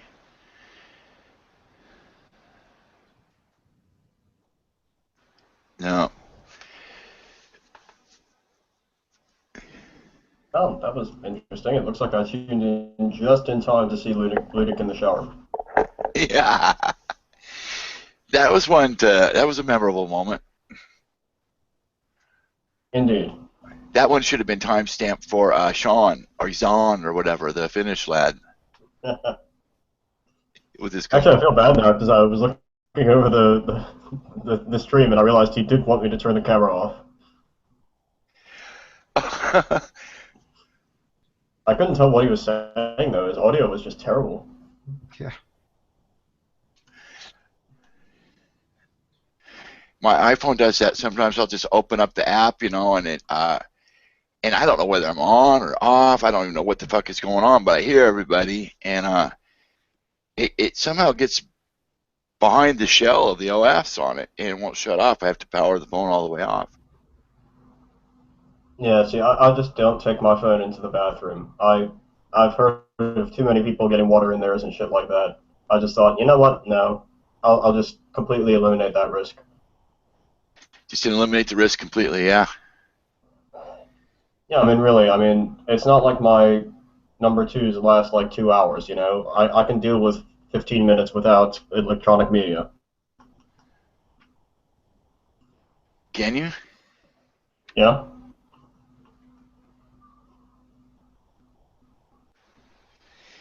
So that might be like your 15 minutes of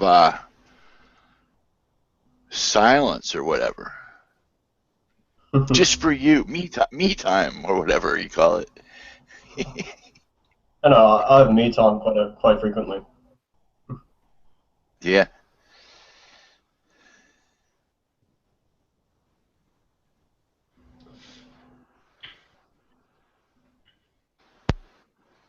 Yeah. I say go out and do something, OG. Go out and Yeah? explore the world. Take your phone with you. You can be on the Hangouts on your phone, like Jack. Okay, yeah, I could do that. I've got to figure it out how it works. Why not? But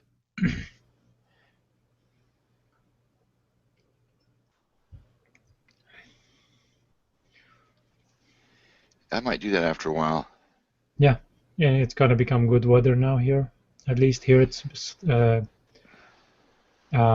call it Lenta. It's spring. Spring is starting up. Yeah, all the blossoms are coming out on the trees. I got a lilac that I trimmed 2 years ago, and it was, some reason where I live, some trees seem to they'll have a really strong year where they'll just produce 1 billion blossoms, and then the next year there's some, but not very. They're a lot fewer. And this should be this thing is going to blow up this year with these purple lilacs. No, what life is for the living, OG. Go and take advantage of it. Go out and enjoy all the new life that comes into the world in spring. Good words. Right. Just gonna enjoy the weather. Have a lazy spring day. I have a feeling, Palm, that spring where I'm at is summer where you're at. Oh yeah, for sure. Because our summer is dangerous. You just don't go outside. You stay inside. Fuck that. Where are you, OG? Oh, yeah. OG's. Me, Pacific Northwest, Oregon. Oh, Oregon. How warm does it get there? Well, it depends on the part of the state, but in the coast, it rarely gets over 75, 80 degrees. Rarely over 80 degrees. There'll be maybe a week or two in August where we might have some high temperatures, in the 90s. But not very. You don't need air conditioners in your house by and large. Oh, lucky you. Most people don't have air conditioners in their house. This place could use one. That I'm at. I have it. It gets here. The hottest it will get is about 100 Fahrenheit. Fahrenheit, yeah. Yeah, that's the hottest though. That's like rarely will it go hotter than that. Very rarely. But that's the hottest. What is that? I wouldn't even think that it gets that hot in Belgium. No, but that's the hottest it will go, really. That's like the max. That's pretty high though. Sure, yeah. For a place like that's in the summer, right? I mean that's even north of France. But no, what I'm saying, that's the limit. No, I mean I understand, but still, that's high. It's high for you. It is, yeah. I know, it is. I didn't think you would get that out there, ever. It's pretty hot here. Yeah, I have air conditioning in here, so I'm covered for the summer. But I'm going to be out more and more. I'm going to try to do like Jack. So, try to get that on the road. Try to be out a while more. Well, I'm going to do that too then. I think, I'm going to try to figure that out. Oh, yeah, I mean, you can... Hold on, let me show you how you can keep your phone charged. Because the phone thing it's going to run out of battery so fast. Oh, I got this one time. I got this little battery backup dealie that's supposed to give me like 10 or so hours extra. Yeah, those things, yeah. You know what I'm talking about, yeah.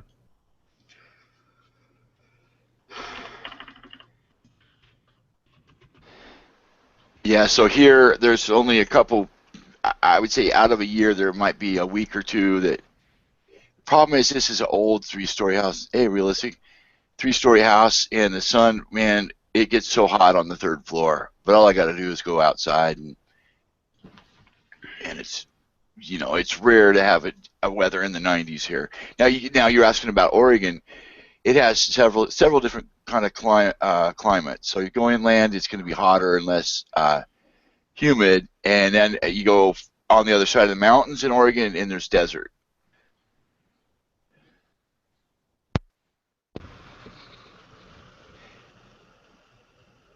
Put the link there, by the way, OG. That's the thing that I was mentioning. Keeps your phone charged.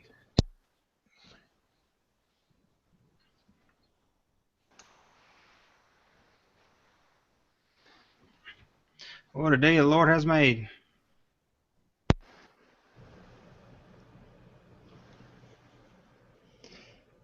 Yeah, he rarely says with enthusiasm anymore. Let's rejoice and be glad in it. It's like someone has crushed his spirit.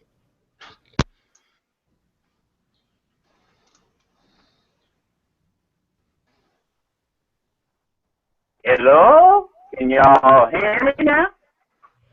Bad audio out there, Jim. But Yeah. howdy. Freaking guy in his 50s over here.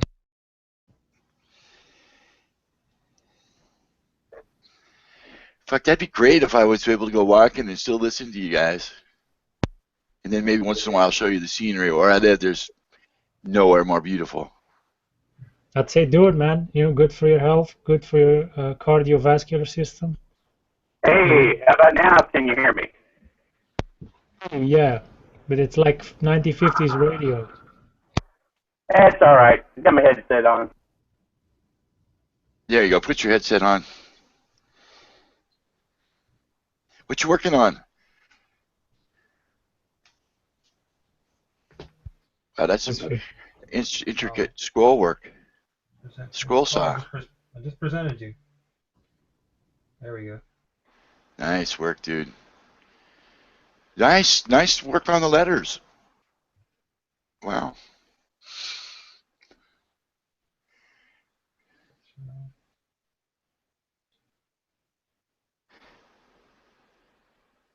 There you go. Dude, you're being productive, aren't you? I admit that really looks nice. It's really pretty kind of artsy.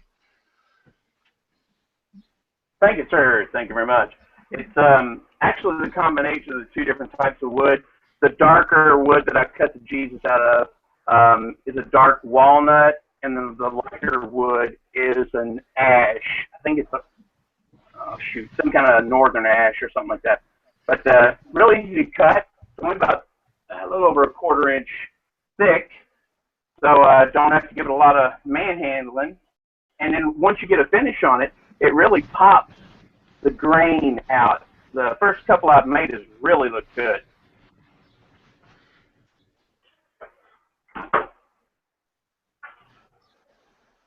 Hey, do you also do Quran versus Hillbilly? Nope. I want you to do this one. Why would I do Quran verses? Come on, man. It's religious thing. It's still the Abrahamic It's God. also false. It's still the Abrahamic God. Oh yeah, I always forget that. I'm on. What was say that? I could barely hear you.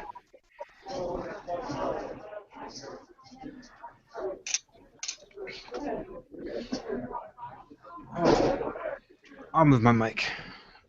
Oh, much better. I have to move it to where I'm laying down. Hold on.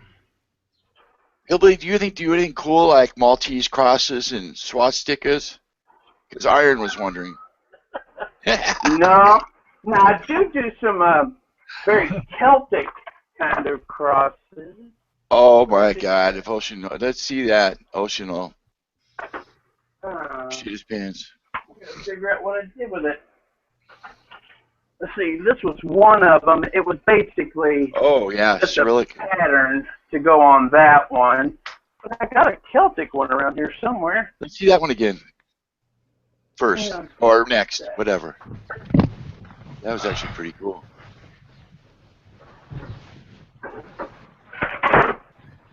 Well, I bet my wife gave that to somebody.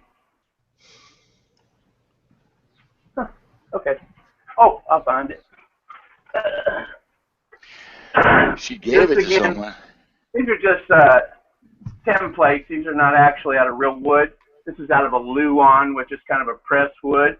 Then I got the base, and then this will be the pattern going on top of the base, and you can see how intricate that is. And then on top of that is going to be another smaller cross that I bought actually at a yard sale. Cross-section. It's going to be one of these. We'll give it some bling. Yeah. It bugs me. I don't know where that cross went. You know You what could I do a want Catholic one. Catholic one and get some little dead Jesuses. I don't do those. With the arms out. Yeah, but do you know what I want to see when I get tortured to death? What do you want to see there, Pom? I want to see people using, like, wearing the device that I was tortured to death with around their necks. And having them walk around with it. I did it. And then I'm making my family crest. And then the family crest is going to be like this.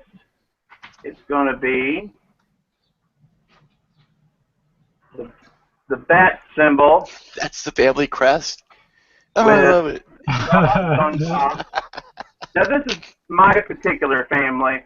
I have others of the descendants of my family that are going to go here and going to go here. But what really makes my family crest work with this is the family crest shield is bright yellow. Oh, that's because you're a yellow belt, is that right? No. White belt still, okay. I was wondering if you'd advanced. Yellow belly. He's a yellow And where belly. I train, they don't do belts per se. That was a weird way to put. That was a weird place to put per se. Per se? Yeah, you said they don't do belts per se. That was a weird place to put it. Well, me not being the highest arbiter of the English language, why would that be weird to put that there? Because per se means intrinsically. So you said they don't do belts intrinsically, but presumably non-intrinsically they do belts. I have no idea what the fuck that means. Well, here's what it meant, what I was saying. These people that I train with, if you want a belt when you complete certain areas of learning, in a particular form of martial arts, then they will provide you with the testing and a belt. And in that way, if you go to someplace else, you know you've got a place to start from. I'm just working out to be moving, and I'm learning other stuff in the background. So I'm not really doing a formal art form. That is fucking like that. What did she do with my cross? Dude, you got to turn that. Tell that bitch to respect your shit. You know what? Last time this stuff happened, I had to slap her around. I may have to re-show her what it means to be the wife of the Christian hillbilly. Oh, is that the day you showed up with a nice shiner or two? Now, that's when she fell down the damn stairs. That's when I had to make her quit working. Ouch.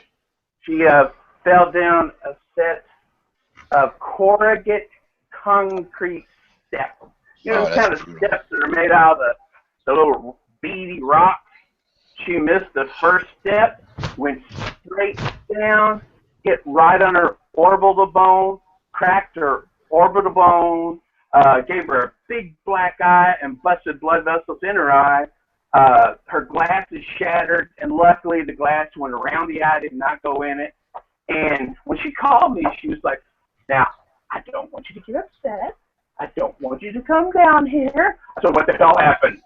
And she goes, I fell. Before she could even tell me where she fell, I was doing 90. Because I knew she called me, it was bad.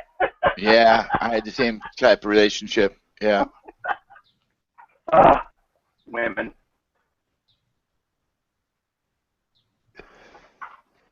Well, sounds like a tough gal. Well, she's come back quite a bit with all the other things that have happened. I mean, she's had her second knee replacement. That has gone great.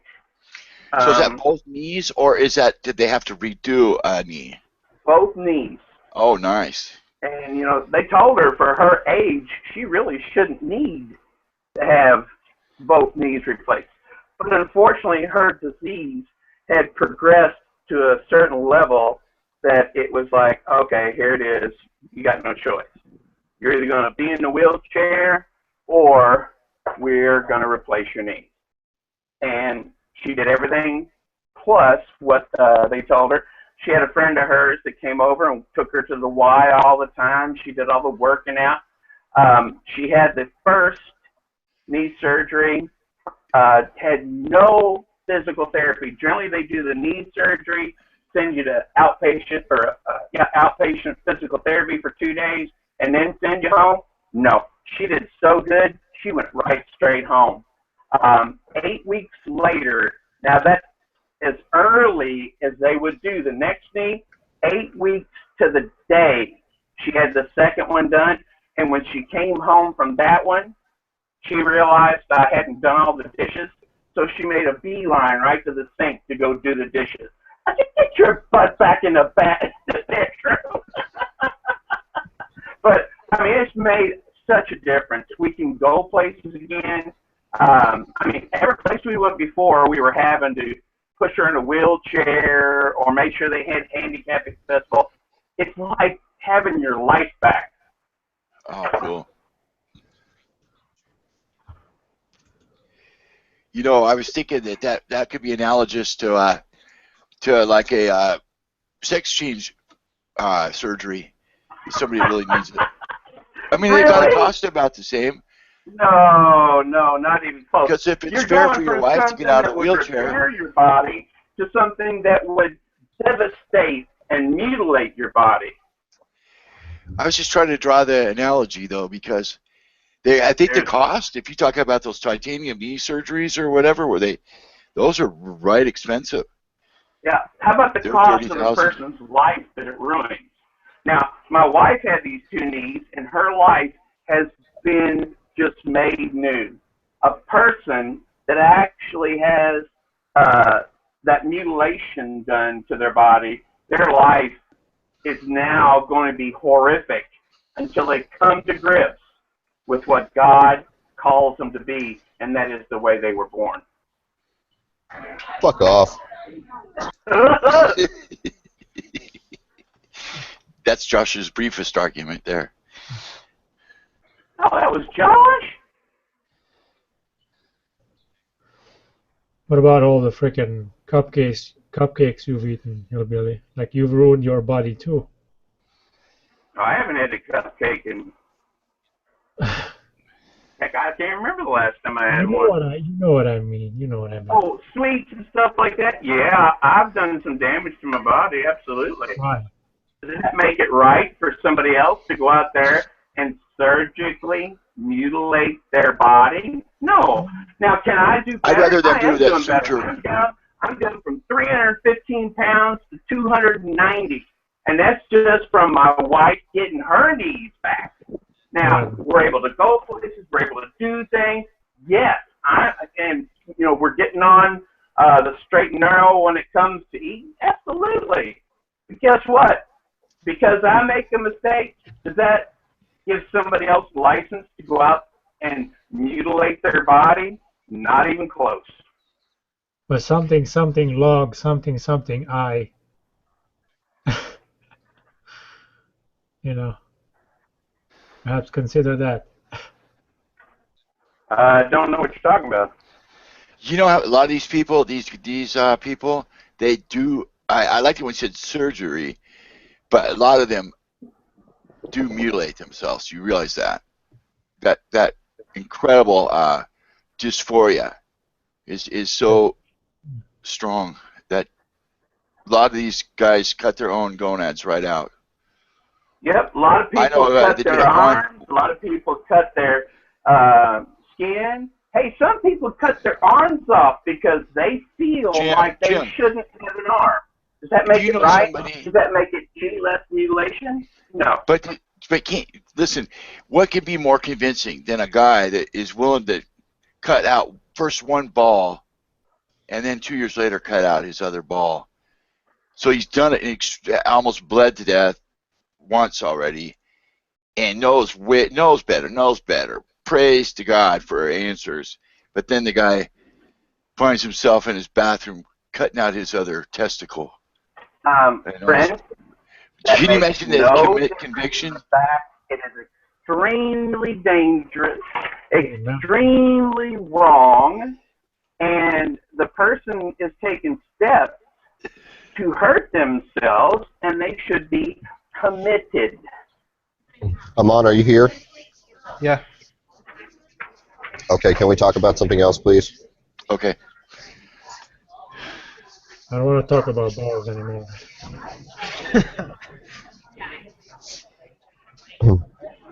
I just don't see much of a reason in engaging in a conversation with a person who can't possibly be fucking reasoned with, right? And then Jack wants to go around saying that, oh, he's a nice guy, as if his retarded fucking beliefs, right, somehow, or him being retarded somehow makes up for his harmful, shitty beliefs, right? Fuck that guy. Hey, realistic, how are my beliefs? How are my I'm not even gonna. assertions of I truth? just How am said. proclaiming I what just is said. right, I just hurting you said. or I anybody just else? said. I just said that you can't be reasoned with, right? So if I were to attempt to explain how, right, you would fail at understanding every single goddamn time, and No, I'm not sir, willing to actually, do you that. would fail of understanding that truth, by its very nature, I don't is engage in. exclusive. And so, because I don't engage God in futile designed us behaviors. male and female, and that we were all born heterosexual, then, sir, you would be the one failing to I don't engage in futile behaviors. You know, the reason like I you're doing don't, it the now. reason I don't jump out of tall buildings and attempt to fly is because I think it's futile, right? I think jumping and attempting to fly is futile. I think you will fail no matter what when you jump out, right? So I'm not going to respond to any of your direct questions because I think that responding to your questions directly is a futile act because you're so fucking retarded, right, that you can't possibly be reasoned with. I'm gonna minute you, but you're a nihilist though. So you think everything's futile, so why do you engage anyone? Bingo! Yeah, when you, I'll let you know when you know my beliefs better than I do, okay? Well, it says on your thing, realistic nihilist, so I'm going off what I can How see. many types of fucking nihilism are there, asshole? How many? How many I don't know, types you of tell me. nihilism? How many types? If you don't know how many types of nihilism then how could you possibly know what types of nihilism I profess, you fuckface? We'll tell you what, why don't Are you there really expand, or is that a nihilism futile like endeavour, you? like talking to Hillbilly? Poor No nihilist. answer? Really? He's really Wow. having a bad day. Christian Hillbilly is a great man. I think what we ought to do is we ought to stop and pray right now for nihilists. Father God, I thank you for nihilist and his attitude because he knows he needs you. Lord, open his heart, open his eyes. We love you, God. God will not answer that prayer because you are anally poking at a fish, a wooden fish. So he's going to reject it. You know that. You just can't pray anyway. You just can't sit on the John when you're having diarrhea and go, "Dear Lord, I thank you for this food I have processed and injected." It doesn't work like that. At some point, it becomes so easy to pick on Christian Hillbilly. I don't know. It becomes distasteful to me. I don't know. Kind of disengage, I guess. Yeah, I kind of fall in that way too. I don't want to. I'm like Jack. Palm, what about Matt Slick?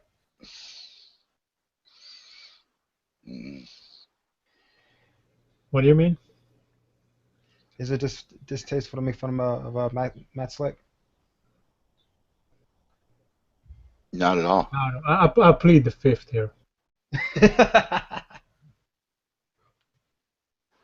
Matt Slick has not only an agenda, but he has a following of like-minded militant assholes. I think what Jack might see is that Christian Hillbilly has a heart somewhere deep down, and there's hope for some. I think his beliefs are horribly flawed and they're very damaging. But I don't know. I think running him out of town. I don't know. I don't even know. Maybe I'm moralizing too much. I think that, as far as I know, Matt Slick does more harm than Christian Hillbilly ever could.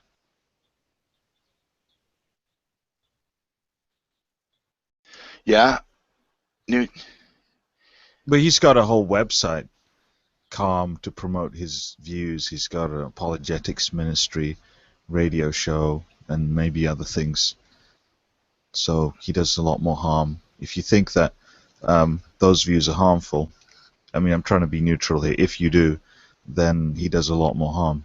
And I do think that. I do too. Well, I mean, he's more successful. Yeah, well, I Hitler don't care who's was. different than- Well, yeah, Hitler was more successful than some other people, right? So yeah, sure, in that sense, yeah, he's more successful. But they have the same views. Yeah, but one does more harm. That's what I think anyway. Can you hear me, Nootropic? Yeah, how's it going?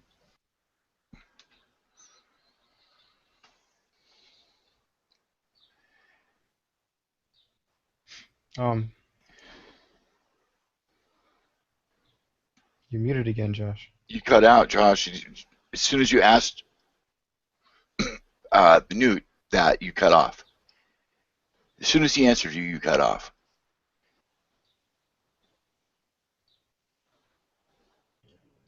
Yeah.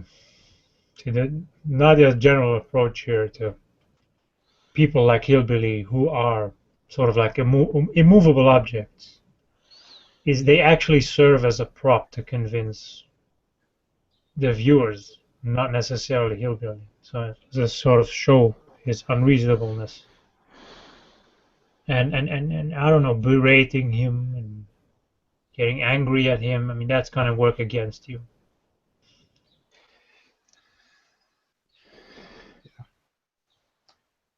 I'm not even saying how you should behave. I mean, you can behave however the fuck you want to behave.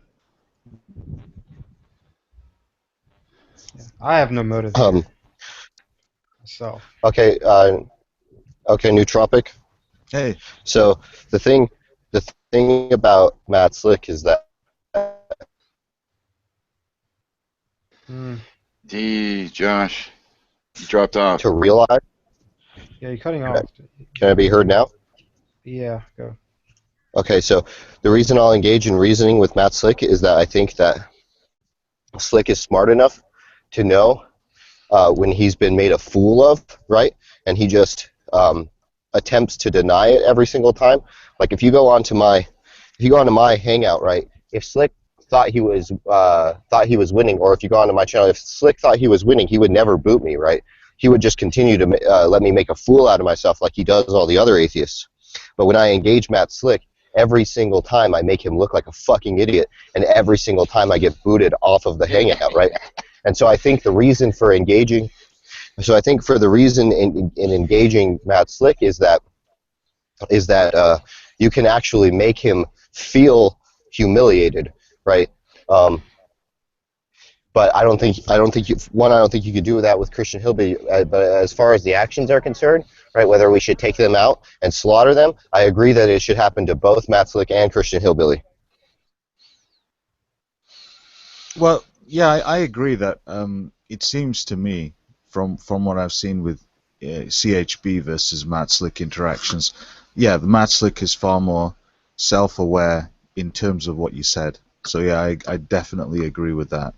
And hence he knows he's more likely to know that he's been humiliated.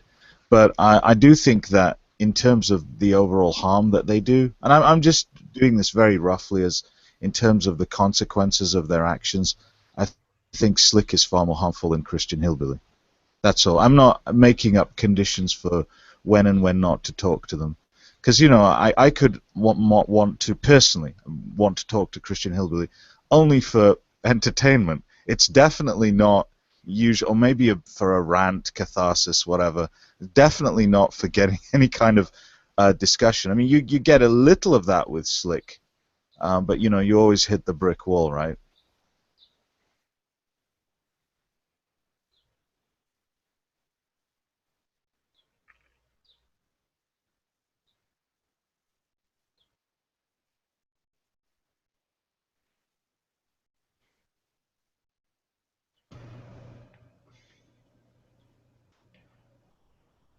Right, but I hope everyone sees what, I guess, that's Nadia's point more. Josh is having some problems No, connection but wise. do you understand, Nootropic, what Nadia means by this? By what? By calmly having a discussion with Hillbilly, even though he will not be persuaded, you are using him as a prop to address the general audience. Well, I gotta go. I got visitors, so sorry, guys. See you later. Happy trails. We're not good enough for him, apparently. Yeah. Well, oh, let's see if Realistic Mic works. It works. There it is.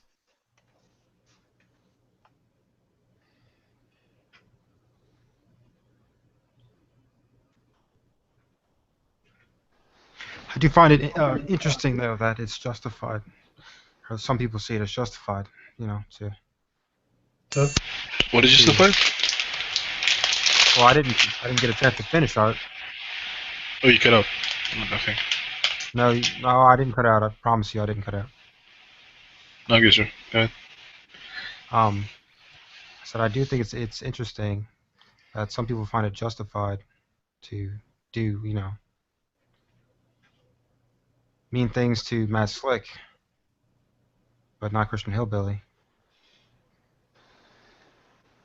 because of how successful Matt Slick is as opposed to Christian Hillbilly. Even though they hold the same views that, It is interesting, yeah.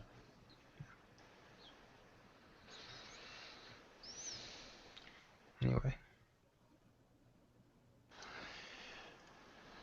Oh, Brett, what's going on? Well, I don't think. Well, mean things depends on what we mean by mean things. Like, goddamn it, stupid dumb. Nah, I would not think that's justified. Well, I know you don't think it's justified either way, Art. Yeah, I'd say it's fine to ridicule him maybe for his arguments and for his position. Right. He should be paraded. Yeah. For some reason, I wanna. It's the same reason I want flat earthers and Nazis to speak out, so that I know who the stupid people are, so that I know to avoid them. Yeah, I already knew what your position would be, though. Okay. To me, Slick seems like a disingenuous person. Well, he's a Christian apologist. It's just he does seem like he's very disingenuous. Like even in the way he dismisses any arguments against him. Like that's why I think have an emotional reaction to the guy. So it seems to become more nuanced. No, Before it has always been nuanced for me from the very beginning. Well, I mean, before most of the argument I heard was that was just his views about homosexuals. Sure. And transgenders. They're But very now it seems that there's more to it. It's that he's more successful in spreading those views, not just that he has them. Yeah, I mean, I don't believe in single causes. I always believe that it's always way more factors that contribute to I guess to let's say you holding a certain view, like what I view, for example, Matt Slick. And I'm not saying that those factors didn't exist before. I'm saying that the situation has uncovered them. Sure, yeah. And to me, these are just my preferences. I guess that's all I can say.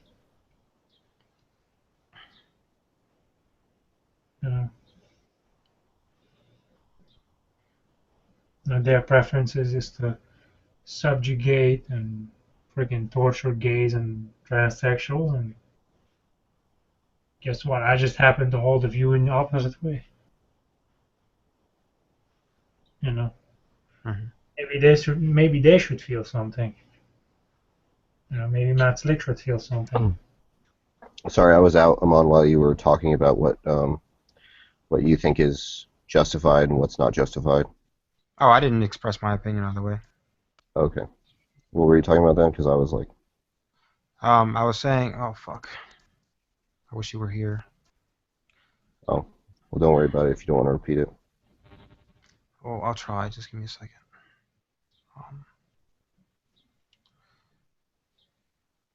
So I was saying that I think it's interesting.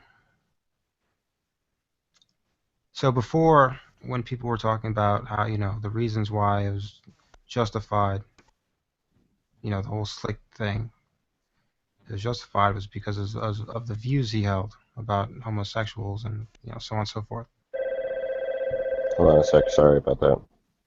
You guys talking about Matt Slick and something that's justified? What's justified? Oh, fuck, I didn't realize breaking. Never fucking mind.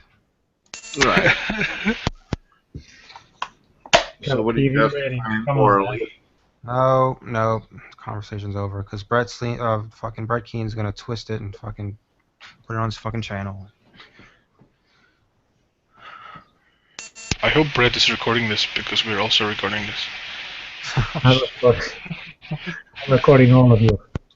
It's weird, Ammon. I haven't disrespected you or insulted you in any way, but it doesn't take long for the atheist to make his move. All atheists are psycho shit. Atheist morality. At this point, I just could not help but to laugh at this. I've sort of come to terms with Brett. Brett Keen has been in. I've been in a hangout with him before, and he has been pretty disrespectful. So. What were you talking about, Amon?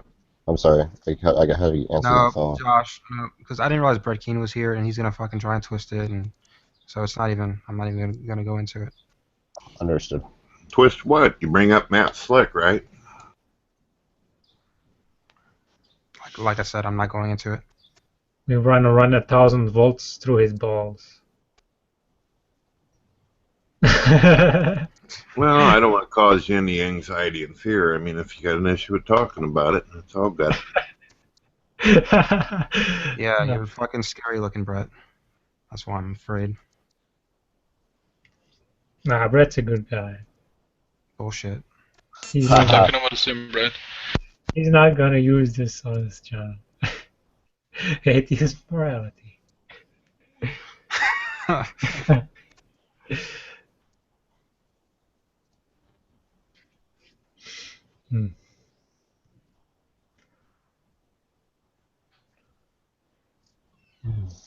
You can if you want to, Brett. Like, I don't give a shit. You can do what? It's right, hard to hear you right now, Palm. I don't know why. It's a little quiet. I can hear him. Go ahead and ask some more questions. I was saying that you can use these on your channel if you want against us. Like, I personally don't really give a shit. Well, Palm, other people do fucking give a shit. Like people with their photos on the fucking video. Well, Palm, why would I do that to you? I dig you. I respect you. Why would I do something like that? I only do that to trash.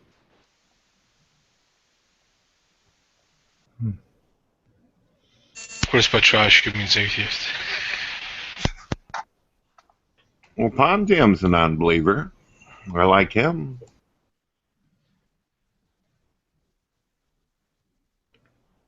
Are you an atheist, Palm, actually? I thought you were Well, sort of atheist or something like that. Well, I'm a non-God believer. I don't really, I don't really like the label atheist. Palm's an atheist. Come on, Palm. Bismillah. You're a fucking atheist. Shut up. No,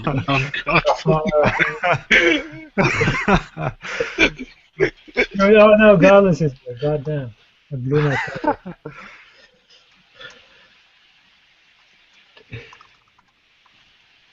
Hey, Brett, so I'm kind of new here.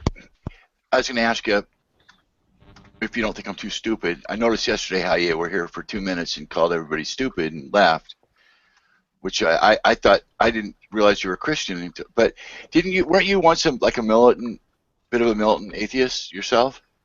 I refer to myself as a theist, and yes, I was a militant atheist. What did this transpire to make you into a? Are you like a Christian now or a theist? A theist, but I do go towards the Abrahamic religions. What events could have transpired to have you lose your foothold? Money. That Could be, cash, that green. could be a severe blow to the head, something like that, OG. Yep, that's what happened. I was injured. Were you hit by lightning or a brick hit?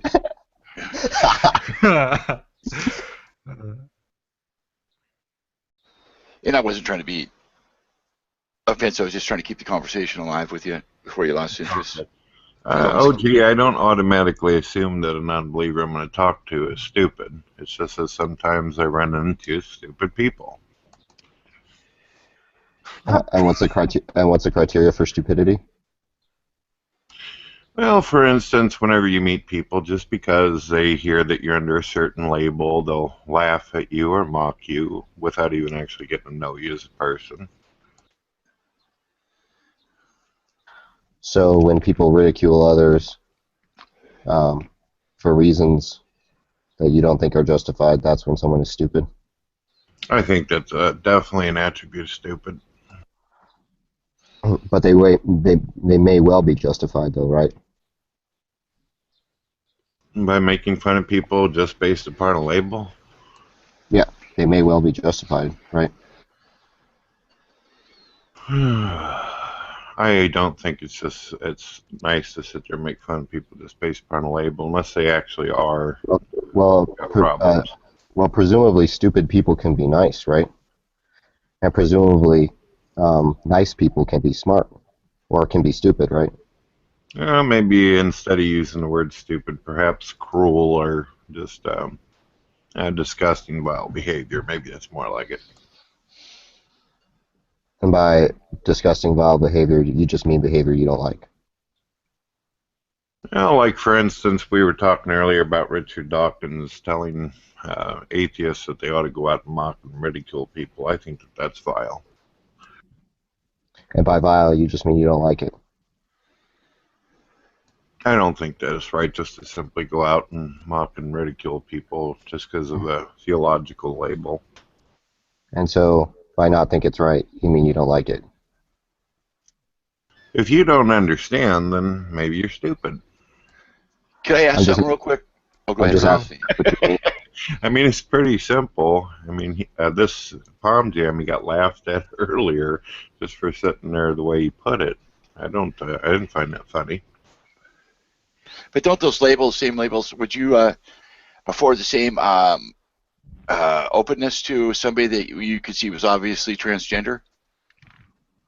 I don't think that it's right to make fun of transgenders, homosexuals, whatever the case on the label. I think that people ought to learn about the quality of a person as opposed to the label. And by not right, you just mean you don't like it. I'm sorry, it's starting to become incoherent and redundant now. I'm missing it now. You haven't answered the question. Hey, Hillbilly, how you doing today? It's somehow incoherent to state something coherent. That's interesting. Can you demonstrate how it's incoherent, or is that just an assertion without any evidence or support? Is Nadia still with us, or is she in another hangout there, Palm? She's practicing Duolingo. Okay. Way to avoid the questions, man. Good job.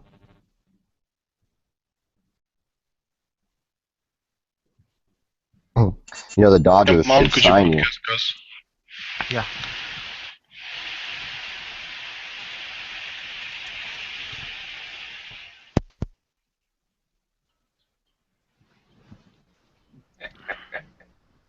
Good afternoon, ladies and gentlemen. What's up, Gus? I'm glad you're here. I'm glad I'm here too. Belanger. Superstar. Hey, Superstar, do you still want me to call you and have a conversation with you? Superstar? Or as they say in Germany, I'm Superstar. He's not answering questions today for some I know, reason. he's upset with us all. We're daring to ask him probing questions of a moral nature. And you see, because we don't believe in God, we have no position whatsoever from which to ask such questions. Therefore, we are doubly reprehensible. Twice damned, don't you know? Why, it's And we're enough to start stupid. old people fucking again. So we must sit quietly whilst ein Superstar has a look at us all. Careful, Gus. He's recording this. Is he? Good. Good stuff. Because Lord knows it's not like it says live at the top right-hand corner here, but y'all just make sure now. Y'all make sure. You know. Because of the two people here, the two people being Nadia and or Superstar, I wonder which one of them is more likely to take down a hangout. Artur, my knowledgeable Russian friend who knows all things knowable. What do you think of that question? Who is more likely between the two of them here to take down a hangout? Gee, that's a tough question, man. Oh yeah, we'd have to hit the archives pretty hard. Luckily, Herr Superstar has a long, long line of archived stuff behind him. A trail, one might say, of things dragging behind him. that one might consider proof. Yea, even evidence. Now, Artur likes his evidence. Artur macks on that evidence. He tucks in on that evidence. So I'm having a hard on right now. That's you're right. bringing up evidence. That's right up Artur's alley.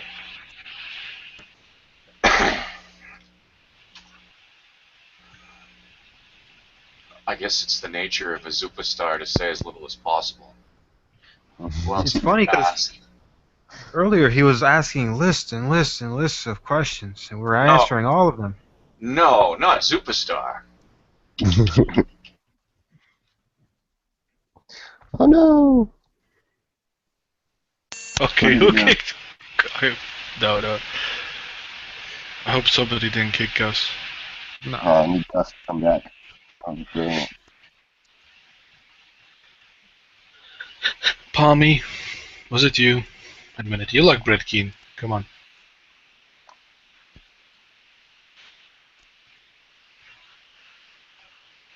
Is Palm still here? I think so. Maybe it's just the connection issue that Gus has. It's not the first time. Too far from my computer to see. Righteous Shades, though, by the way, Brett. Hey, thanks. Oh, now Brett is here. That's such a coincidence you come back just after Gus leaves. Palm's not even here.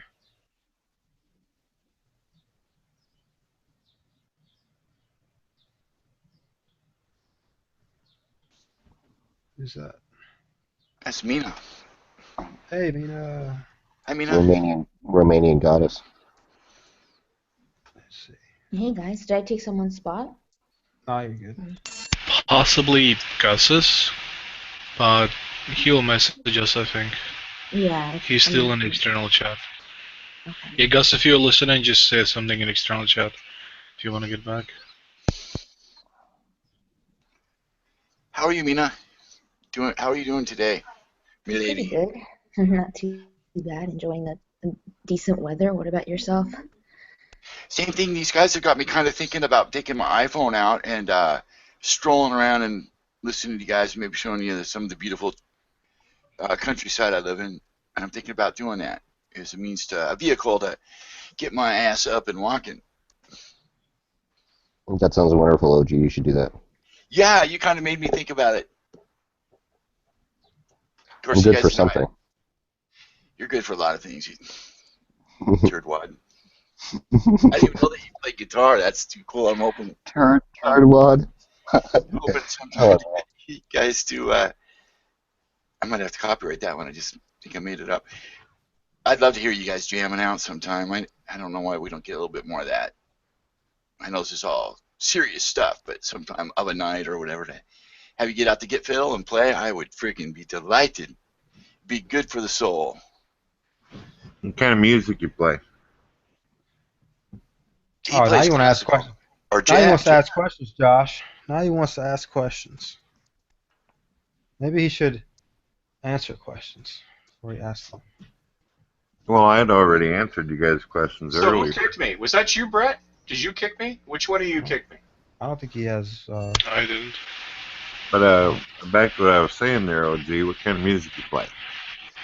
Oh, Wait, I what? don't. I play MP3s.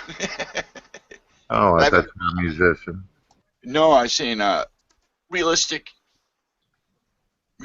I think a jazz player with guitar, which that's pretty impressive when you think about it.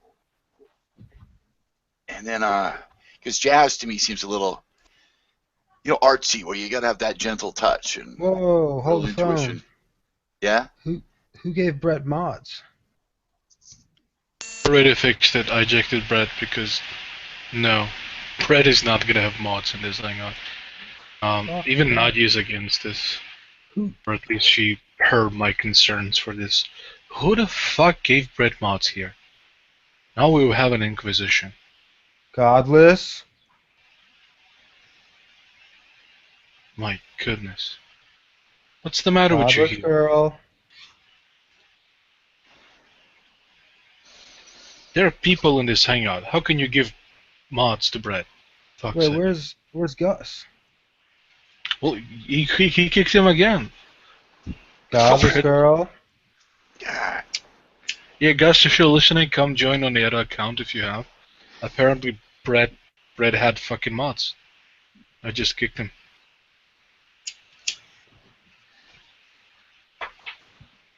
Disapunto. Oh, Nadia, I ejected Brett because he kicked Gus 2 times in a row No without wonder I any didn't good kick. reason, without prior warning. He's welcome to come back, right? But A I different don't account think it's a without good mods. idea to give him mods. Yeah. Somebody gave Brett mods, so he just started kicking Gus for no fucking reason, so I had to act.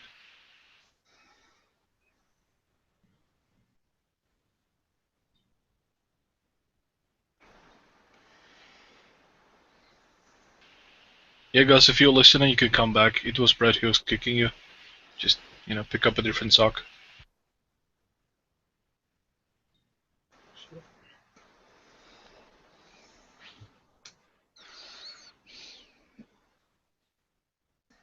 What's the fucking matter with people here? God damn it. Do not give mods to Brett Keane.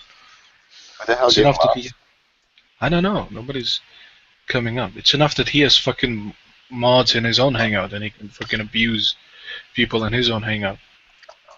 Well, without making any accusations, my best bet would be. Let me see who all has mods. Okay, Godless Girl has mods. Nadia has mods.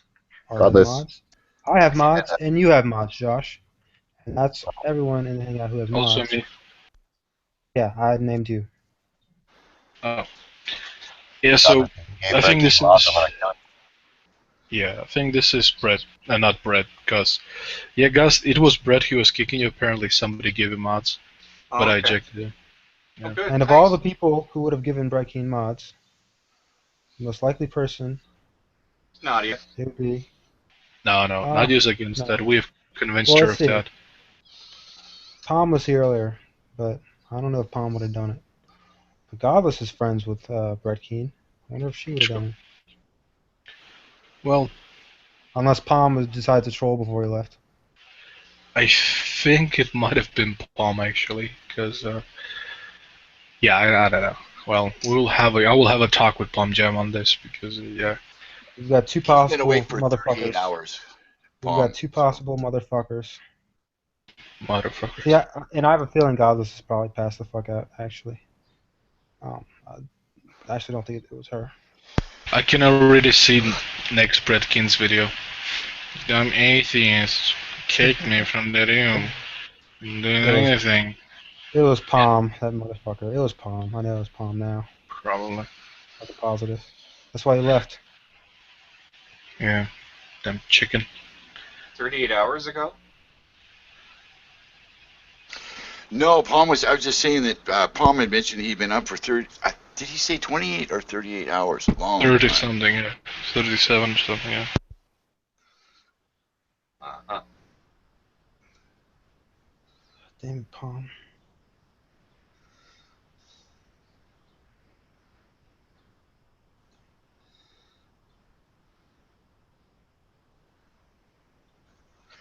Hey guys, do you have some history with Brett Keane? Sounds like you know a thing or two about him. Brett Keane is well known. Anybody who's even remotely been connected to the Hangouts for a little while knows about Brett Keane. He's had some very, very bad habits over the years. Extends from everything from fucking, using his wife for punching bag practice all the way down to calling up people's real world jobs and trying to get them fired. This guy's a slime bag. He's a slime bag of the first order, and the only reason that anybody still lets him into their hangouts is because they really don't know the full extent of what that guy's done. I mean, as much as I've ragged on Justin, fucking Brett Keane makes Justin look like a choir boy. He makes Justin look like St. Francis of Assisi. That's how bad he is. And I noticed Christian's left because he's bored. He's got nobody to rag on. Poor Christian. Must be terrible.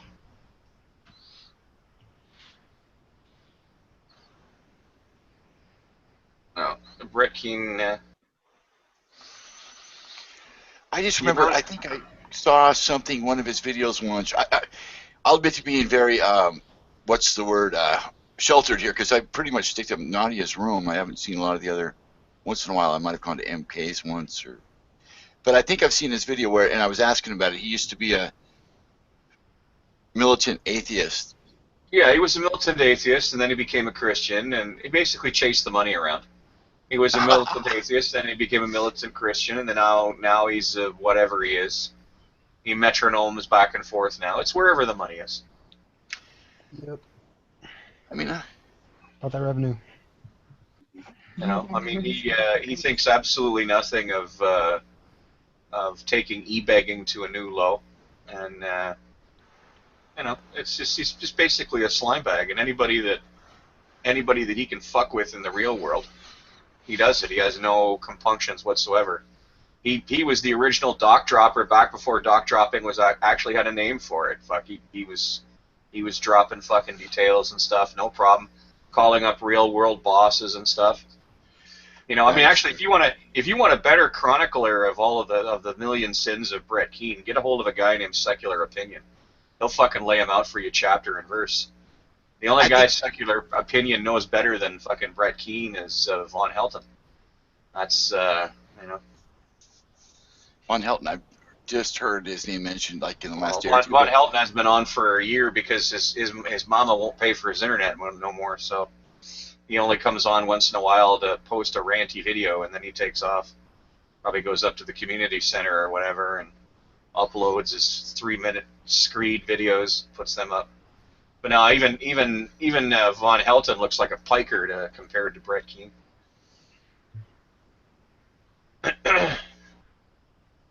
Brett Keane would be Darth Vader if Anakin Skywalker was forced to live his life in a porta potty instead of a suit of armor. That would be Brett Keane.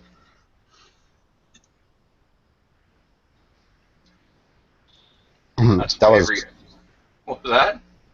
That was fantastic, Gus. So every opportunity I get to attack him, I attack him, and he knows it too. So every opportunity he gets to get rid of me, he takes it usually very quickly. Which is why I knew it was him. I knew somebody had given him mods. What sort of reprehensible moron give Brett Keane mods? What do you think? We'll have to strangle Palm. Yeah. Realistically, it can be any one of you fucking jokers. So don't even pretend like they're all the Chamber of Angels up here. Well, I mean, Gus, I don't think we're as evil as you like to, complain about. Evil? Evil. Evil's not a word I toss around an awful lot. Yeah. I think plenty of bullshit happens just in the name of boredom, really. Right, but I always get worried when you guys don't have enough to do. nobody would give Brett Keane mods. That's just crossing a line. Well, since very few of you recognize the same lines I do, I'm not so sure that means much. I'm not sure you know what lines I recognize. It seems sort of silly, right? It's like as silly as saying that we would give Darwin's deity mods. Well, no, because you guys hate Darwin's deity and you barely know Brett Keane. I hate Brett Keane. I was just before you got in here. I was just giving Brett Keane a load of shit, and I was doing it nonstop. Josh was messaging me in Skype Yeah, about how much but realistic will go from 0 to handing a shitload over to somebody usually within 2 or 3 sentences. I've watched you very quickly zero in on somebody, and you don't necessarily need a long history with them to do it. That's not to say that I find that reprehensible or whatever. I'm simply remarking on the patterns I've spotted in the past. You're very quick to zoom in on somebody who you think may have a faulty logic process, and you're also very quick to smash it apart. Most of the time I find it entertaining because of the target. The target, deserves every inch of it. But I don't necessarily think that for realistic in particular, a long running history of the other person is necessary for him to do what he does. I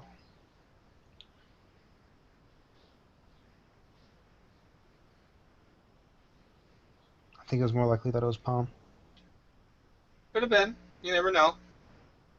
I'm just not ruling anybody out. There is a sliding bar of likelihoods. I don't necessarily think that, confronted with all of the likelihoods, that the likelihood that you guys did it is very high. But I'm not ruling it out. Well, you can't be absolutely certain about anything, right?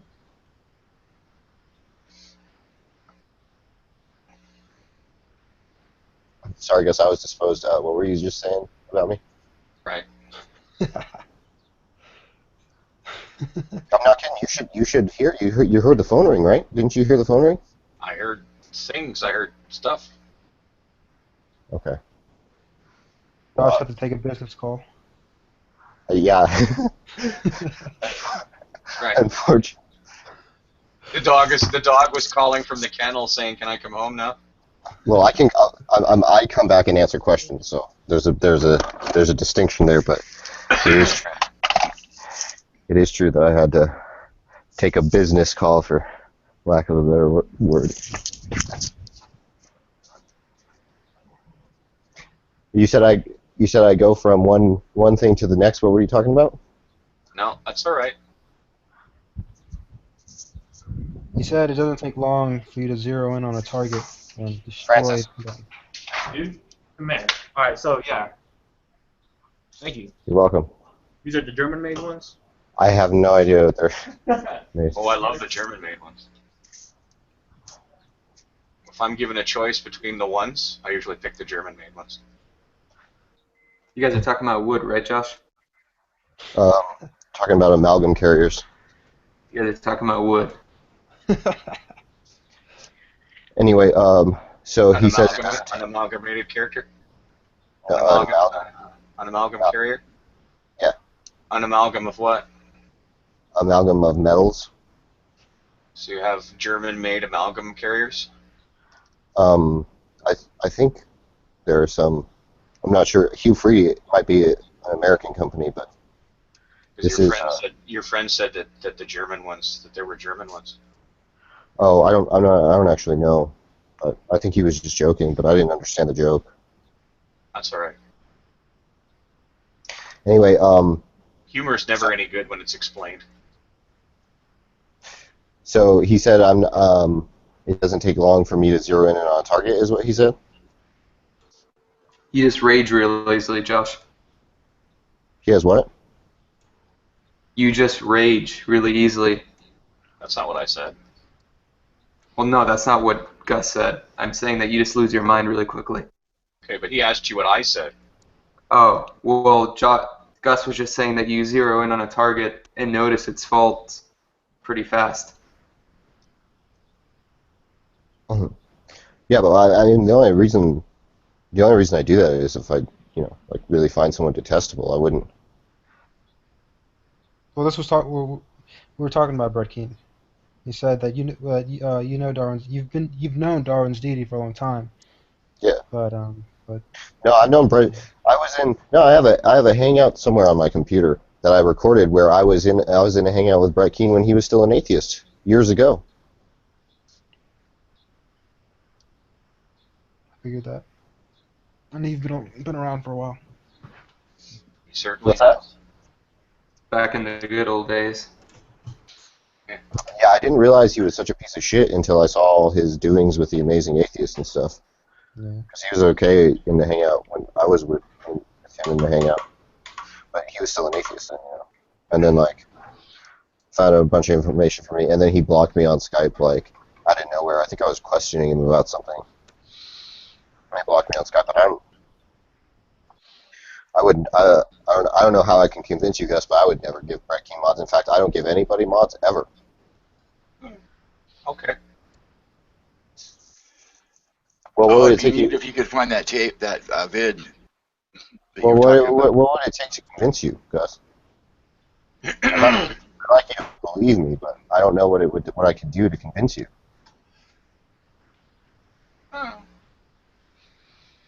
Take solace in the fact that it's not really that big a deal. So, do you not know what it would take to convince you? At this point, like I said, it's not that big a deal.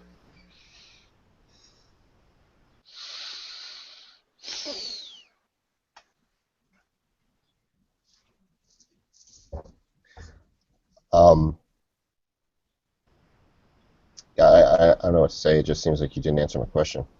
You're right, I didn't.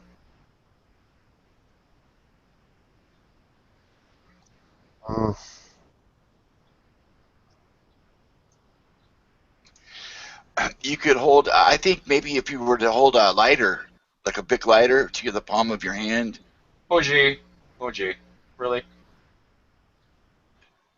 Well, I'm trying to think of the movie where the guy did that to show how cold. No, he did it to show his level of loyalty and commitment. What does that have to do with any of this? I'm trying to remember what movie it was. It was badass. That would convince me the guy meant business. Okay, I'm saying this, Gus. I mean business when I say this to you. I'm not bullshitting you. Trust me. And then he holds the lighter there for an indeterminate amount of time into the threshold of pain. What if that was Kung Fu? No, it wouldn't have been Kung Fu because they didn't have lighters. Oh gee. Oh gee. Shh. Reflect.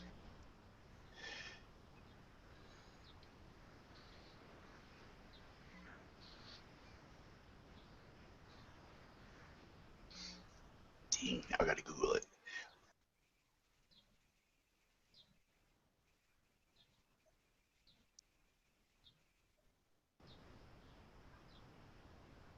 Miguel. Jesus Christ. Miguel's not doing too bad on this Formula One here. Although there's this weird prompter that keeps pointing behind him. I don't know if that means he's going the wrong way or what the hell. That's just my personal best, so it's just showing where the car is relative to me, like my previous time. Gotcha.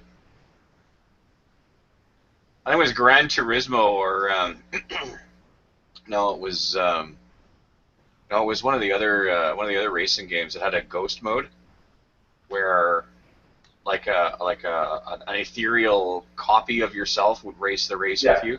That's actually exactly what's going on in this. So that's just the ghost car behind me. Gotcha.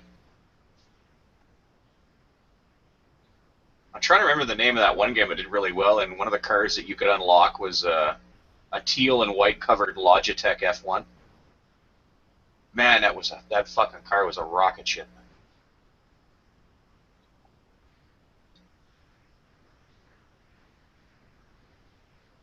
But they had like some really exotic fucking racetracks, man. There was one you were racing through a lumberyard with a with a Formula One car at 280 kilometers an hour. You were racing through a lumberyard. Like, One those the false old Gran move. Turismo games? What's that? The old Gran Turismo games? Is what you're talking No, about? I don't think this was the Gran Turismo line. I think it was something else. Oh, okay. I remember in like Gran Turismo 3 they had like some type of track in that kind of theme. Yeah, it doesn't surprise me. Fucking Gran Turismo 3, I just got pissed off, took the Pikes Peak Escudo for everything. Tokyo track, Pikes Peak. Again, going to the corner for a fucking bottle of milk, Pikes Peak. Fuck it. Yeah. Fastest car from gas station to gas station.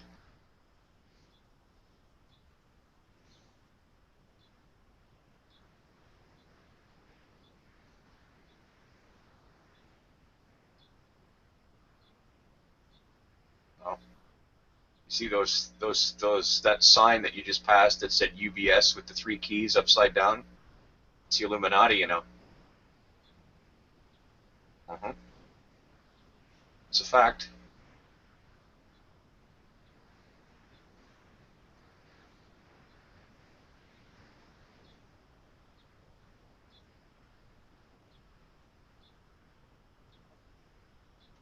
I don't think that's the right clip, but there's one where Gary Busey does it. On that link, holds a lighter to his forearm. Gary Busey's just crazy. Yes. Something wrong with that boy. It didn't help when he got in his motorcycle accident either. It fucked him up even worse. Oh, you think he was messed up before that? Oh, yes.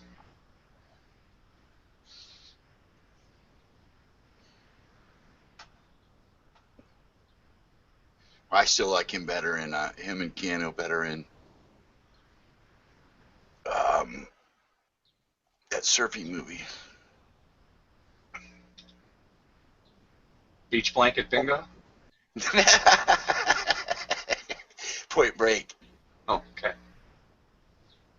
I was, in fact, upset that they didn't do something to pay propers to the real Johnny Utah, Keanu Reeves.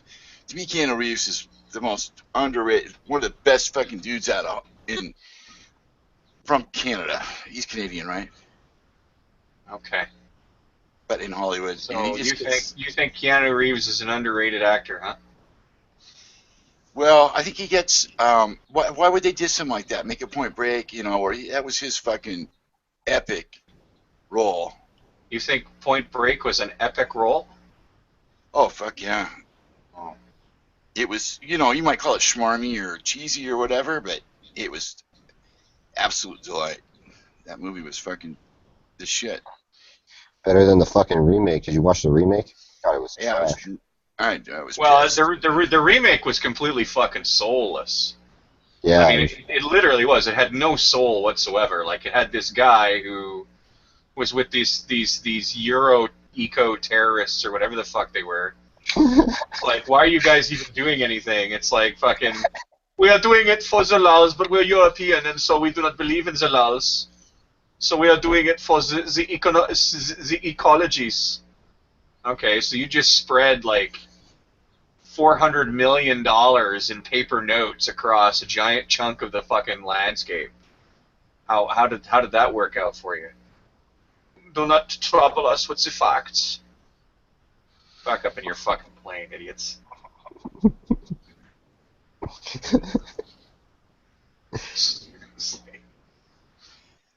Yeah, the original one was much better. And the hippie girl was played better by oh yeah, I forget her name, the tank girl. Like, the new one's hippie girl, man. She wasn't so much a hippie girl as she was like, hey, you know what?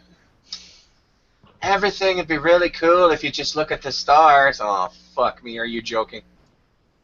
Did you put so much patchouli on you've burnt out your frontal lobe or what? I thought she was hotter though. What? Lori Petty, that was her name. Yeah, well, but Lori Petty's role wasn't necessarily intended to be, the hot girl. She was there to act as kind of a bit of a break for Keanu. Well, you better get that. That's important. That's your stockbroker. You know, she was there to put a bit of a break on Keanu Reeves' weird notions.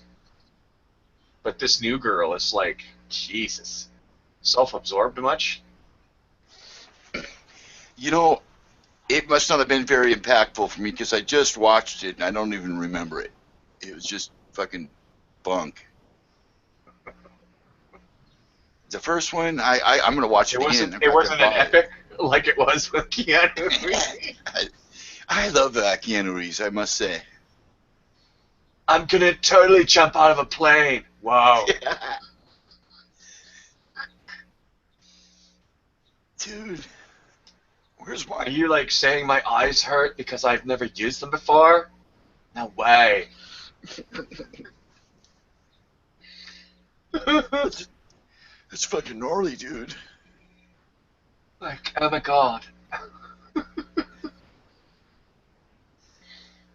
Oh shit. Bill and Ted's Great Adventure, is that what you're thinking about? It's all Bill and Ted. Fuck with him.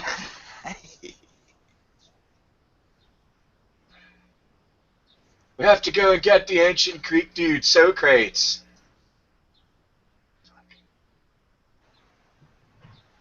This is how cool Keanu Reeves is. A recent movie he did, let's say within the last 5 years, where he was paid $9 million, and I don't know what the whole budget for the movie was, but he spread his money out amongst the whole cast and crew. That's fucking cool. Yeah, that meant nothing to me on the stage. You know, like, I don't care how nice the guy is. I mean, I'm sure he's a great guy, but, you know, acting, hello. So,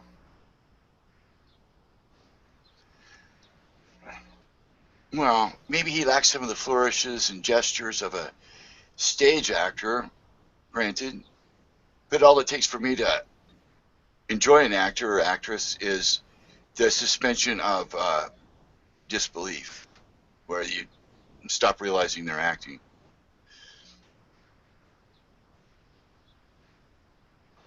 And he gets some pretty crazy roles that, I don't know.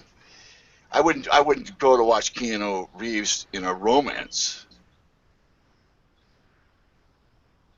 But for action stuff, yeah, he's the shit.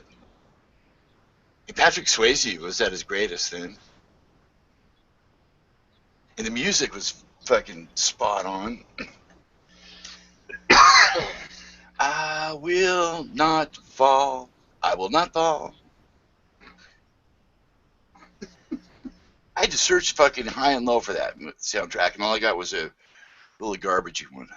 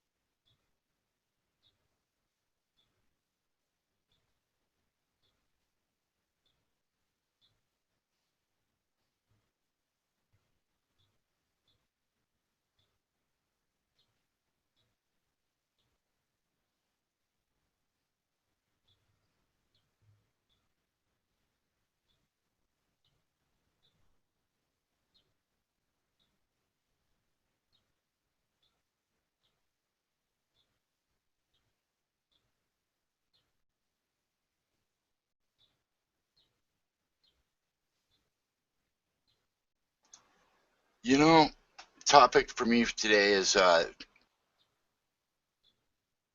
one ahead that I got to fucking deal with is suicide. And to me, I used to I've always kind of held the person that did it to blame, fault, whatever. But now, in the case of this one that just happened with my friend, I holding myself a little responsible.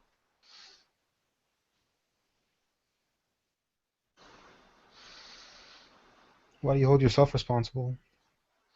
Well, I had never called her in the last, since I got, maybe 6 months ago. was the last time we called, and I never really.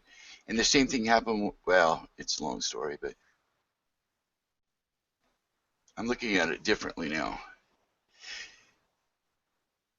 Let's just say this: for years, there was a pack of us that were from high school that would get together, maybe 5 or 10 at a time, and but there was kind of a core of 5 of us. And of those, last year, one she committed suicide, and a year later, nearly to the date, this other one that I was real close with for a long time.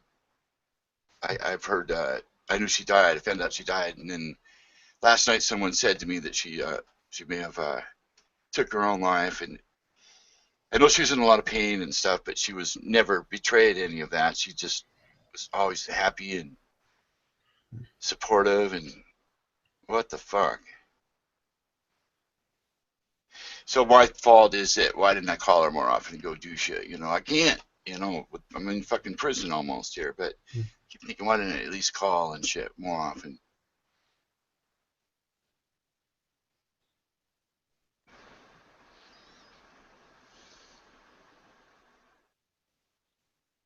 Me and my other buddy are really freaking out.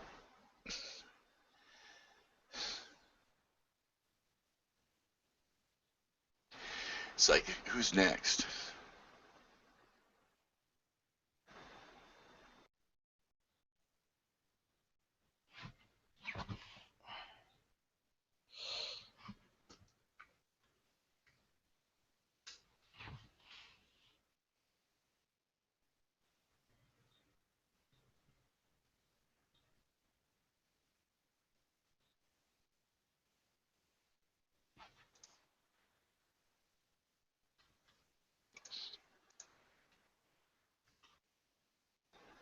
People are so goddamn frail sometimes.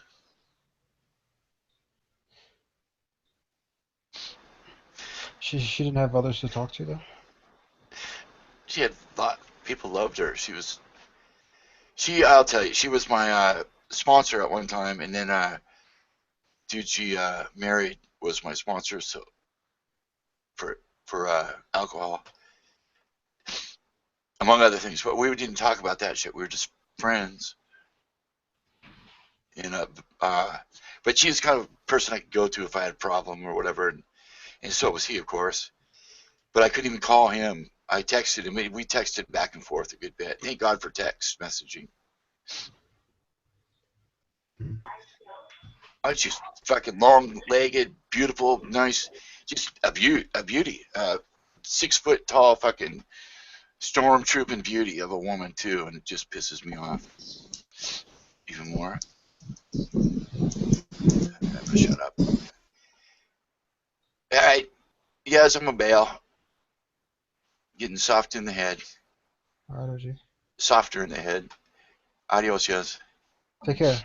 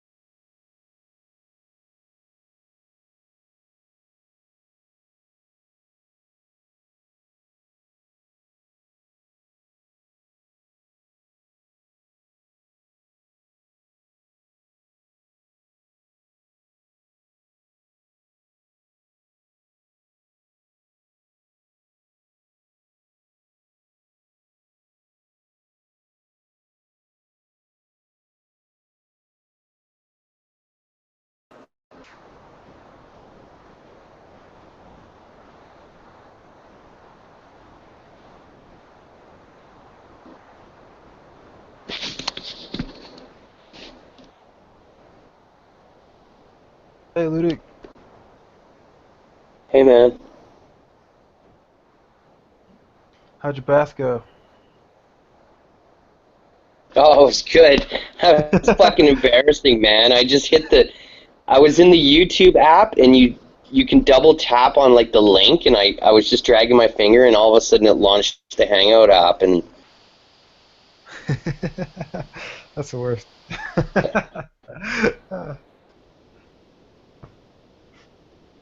That's right, it was funny. not use the mic in the Bluetooth speaker. Ugh.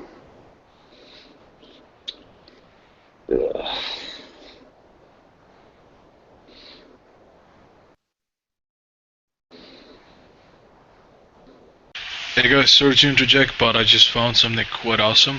Apparently there's gonna be a sort of prequel movie, Star Wars prequel movie, released this December. It's not the second episode of this new sort of trilogy. Hey, man. Well, the audio is terrible. Oh yeah. What's my audio like now? It's like you sound like you're in a garbage can. Yeah, it's the speaker built into the Bluetooth. The Bluetooth speaker has a mic in it, but I can't seem to like.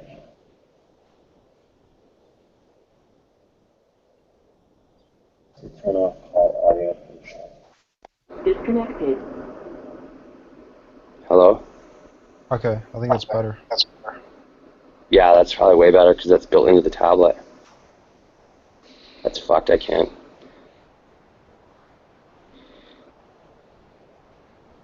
So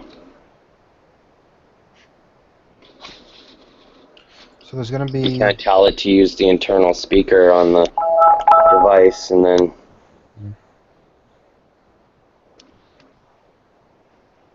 Hold on a sec.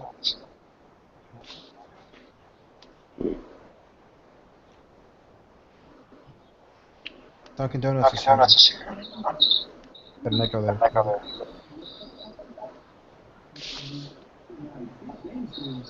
I can mute you. So, Ludic, have you read up any more on radiometric isotope dating?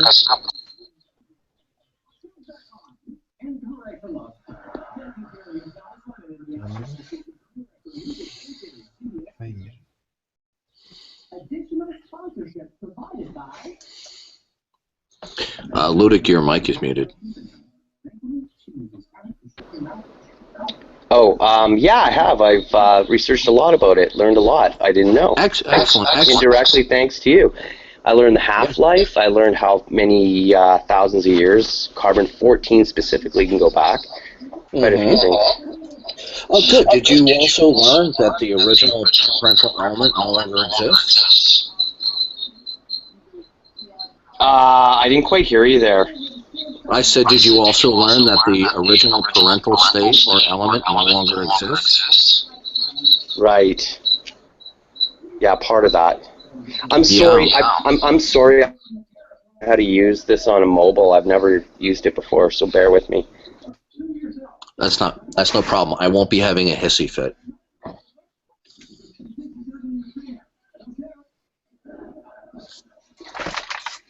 You got some TV in the background there, Donuts.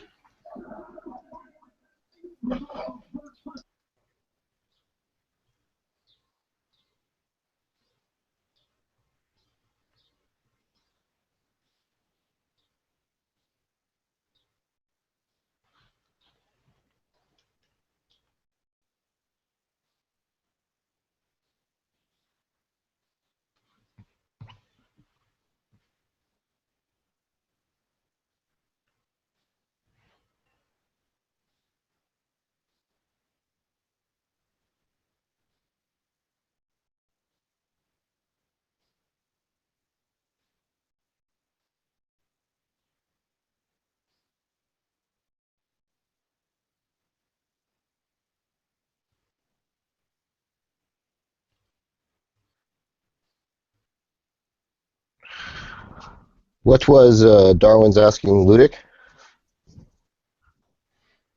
I don't know, I couldn't hear with the echo. Oh shit. Okay, I couldn't hear either. But he's there. Maybe he can answer. He only muted because he had a TV. He had his TV in the background. But sure, if he turns his volume down, he can unmute.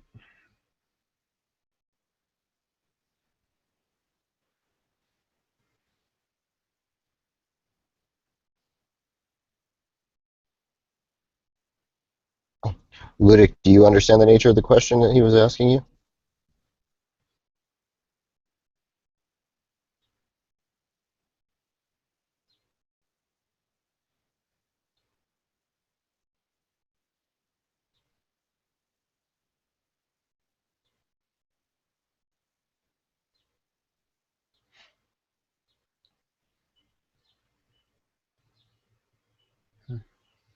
So we well demonstrated irrefutably that there are in fact no such things as gods.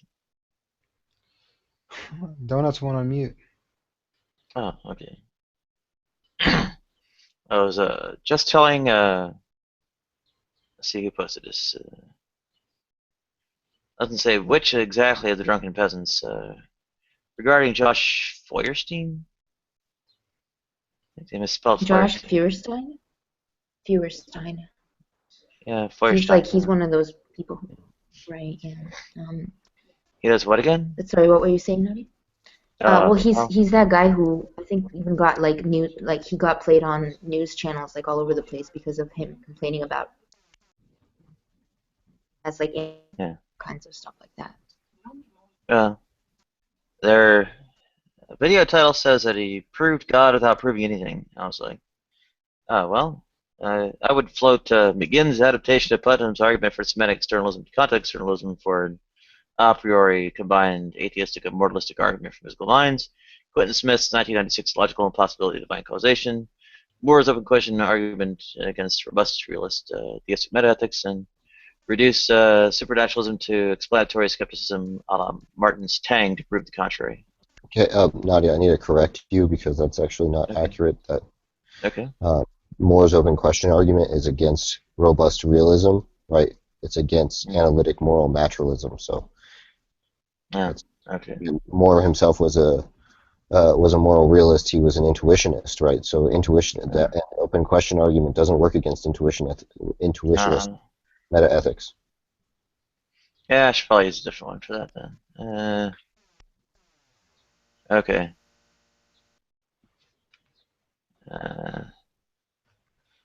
I'll see what goes against that. Hang on.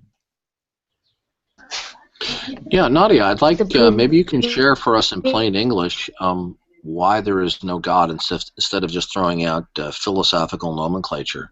Just in plain English, Nadia, how would you know that there is no God? I beg your pardon? Yeah, in plain English, how do you know there's no God? Yeah. I referred to the arguments, right? Yeah, you did. Let's say you meet somebody on the sidewalk. We have a live audience here, and Joe Schmo on the street is not going to be familiar with a whole lot of philosophical nomenclature. So, in just plain and simple everyday sidewalk English, there is no God because. Well, I'd probably float. I don't know, the anti-prime mover affairs regarding. What is it? The causality and the time and such, right? Go ahead. Yeah, so just tell us in plain sidewalk English how that is the case. No, causation involves time. How would you know that? No, it's meaning of the word. Okay, good. Are you deriving your understanding of causation based upon your experience? You mean what the term refers to? It's a concept. Yeah. It's a concept. Are you deriving your understanding of causation based upon your experience? It's a concept, Darwin. Yeah. I'm sorry, I'm not hearing you because somebody's interrupting, Nadia. Go ahead. It's a concept, Darwin's. Nadia, I can't hear you. Somebody was interrupting. Go ahead, Nadia. Yeah. Oh, no, I mean, the concept is something whose quote-unquote definition of whatever it is conventional. So the extent that the experience of the convention conveys what that is to me is, how I'm trying to be familiar with the concept, right? Go ahead. Okay, Nadia, is your understanding of the nature of all causation, is it the product of a mere definition, or is it the product of your experience? We understand the way the concept is implemented. Nadia, when there's two people talking, I can't understand your response, Nadia. Nadia, do you understand? Go ahead, Nadia. Do you understand the way concept is implemented, or do you understand the way the concept of causality is implemented in everyday language? That is to say, there's one event, and then following that event, there is another event, and we attribute the second event to the first event as the truth of a counterfactual, in the sense that if it weren't the case that the first event happened, then it wouldn't be the case that the second event happened. Is that your understanding of a cause? There are a few different ways it can work, but I pretty much have like a laundry list of the ideas of causation to go through. Yeah, go ahead. Yeah, well, Nadia, when you get around it, I've asked you a question 3 times, and I was still waiting for an answer. Well, Donuts, when you get around to it, can you turn off your TV, please? Okay, so Nadia, the question is your understanding of causation one that you derive by definition or by your experience? I think that's kind of a false dichotomy. I mean, ultimately, kind of both things feed into it.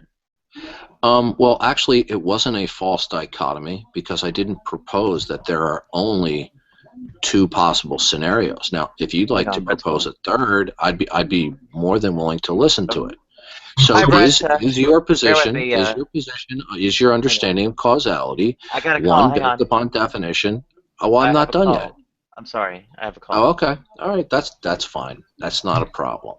So, what's wrong with the analysis I provided there, Darwin's? Do you have an answer to that question? Do you have an answer to the question, what's wrong with the analysis of causality that I provided? Or are you just going to sit there with your mic muted like a bitch? Is that what's occurring now? Because it seems like you're a real big man when you can talk to Nadia, right? When you can condescend to Nadia, or when you can talk about how Amon has encountered a competent debater, even though he was on your troll list prior to that, because you said that he was reading questions from the Pal Talk Power Rangers, right? So he was on your troll list, but you suspended that because he was up against a competent debater, right? And you knew that he couldn't handle it when he was up against a competent debater. Oh man, avoid questions like a fucking bitch. Are you there, Nadia? Are you there, Duncan's dumbass?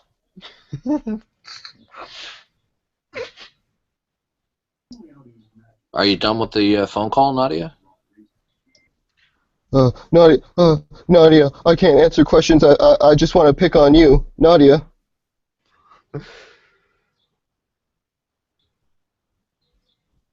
So, can you explain what's wrong with my analysis of causality? Would you like to propose a different analysis of causality? I'd be interested in that. I'd be interested in you proposing a different analysis of causality, right? Such that. Are you done with the phone call, Nadia? Such that one analysis of causality. I guess not. I guess Nadia is still on the phone. Yeah. Doesn't require. Oh, sorry. Go ahead. Yeah, I'm still waiting. I've asked 4 times. The question is your understanding of the nature and scope of causality based upon a mere definition, or does it include, or is it based upon your experience? And since you felt that that was a false dichotomy, is there a third option? Well, combination of both. Oh, okay, good. So tell me how you see. If you want to define causality in a certain way, as long as I don't share the way you define that, then it really doesn't hold. So, what in your experience would allow you to understand the full nature and scope of causality? Well, what's the alternate definition of causality? That's the interesting. You know what's really strange is that when I ask Nadia a question, I hear other voices. Yeah, well, what's really at strange least is the way yield the floor. Oh, sorry, go ahead. you avoid answering them because you don't know how to fucking answer them. That's really strange, especially given the fact that you're a competent debater, right? Yeah. So, Okay, Nadia, so, did you want to answer that this question? is easy. This is actually pretty easy. And also, just, kind of yield the floor realistic, even if you're not going to respond to him. Yeah, you don't need to have overtalk. And also, welcome, Ocean. The experience is what allows others to convey their definitions to me. And a variety of different, largely related definitions actually do get floated around. And when people go about considerations of these things, they actually go over a variety of the different potential definitions of causality that people have floated in the past, right? I mean, you got, what is it, Lucas and I guess Hume and I forget quite everybody. Somebody starts with a D. Anyway. Nadia, how did you acquire the nature and scope of all causality? Is it by experience? I'm not sure what you mean. How did you acquire your understanding or knowledge of the nature of all causality? But has an alternate concept of causality been proffered? Because I haven't seen one. Nadia, does he have some other definition of causality that doesn't imply temporality? You probably try to cook one up. A few attempts have been made, but they trip over other aspects of the, I guess, contentions involving the beginning of the universe and such. Sorry, go ahead. Well, I'd be interested in hearing what Duncan's analysis of causality is. Yeah. Nadia, I've asked a question. I've asked a question 6 times now. Did you need me to repeat the question? Well, this is actually a different question. And no, well, so I asked you the question is how did you acquire your knowledge of the scope and nature of all causality? Was it by experience? That's not what our kind of conceptual frameworks regarding everything are. I mean, they are, in effect, our characterizations, pattern matchings, and so on of, well, what we see around us. And I guess your question is, what is it? Is a pattern that we see in our immediate, before and after, and spatial surroundings, temporal spatial surroundings, extend indefinitely into the rest of the universe and all that. And the well, it doesn't actually really rest on our own sort of concept. I mean, if it were, say, the case that a description and prediction didn't actually work out, we just abandon that or whatever. Go ahead. Maybe I should simplify the question for you. By what means did you acquire the nature and full scope of all causality, Nadia? Do you mind if I give an explication, Nadia? This is weird. Every time I ask Nadia questions, somebody else interrupts. This is strange. Well, there's 10 people in the hangout, darlings. Yeah. That's probably, kind of embarrassing. Well, Darwin's other people think they have a better way of explaining things, and well, Nadia, you were the one. Okay, well, I'm interested. You stated. Okay, well, you stated that in your understanding of causality precludes the idea of a creator. That was your statement. So I'm asking you. No, it's not. What you said. Okay, you made the statement that you made the statement. Sorry. You made the statement that the nature of causality is what precludes the existence of God. So I'm asking you, how did you acquire the nature and scope of all causality? Simple question. Yeah. I'd like to explain. Okay. All right, 3 things I'm going to touch on before you get started realistic. Okay, first off, well, I may, I don't know, be halfway decent, Jeopardy participant. I mean, we got 8 other people in the hangout, so they want to butt in. They just want to participate, whatever. And sorry, they're gonna be open to doing so, or at least Yeah. Did you not making want the to answer floor the open. question, Nadia? Well, I gave an answer, and their thing is they actually have comments on my answers, right? They say, oh, the answer you gave Nadia is not the best possible answer.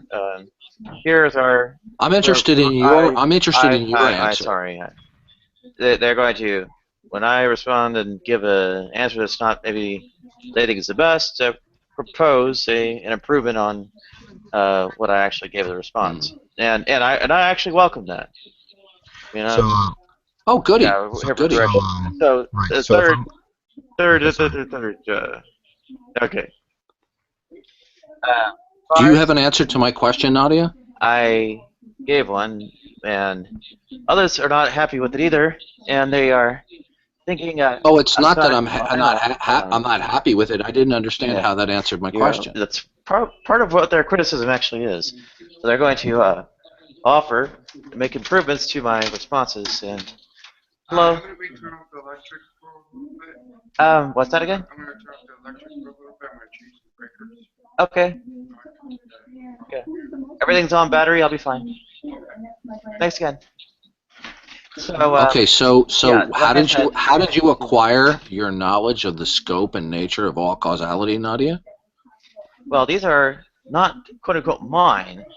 I acquire my knowledge of what are these conventional definitions, conventions devised by others, and when I engage in a discussion regarding these things, it's regarding the established conventions, by Hume, Lukács, and I forget who else. So anyway, are those conventionalities? Are those conventionality in this conversation? Would those definitions or conventionalities in some way be binding upon me or obligatory? Do you Nadia, do you mind if I explicate? I've been trying to do this for a while now. Yeah. Well, like I was saying with the. I should probably dive into a direct response with this because, realistically, that's okay. I understand if you can't answer it. That's fine. There's nothing to be embarrassed about if you can't answer the question. Well, in fact, realistic is wanting to advise me on perhaps more specifically how my answer was unsatisfactory and could be improved. And I would like to hear him. That's fine. You shouldn't be embarrassed if you can't answer the question. Thank you, Nadia. Well, allow realistic to advise me, if you could. Right.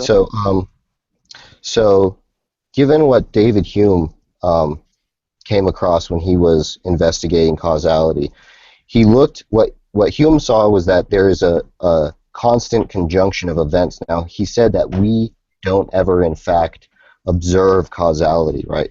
Causality is inferred given observations of events. So there are classic examples. One example is one billiard ball striking another is one event, and then the second billiard ball moving across the table is another event, and you observe those two events, and you observe them consistently over time. That is to say, every time, allowing for certain cateris paribus clauses, which is all things being equal. That is to say, if we're not in some situation where auxiliary hypotheses are explaining why we don't observe the billiard ball go into the hole, we're going to observe it every time. So intrinsic to the notion of causality that was explicated is this notion of events, two events occurring, right? Now, what an event is a temporal procession. So it seems to follow that from that, right, any type of cause is going to be a succession of events. Now, if Darwin's dumbass wants to explicate another concept of causality, he's welcome to do that, right? But first of all, he hasn't done that. Second of all, he hasn't provided an argument for it. Because what a cause is a type of dependency relation, right? So we want to say that the B event depends on the A event happening. That is to say, anytime there is an A event, whatever that may be, there will be a B event. And is to say that B event does in fact depend on the A happening. In other words, it supports the truth of the counterfactual that if in fact A did not occur, we wouldn't expect B. Now again, there might be auxiliary hypotheses that explain why B occurs in those situations. So that's why the ceteris paribus clauses are important. Right there, it's saying that all things being equal, we would expect that. Now, this is an analysis of causality called constant conjunction, right? Now, Darwin's hasn't provided any reason to reject that analysis, right? He hasn't shown any problems with that analysis, and he hasn't proffered a different analysis that he thinks is more intuitive for causality. So it follows that under that analysis, Nadia, that causation is necessarily temporal. Right. Now, if you would like to suggest a different analysis of causality, right, that's more intuitive, and he can argue for that, he's welcome to do that. I yield the floor. So, for anyone watching who might not, understand all that, Josh, an intuitive example would be like knocking down a line of dominoes, right? Yeah. You want to say the dominoes wouldn't have fallen if the other domino hadn't struck them, all else being equal. Okay, yeah, right. Good. Seems simple enough. Okay. So, and, is this about the creation of the universe, so to speak? Originally, but oh, sorry. Like we had a conversation about this last night, Nadia, that I thought didn't necessarily settle the matter, but definitely put question in it. That we don't understand the nature of what cause would be outside of the universe. So before, quote unquote, the universe, we have no concept of what time would mean at that point. So whether or not something is temporal or not doesn't necessarily matter when it comes to origin of time or the universe or anything else. Yeah, I think what have we? Some other things have been floated, and I think possibly by theists who are trying to resolve quote-unquote issues with all this kind of affair and all that. I think though I don't have like a real quote-unquote resource. By the way, am I still connected? Yeah, I hear you. Okay, I don't have a real resource. What I saw was Quentin Smith's logical argument against divine causation of the universe, and that's kind of like a random paper or whatever, right? So, well, what I think is funny, Nadia, is that you're spouting off saying that causation, however you conceive it, is some type of how shall I put it, a roadblock to divine causation. And when I ask you how you acquired your knowledge of the scope and nature of causality, you basically, other than just giving me some verbosity, you basically gave me no answer.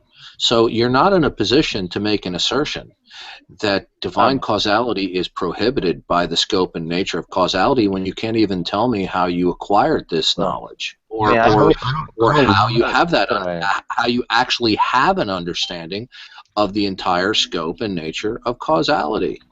Yeah, I don't. So you're just making a baseless assertion, Nadia. I don't know that that's necessarily. I don't know if you lapsed into a coma for the duration of my explanation of how causes are necessarily temporal. If you'd like me to explain it again, I can do that. But the main. Well, Josh, with all due respect, yours doesn't necessarily answer my problem. What's your problem?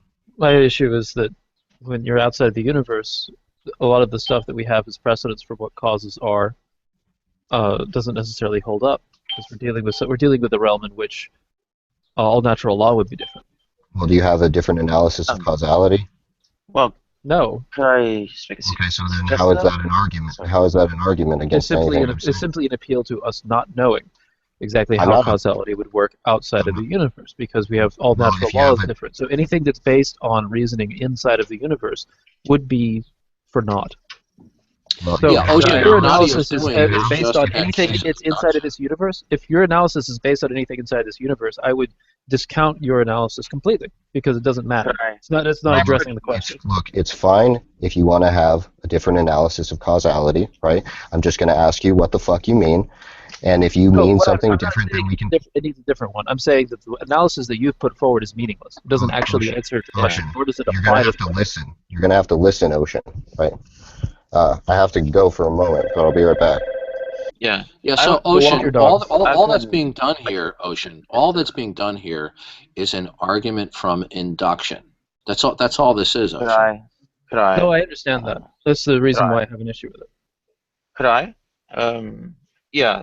The conceptual, quote unquote, definitions or whatever it is that are floated around in a priori arguments and all that. I mean, given that languages are a matter of convention and definitions are, well, things situated within languages, I think we have a different kind of question involving the relationship experience to matters of conceptual and all that.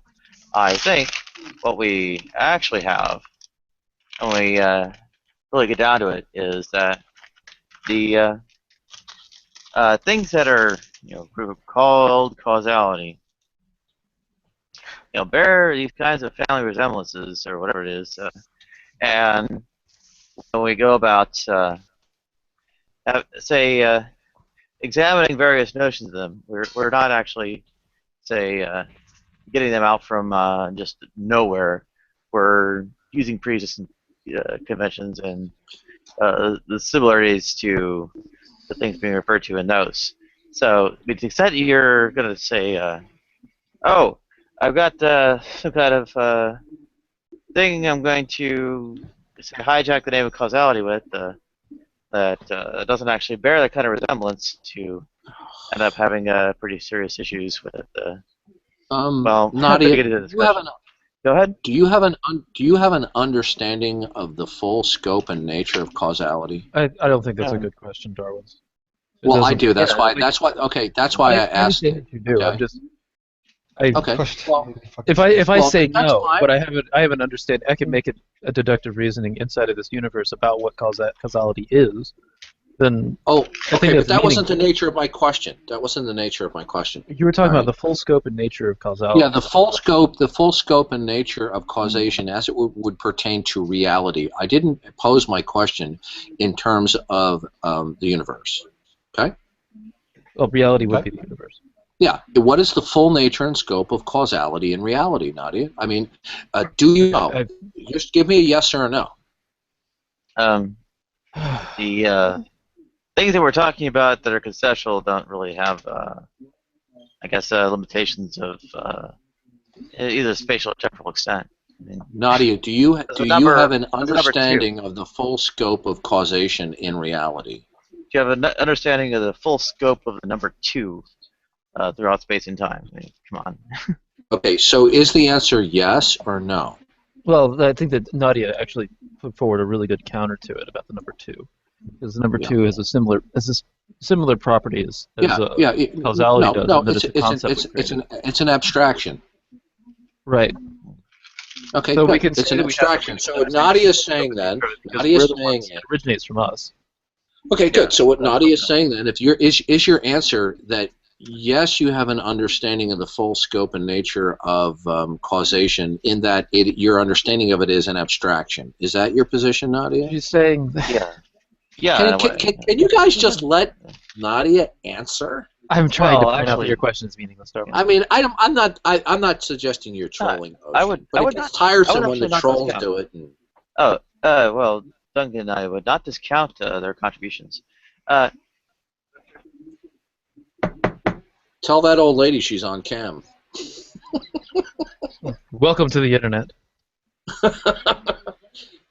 But at least when you're in public, you have no basis to assume privacy. So, Nadia, do you have an understanding of the full scope and nature of causation as it exists in reality? Yeah, the kind of abstraction I posed to you, well, the questions of scope don't actually apply. Go ahead. Was that a yes or a no? I couldn't decipher that. your question doesn't really make sense. Do you have a comprehension as to the nature and full scope of causality as it pertains to all of Let's reality? go ahead and say yes. Well, I would like abstract Nadia to concept that affirm we or created. Okay, good. Well, you see, I'd like Nadia's answer because it was Nadia who proposed that causality is a roadblock to the idea of divine existence and creation.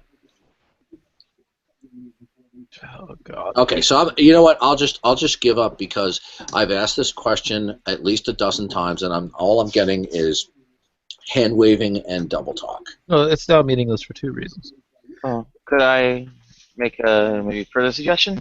I mean, okay, it's actually that human beings, speakers, whatever kind of utterances are being made here, are the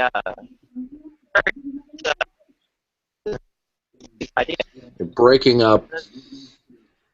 I said human beings who are speaking are proponents of these ideas that there's a cause. The thing that's being uttered, right? The thing that's being uttered that you're saying might be the case is the question of whether it can have a meaning properly assigned to it. And in the case of saying, okay, well, there's causality, being in the universe, and all that.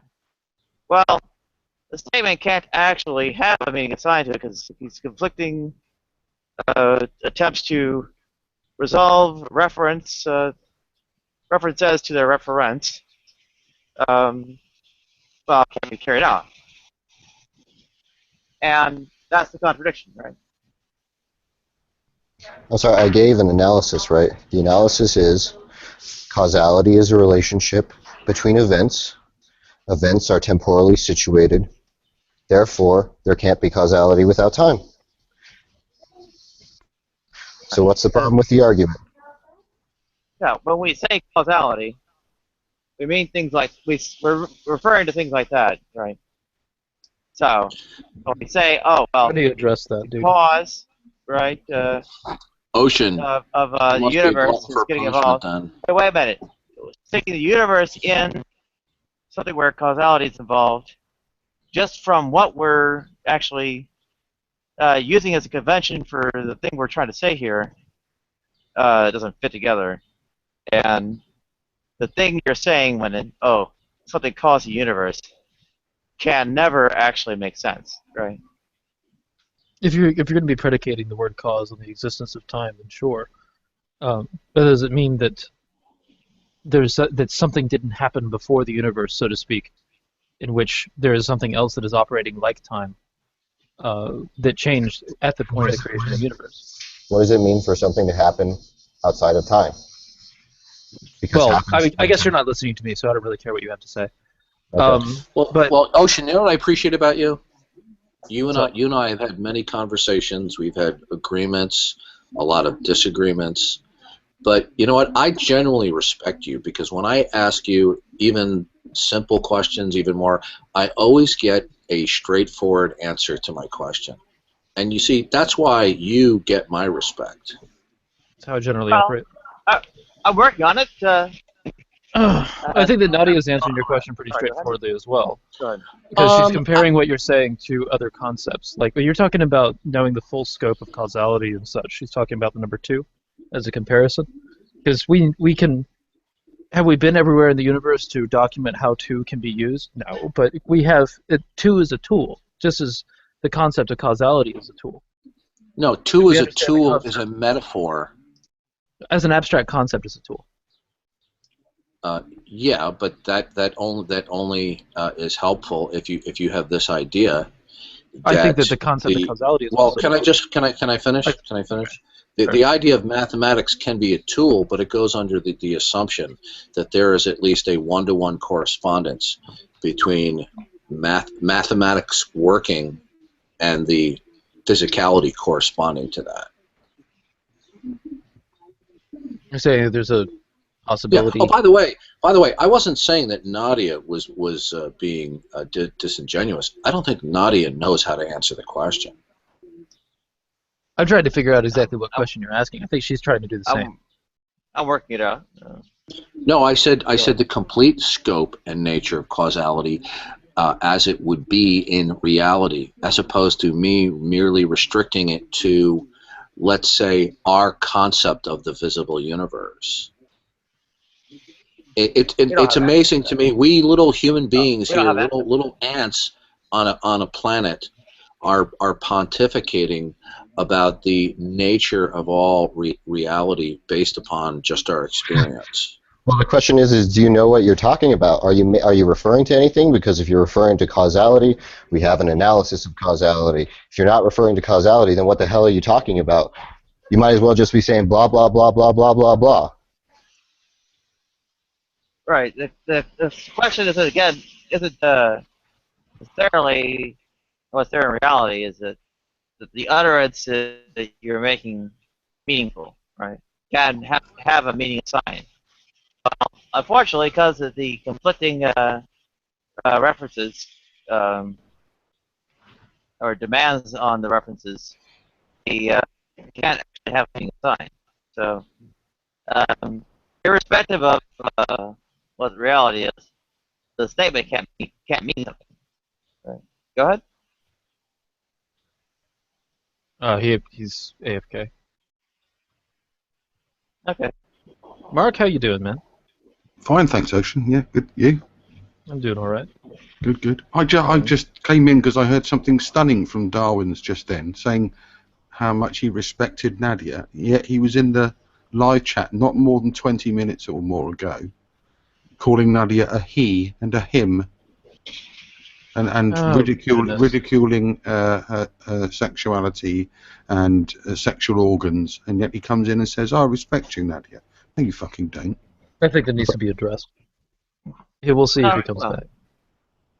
No, is there a question about my sexual organs? I can answer those. Yeah, well, yeah, obviously, but Darwin's was in the live chat not more than just before he came in, ridiculing your sexuality, calling you him and he, denying you're a she or a woman, you're telling everyone no, Nadia's a man, and yet comes in and says, "Oh, I respect you, Nadia." Makes me sick. Anyway, just had to say that. I'll be quiet now. Yeah, it's Are you talking about the live chat? If it goes back a couple of hours, I can't find him making any comments. Maybe under a different username.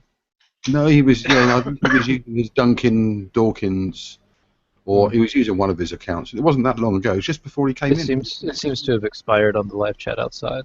I don't know how far back it goes. But Renee had to put him in timeout because he kept being quite nasty about Nadia. She asked him nicely, "Please don't refer to Nadia as a he or a him anymore," and he ignored it and got a timeout, and then came in here. Got it. Yeah, well, yeah, I'm willing to answer questions about that. Yeah, of course, but I bet he hasn't got the balls, excuse the pun, to say it to your face. That's the problem. Well, for me anyway, not a problem for anyone else, but I just thought, I'm not having that. I'm not having him saying, "I respect you so much, Nadia," not more than half an hour after saying Nadia's a him, Nadia's a he. I'm not having that.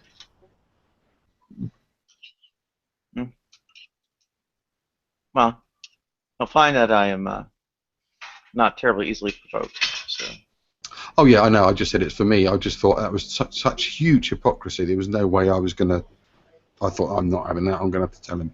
But then he conveniently went AFK just when I started talking about it. Oh, now he's back. Oh, he's back. I'm back. Oh, yeah. Darwin's perhaps you'd like to address when you kept referring to Nadia as a he and a him in the live chat, not more than just before you came into this room. Oh, sure. As I said in the live chat, anybody who has a penis, I generally consider to be a male. Yes, but how can you say you respect Nadia in one breath when in the other breath an hour ago, let's say, you were saying it's referring to Nadia as a him, he, etc. That's not respect. No, I just told you, I said anybody who has a penis, except in rare instances, let's say where it may I be know what you undetermined. said. Okay, I'm attempting to answer your question. Are you going to interrupt me? You're wriggling, and I'm not going to allow you Okay, to. I will wait. I will wait until you stop do that, interrupting. Sunshine. You fucking do that. How about And you can curse and Mark, be obscene all you want. let me I'll chase wait this till guy you're with him done. for a Are you second. done, Mark? Mark, are you done? No, Ocean, not I'd done. like to. Not as done I'd as like you. to answer Mark's question since You're he's not done. answering it, though, are you? Okay, so Mark, the answer to the question is: it is my position, generally speaking, that if one has a penis, I consider that person a male. Does that answer your question, Mark? No. Are you familiar good. with the I'm difference sorry between? you feel that way. Are you familiar what the word respect means? It means when you're in someone else's hangout, you don't disrespect them by ridiculing their sexuality or their gender in a live I didn't chat. ridicule I'm anybody, speaking Mark. now. Shut your mouth. Oh, you have a problem with somebody Shut up. interrupting, Mark? Shut up. You have a problem with Shut somebody up. interrupting, Mark? Shut up. You don't like your own medicine, Mark? Well, I can. And then you come into the hangout and claim to be respectful when you are anything but. So deal with. I haven't been disrespectful to anybody. You will be quiet. You when you're have, told. but Yes, you will be quiet. I would like to explain it to you, but I need. Mark, do you mind if I take it Yeah, for a no, go second, and ahead. then you can Go jump ahead. on it? All right. So, Duncan, are you aware of the difference between gender and sex? What is your view on that? The general idea is gender is mental, sex is physical. I don't accept that. Okay. Well, to just give you a complete explanation and why it's disrespectful. Oh no, I'm fully aware. I'm fully aware of the opposing side, so I don't need you to explain it. I don't agree with it. To make the point, though. Do you gender, think that I don't understand the opposing? I'm going to make the point. When talking about gender, and when making reference to pronouns generally make sense to gender rather than to sex. So when you're saying he, him, so on, you're making reference to Nadia's gender rather than her sex. And that's why it's considered disrespectful.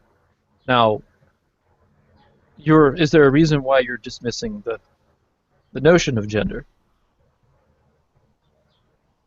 Well, I think the question is why is he dismissing the notion of the preference of Nadia's? I'm dismissing another view on humanity.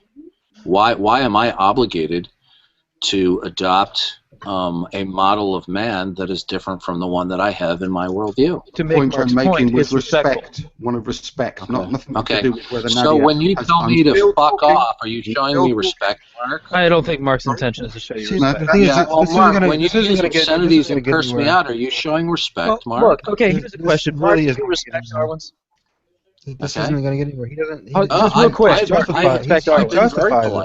I don't think he does. Anyway, look, Duncan, the issue is that when you come in claiming that you respect Nadia and then you're using your mispronouncing, or misgendering her, then that's obviously an instance. I don't agree with that view. In fact, I understand you don't agree with the view, but it's a matter of respect. It's my view that I have a definition that I am disrespected in this view, in this room, and it's generally disregarded by most of the participants. Bullshit. You know damn well that Nadia is a woman, as far as everyone You're else. disrespecting me when you curse at me, Mark. Why are you disrespecting me, Mark? Hang on a second. Because we can have levels like different.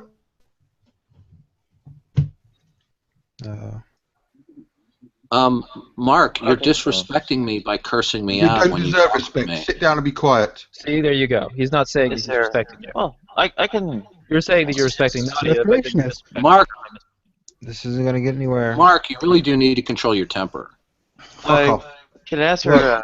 I'd rather Donuts give an alternative view of causation, or of causality. I think this is a more interesting conversation right now. It's one that needs to be addressed. Yeah. That's true. Obviously, Mark has some stick up his butt.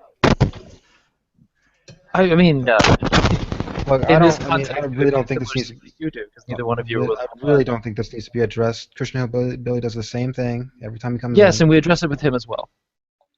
Where does he get? Nowhere. Yeah, it doesn't get anywhere, but it needs to be said. It needs to be pointed out. Yeah, I said that's all I came in for. To point out it's been pointed out. Hypocrisy. Well, Mark, may I suggest Preparation H, Mark? I just want to figure out if any but he thinks that Darwin's has an answer to my question.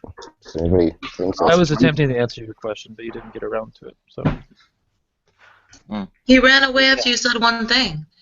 Could I well, actually, I could briefly address their questions regarding my, I don't know, physical status or something else.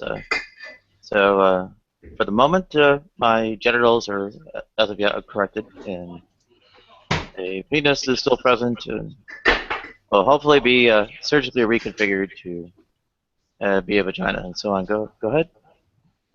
Well, thank you for that delightful imagery. Well, post surgery, would you refer to Nadia as a her at that point? No, I wouldn't. Well, she didn't have a penis. Well, hang on. You said earlier on. What's your criteria at that point? What criteria are you appealing to? God's intention. Now he'll backtrack. Psalms 139:13. Well, you see the view that I take. Oh, sorry. Go ahead. Yeah, just the model of man that I have is that God made them both male and female. But you said earlier, cutting off. Excuse me for talking, Mark. You're showing me disrespect by interrupting me. Well, I don't respect you. That's probably I'd like to finish. You're showing me disrespect, and since you want people to show respect, you do all the time. You should be consistent with your demands for respect. Now, in my model of man, excuse me, you're showing disrespect to me, Mark. You did contradict yourself. In my view. Someone else. Oh, okay. So you're just going to talk over me when somebody asks me a question. You just said my name. I wasn't even speaking. Okay, well, Mark, I'd like to finish. Mark, I'd like you to show a little respect, please. I don't give a fuck what you'd like. Get on with it. Yeah, well, Mark, you're disrespecting me by using obscenities. I don't respect you. Yes. We got that. We understand that. Yes. The irony is delicious, where you're demanding respect, irony, and yet Darwin. you've shown none. Yeah, It's well, not. from my point of view, it is. Oh, no, Darwin's. Okay, so my model, he just has a different model for how to handle you. finish answering the question. In my model of man, the way that we are born physically and genetically is an indication of whether we're male or female. The fact that somebody may get a body part cut off doesn't change what they are genetically and physically. So a man could have, for example, some men in war have been emasculated by explosions. That doesn't stop them from being a male because they had their penis removed, any more than somebody who might have a fetish to want to have other parts of their body cut off and think of themselves as something else. I think there's There a are people subtle difference between having hold on a something second. removed Can I finish, electively please? and having I'm not something done removed explaining. I know. I'd like to situationally. finish. I mean, there are people who have surgical modifications to their face.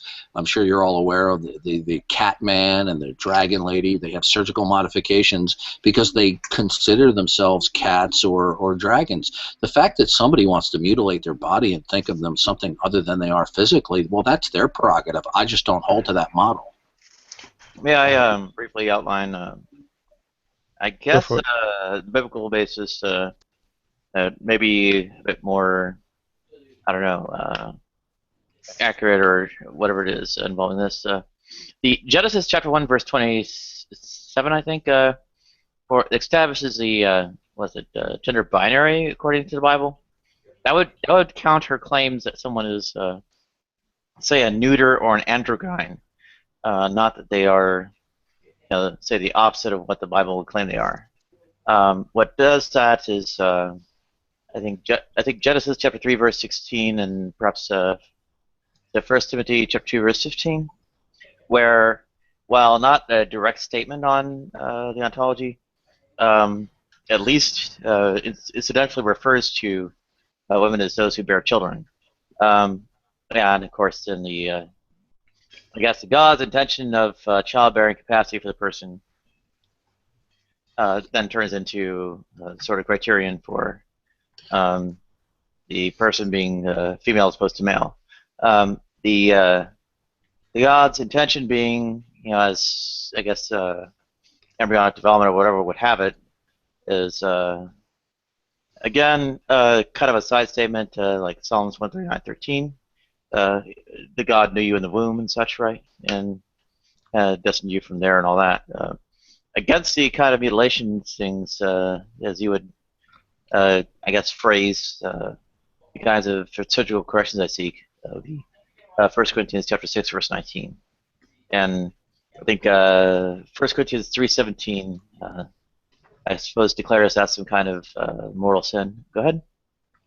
Well, I don't know why it's such a shock to some people in here that since I hold a biblical model of man, that the model that I would hold to would be completely at odds to the LGBT propaganda. I just simply don't agree with it. You just said some are born gay. Didn't you read the Bible? Yeah. Well, by the way, Godless Girl, you wrote Dragon Lady. I guess you missed what I was referring to. I was referring to... No, I just don't know what a dragon lady is. The Dragon Lady that I referred to, if you go into Google and type in a woman and Dragon Lady, it's in reference to some person, I don't know what they are, recently had their ears surgically chopped off, surgically mutilated their nose, and I guess that person identifies as a dragon. So. But I don't share that model. I consider that deviancy. Well, yeah, as per 1 Corinthians chapter 6, verse 19, right? So anyway, the I pretty much grant your Bible says, whatever I am is like sinful or opposite what it is, or whatever it is, and just take it as another point that says how nasty your Bible is, whatever. Go ahead. Well, what the Bible says is that we're all sinful. If you want to deal with deviancy, there's plenty of that in the Bible. Can any of the atheists here substantiate that the universe is not evidence for God? What? I said, can any of the atheists here substantiate that the universe is not evidence for God? Yeah, I can. I could probably give it a go. God can actualize any possible world. Therefore, it can't be a question of evidence, right? He doesn't have to be able to actualize. Well, Mark, I appreciate you letting me know how highly concerned you are about showing respect. I'll keep that in mind the next time you're on an obscenity-laden tirade. He didn't say that. He was pointing out that you're a hypocrite. But maybe since you're such a moron, too, you couldn't follow that, right? He was saying that it's... Exactly. The whole point was about you saying one thing in the live chat about Nadia and then coming in and telling her how much you respect her, except you showed no respect for her. I didn't say it. Whoa. Mark, when did you hear me say that I respect Nadia? You said it in this hangout. I respect you, Nadia, because the way you allow questions to be blah, blah, blah, blah, blah. I didn't say that. You said, I respect you. Do you want me to wind it back and school you again? I would love for you to replay that. I think I heard that. Yeah, no, I said I respected Ocean. No, you respected Nadia. I never heard him say that. I don't recall saying that. If you'd like to find the timestamp and present that, I'd love to see that. Well, we can clear this up. Darwin's, do you respect Nadia or not? What does that mean? Depends on what you mean by respect, then, don't you? You don't know what it means. I don't know what you mean. Do I respect Nadia? What does that mean? You just said you respected. You said you respected Ocean. Now you're denying you even know what the word means. No. I know how I use the word respect. I'm asking others in here. How are you using answer the fucking question. Do you respect Nadia? Yes or no? Mark, when you tell me to answer the fucking question, you're not really showing respect as I use it. Because I don't respect you. Now answer the question. Mark, have you ever considered anger management? Have you ever considered growing up? We use respect the same way you use it, Darwin. Let's say admiration. Let's say admiration. Do you have admiration? Respect. Don't get him off the hook. Okay, well, there's a cacophony of drive-by atheists speaking. Why did the owl? You asked Alex. You had a question. Oh, stop crying, man, and get on with it. I was just giving you a simple definition. Right? We can use the word admiration. He might get out of it. So look, Darwin's, we use respect the same way. No, excuse me. I'm trying. Alex, I can't hear you. Others are interrupting. Go ahead, Alex. Respect the same way. Hold on, Alex. I got to turn down the volume here. I can't hear you. Oh, now he's going to turn my volume down. Let's see. Okay, there we go. Okay, go ahead, Alex. The same way you use it. Okay, go ahead, Alex. All right, Alex. Amon is the one asking you the question. Yeah, I'm just going to say this real quick, and then I'm going to leave the rest of it to you guys, because I was just giving a definition, right? I was just saying we could use the word admiration instead, right? Do I admire Nadia? The answer is no. Because he'll get out of it. He will find a way to pry his way out of it. Can I ask Mark a question? Mark, if God did exist, what evidence would you expect there to be for God? Are you just trolling, or are these just random questions? I don't see how that's relevant to the question. I don't see how your question was relevant to our conversation, Douglas. How we're trying to change the topic. I would like to. I can draw an analogy to the previous topic, right? Now, what Duncan said is, how do you define respect, Mark? Presuming that he has a different definition, because your definition includes referring to trans people by their preferred identity, right?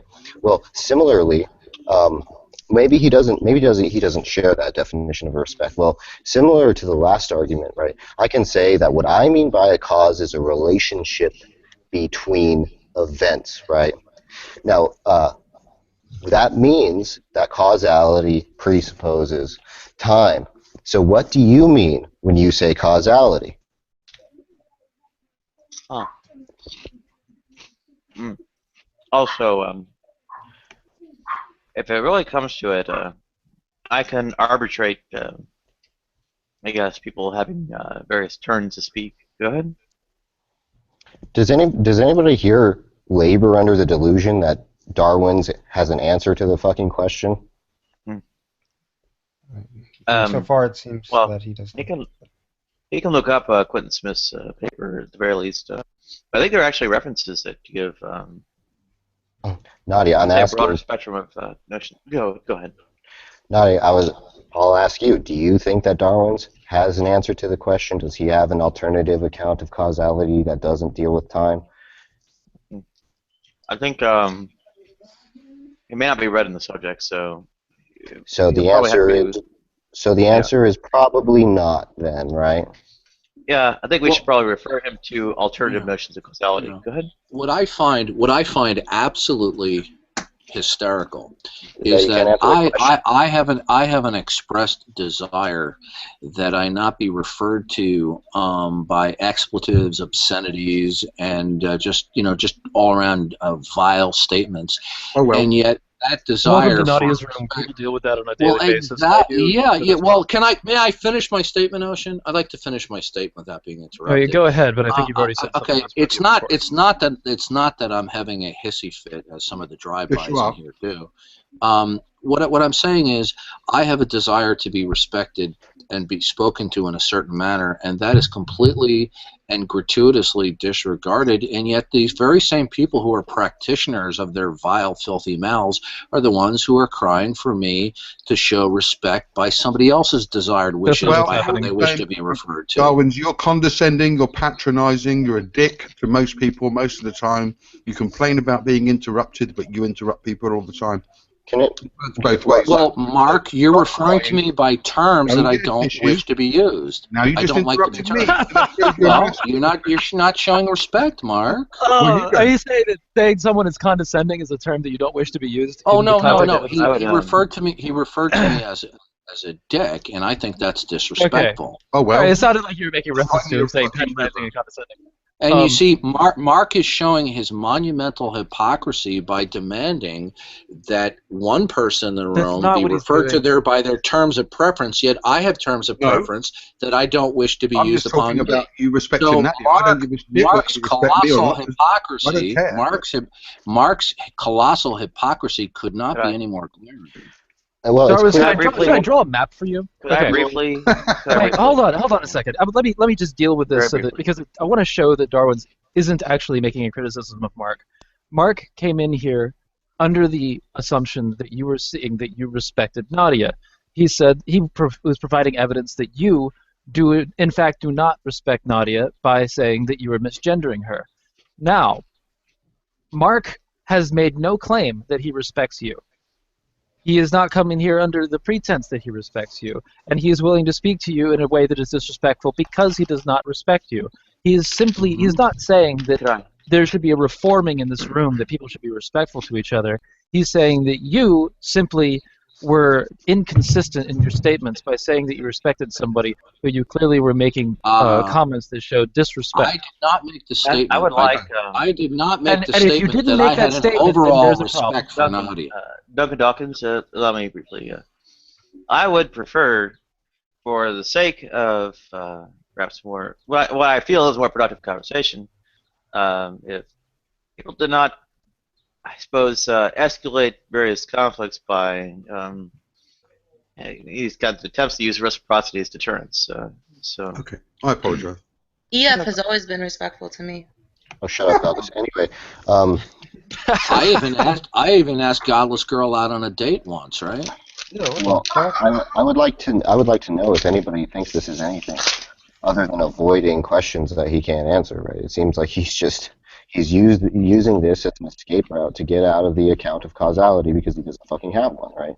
Now, again, if we bring it back to the issue, I've offered an analysis of causality. My analysis of causality presupposes time, therefore it follows that under that analysis of causality there is no causation out of time. Now, if he would like to provide a different analysis of causality and argue for that analysis of causality, then we can make some headway, because Nadia's argument depends on my notion of causality, the notion of causality as explicated by me, and I think Nadia agrees with that, right? So if we get back to the issue... Actually, I don't make a, say, concrete reliance on a particular notion. Rather, go about examining, in Quentin Smith style, a number of different kind of proposed notions with some standing, as far as whatever kind of philosophical community, etc., is proposed. So we have, of course, Quentin Smith starting with Hume, and he moves on to Dukas, and Hector Neri Castaneda's Transference, David Lewis's Counterfactual and such, right? So Nadia, do me a favor and send me that on Skype, and I will read it. Okay. Yeah, I gave the link to the sidebar. I don't have the side chat. Yeah, that's fine. I'll send it to you momentarily. Okay. So in any case, right, whether or not there are other accounts is irrelevant, right? We're asking him for an account because on the account that, at least the account that I gave, right, irrespective of whether that's the account that you hold, right, causality presupposes time. So, Duncan, can you give an analysis of causality that's more intuitive, that better explains the operative notion, that is the notion that we use in everyday language, that's more intuitive, that allows for atemporal causation?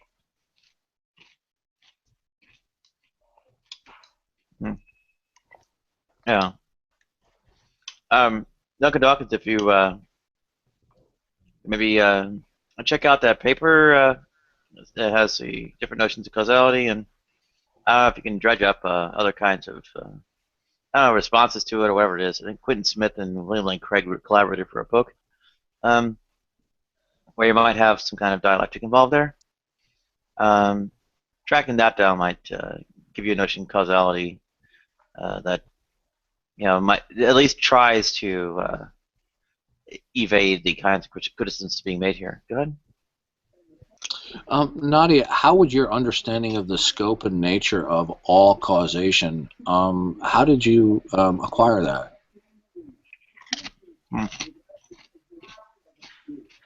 I'm sorry, are you like, are you just completely intellectually bereft?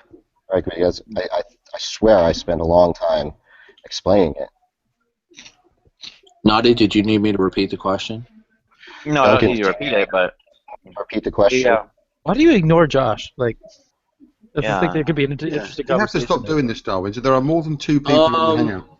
Ocean, are you not aware that I have a I know you have a list history with those guys. of? Well, are you gonna? Do you want me to finish, or do you want to interrupt me? You've got a block list, we know. Yeah, you said it enough times. Okay. So why do you come into I have hangout? a list. Why do you come in? Why did you come into the hangout when he was Mark, already you're here? not on the list. Mark, you're not on the list. Why don't Self-control you with engage your with him? mouth is a good habit to acquire. Okay, Mark, so Ocean.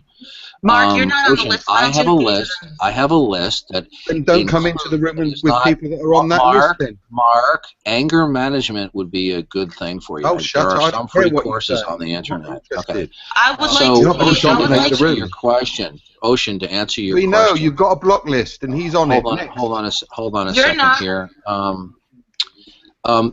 I got to turn this volume down. Okay, thank you. So to answer your question, Ocean, I have a Mark. You really do need to exercise self-control with your mouth. Turn my volume down. Okay, I did. I can hear you slightly, but I'm recognizing that you're interrupting me. Okay, Mark. You know, anger management is a good thing. Mark, you need to act as an adult. Mark, breathe. Breathe in and out. Breathe, Mark. Breathe. Okay, Mark, so calm Ocean, down, I'll please. attempt to. I'll try to. Let me do it quickly for you, Ocean. He's got a block list and. I know. Donuts. All right. Let's slow down. I would request the moderators to stop Mark from muting me when I'm trying to answer Ocean when he keeps on interrupting me, and I'm trying to call attention. Everyone knows. Okay. Move on. Okay, moderators, can we stop Mark from interrupting me answering Ocean? Dawkins, first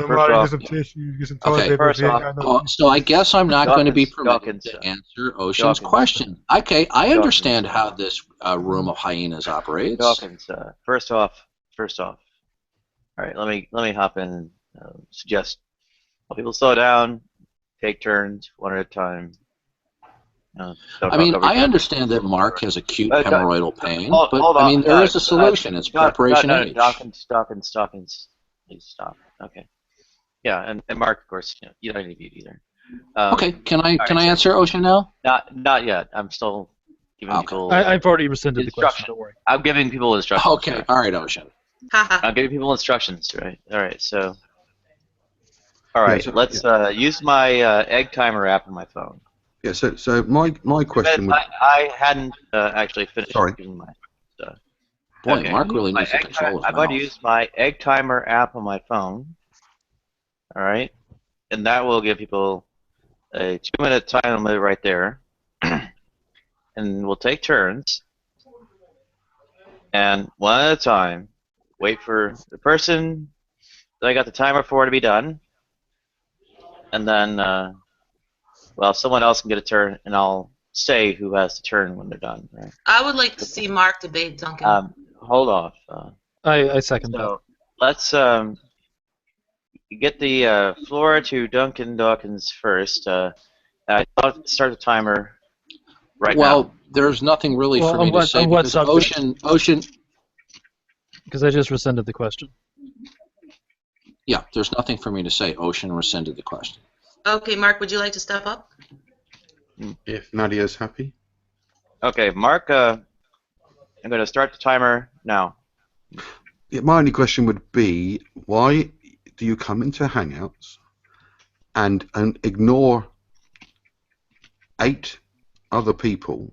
Because they're trolls. Insisting on only speaking to one, and then complaining that that one person is on your shit list or your block list or whatever else you call it. Why do you come into Hangouts with people that are on that list and then and then fuck up the whole Hangout by refusing to talk to anyone else except one person that you choose in a way that you choose? That's not how these places are run. It might be how you might do it over on Puppet Talk or wherever else you've been, but it doesn't work here. Okay. You have the floor? Well, okay. Actually, wait for me to signal. Okay. So, starting a timer now for Duncan Dawkins. Go ahead. Well, it's nice that we're finally getting some moderation here.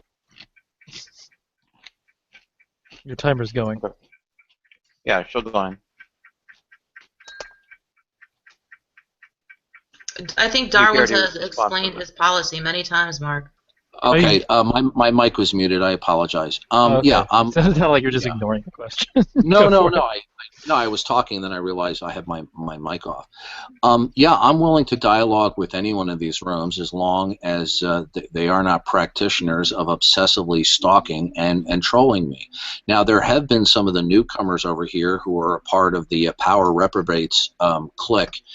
That have joined in trolling, and they've been warned over and over again if they persist in their bad behavior and their trolling that I will no longer dialogue with them. Okay, and I've made this clear. I've mentioned it many times. It's not a secret. So, for example, we have Art is in here. I talk with Art. Ocean is here. I talk with Ocean. Neutronic is a power reprobate. I don't talk with him. I talk with Nadia.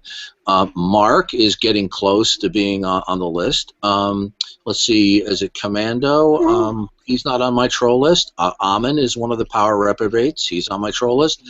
Alex, even though he's given me hard questions, he hasn't trolled me as of yet, so I've answered Al's question. So you see, if someone's on my power reprobate troll list, then I don't talk to them, Mark. Okay, yield the floor. Okay, who would like to I'd like to reply respond to that next? if I can. Okay, we'll give it to Mark unless somebody else wants it. So All right, Mark, hang on. Signal. You're starting. Go ahead. So, who are you to determine? You're a latecomer anyway. This idea that all these new people, well, you're one of them for a start. This idea that you get to decide who talks and who doesn't by your block list is ridiculous. Just block the people that annoy you, and then you won't be in Hangouts together. But you don't get to come into Hangouts and dictate who speaks, when, and who can't speak, because it just ruins the conversation completely. It's like putting people on ignore. Mark, we don't allow that. Mark, So, yes. Hold off till your turn. Yeah. So just grow up a little bit and answer people when they talk to you, rather than or put them on the block list completely, so you can't be in Hangouts together. The problem with that, can I respond now? I'd like to respond. Actually, Dawkins, let's give the floor to Godless Kafir. I just have one quick question for Mark. Let me start it. Here we go. Dawkins can go, then hopefully Mark can answer my question. Mark, can you substantiate that the universe is not evidence for God? Okay. Okay. So you the floor. Okay. Now, good. Your time starting. Mark is stating that who am I to dictate who can and cannot speak? Obviously, Mark is having some type of hearing problems. Maybe his hearing aid batteries are low. I don't dictate who can speak in here, but I do choose who I will respond to if they act like vile scumbags. And then if they do repeatedly and chronically, then they go on my troll list. So Mark is gravely mistaken when he accuses me of dictating who can and cannot talk. Now, isn't it interesting that here Mark is objecting and he's just about dictating what I should do? So it's kind of hypocritical on Mark's part. But well, you know what? The bottom line, I'm not done yet. Okay? So, if Mark wants to have an acute hemorrhoidal attack because of my policies of whom I will or will not answer, well, that's his problem. He'll just have to go out and get some preparation H. I'm done. You know what else is hypocritical? Okay. Actually, Godless Kafir, we'll allow Nootropic around. Nootropic, I'm going to start your timer right now. Go ahead. Yeah, well, the issue is simply this. We're asking Darwin's deity to explain his notion of causation. And I chose the word notion not to be pretentious rather than an account, because people can have notions without having an explicit account. And that's okay. So we're just asking him what is his notion of a causation. We could start with some formal properties of it as a dyadic relation. We could say it's many to one and one to many, right? It's irreflexive, antisymmetric, transitive, perhaps non-connex, non-trichotomous. I can explain all these terms if people are wondering. And then we can ask him, what sort of things ontologically the causal relata are. And, then we can discuss conditions for connecting them together, and so on and so forth. Can I talk now? And that's all we're asking. The issue is not how Nadia gets her account of causation, whether she's justified epistemically or otherwise. The issue is what his notion of causation is. It's a pretty straightforward question. And I would have a lot of respect if he just says, I have a notion of causation, I've got a couple of properties, but I don't have a full-blown account in terms of, formal properties and so on. And that would be fine. And why doesn't he just do that? He doesn't have to address me. Okay, I'm done. Okay. Is it my turn? Yeah, let's bring Godless up. Start your timer right now. Go ahead. So another way in which Mark is being hypocritical is he's criticizing Darwin for doing the exact same thing he's doing. Why is Mark ignoring my question? Am I on Mark's troll list? Is he refusing to engage with me? I'm trying to challenge you to a debate right now, Mark. I don't think you can answer my question. Can you substantiate that the universe is not evidence for God? Okay. Okay, you have the floor. I'll start Mark's timer right now, Mark. Go ahead. Because we were talking about something else dealing with the way Darwin's interacts in Hangouts, and you throw in a random question. This isn't a debate forum. If you want to debate that particular question, then give me a bit of time to prepare and we can do that. But just throwing in a random trolling question, you know you're trolling, you know you're doing This is a it. religious debate community. Hang on. Just Don't be a let dick. him finish. Go ahead. Actually, if I yield the floor. Yeah, I just I was just saying Godless is clearly just throwing in trolly questions to be a troll. And is she on your troll list, Mark? I'm not. No, I'm not that. I'm not that childish, Darwin. One at a time. Wait for the turn. I'm not that childish, Darwin. I know, Godless. It's quite humiliating. All right, hang on. One at a time. Wait for the turn. Also, briefly, Mark. That's basically. I would like to steer things more toward a debate, kind of fair. Yes, but throwing a question in like that isn't helping at the moment. But sure. Can you substantiate that the universe is not evidence for God? Wait. We already had your turn. Who's next to respond? Anyone? I can sort of answer that question. I can answer that question. Then can I substantiate that the universe is not evidence for God? Which God? Any God. Can I say something? Yeah, go ahead. Well, Mark's still got his timer going. Hold off. Oh, and Can you yes or no? Well, it doesn't seem to be any evidence for God in the universe. Any God. That's irrelevant to the question.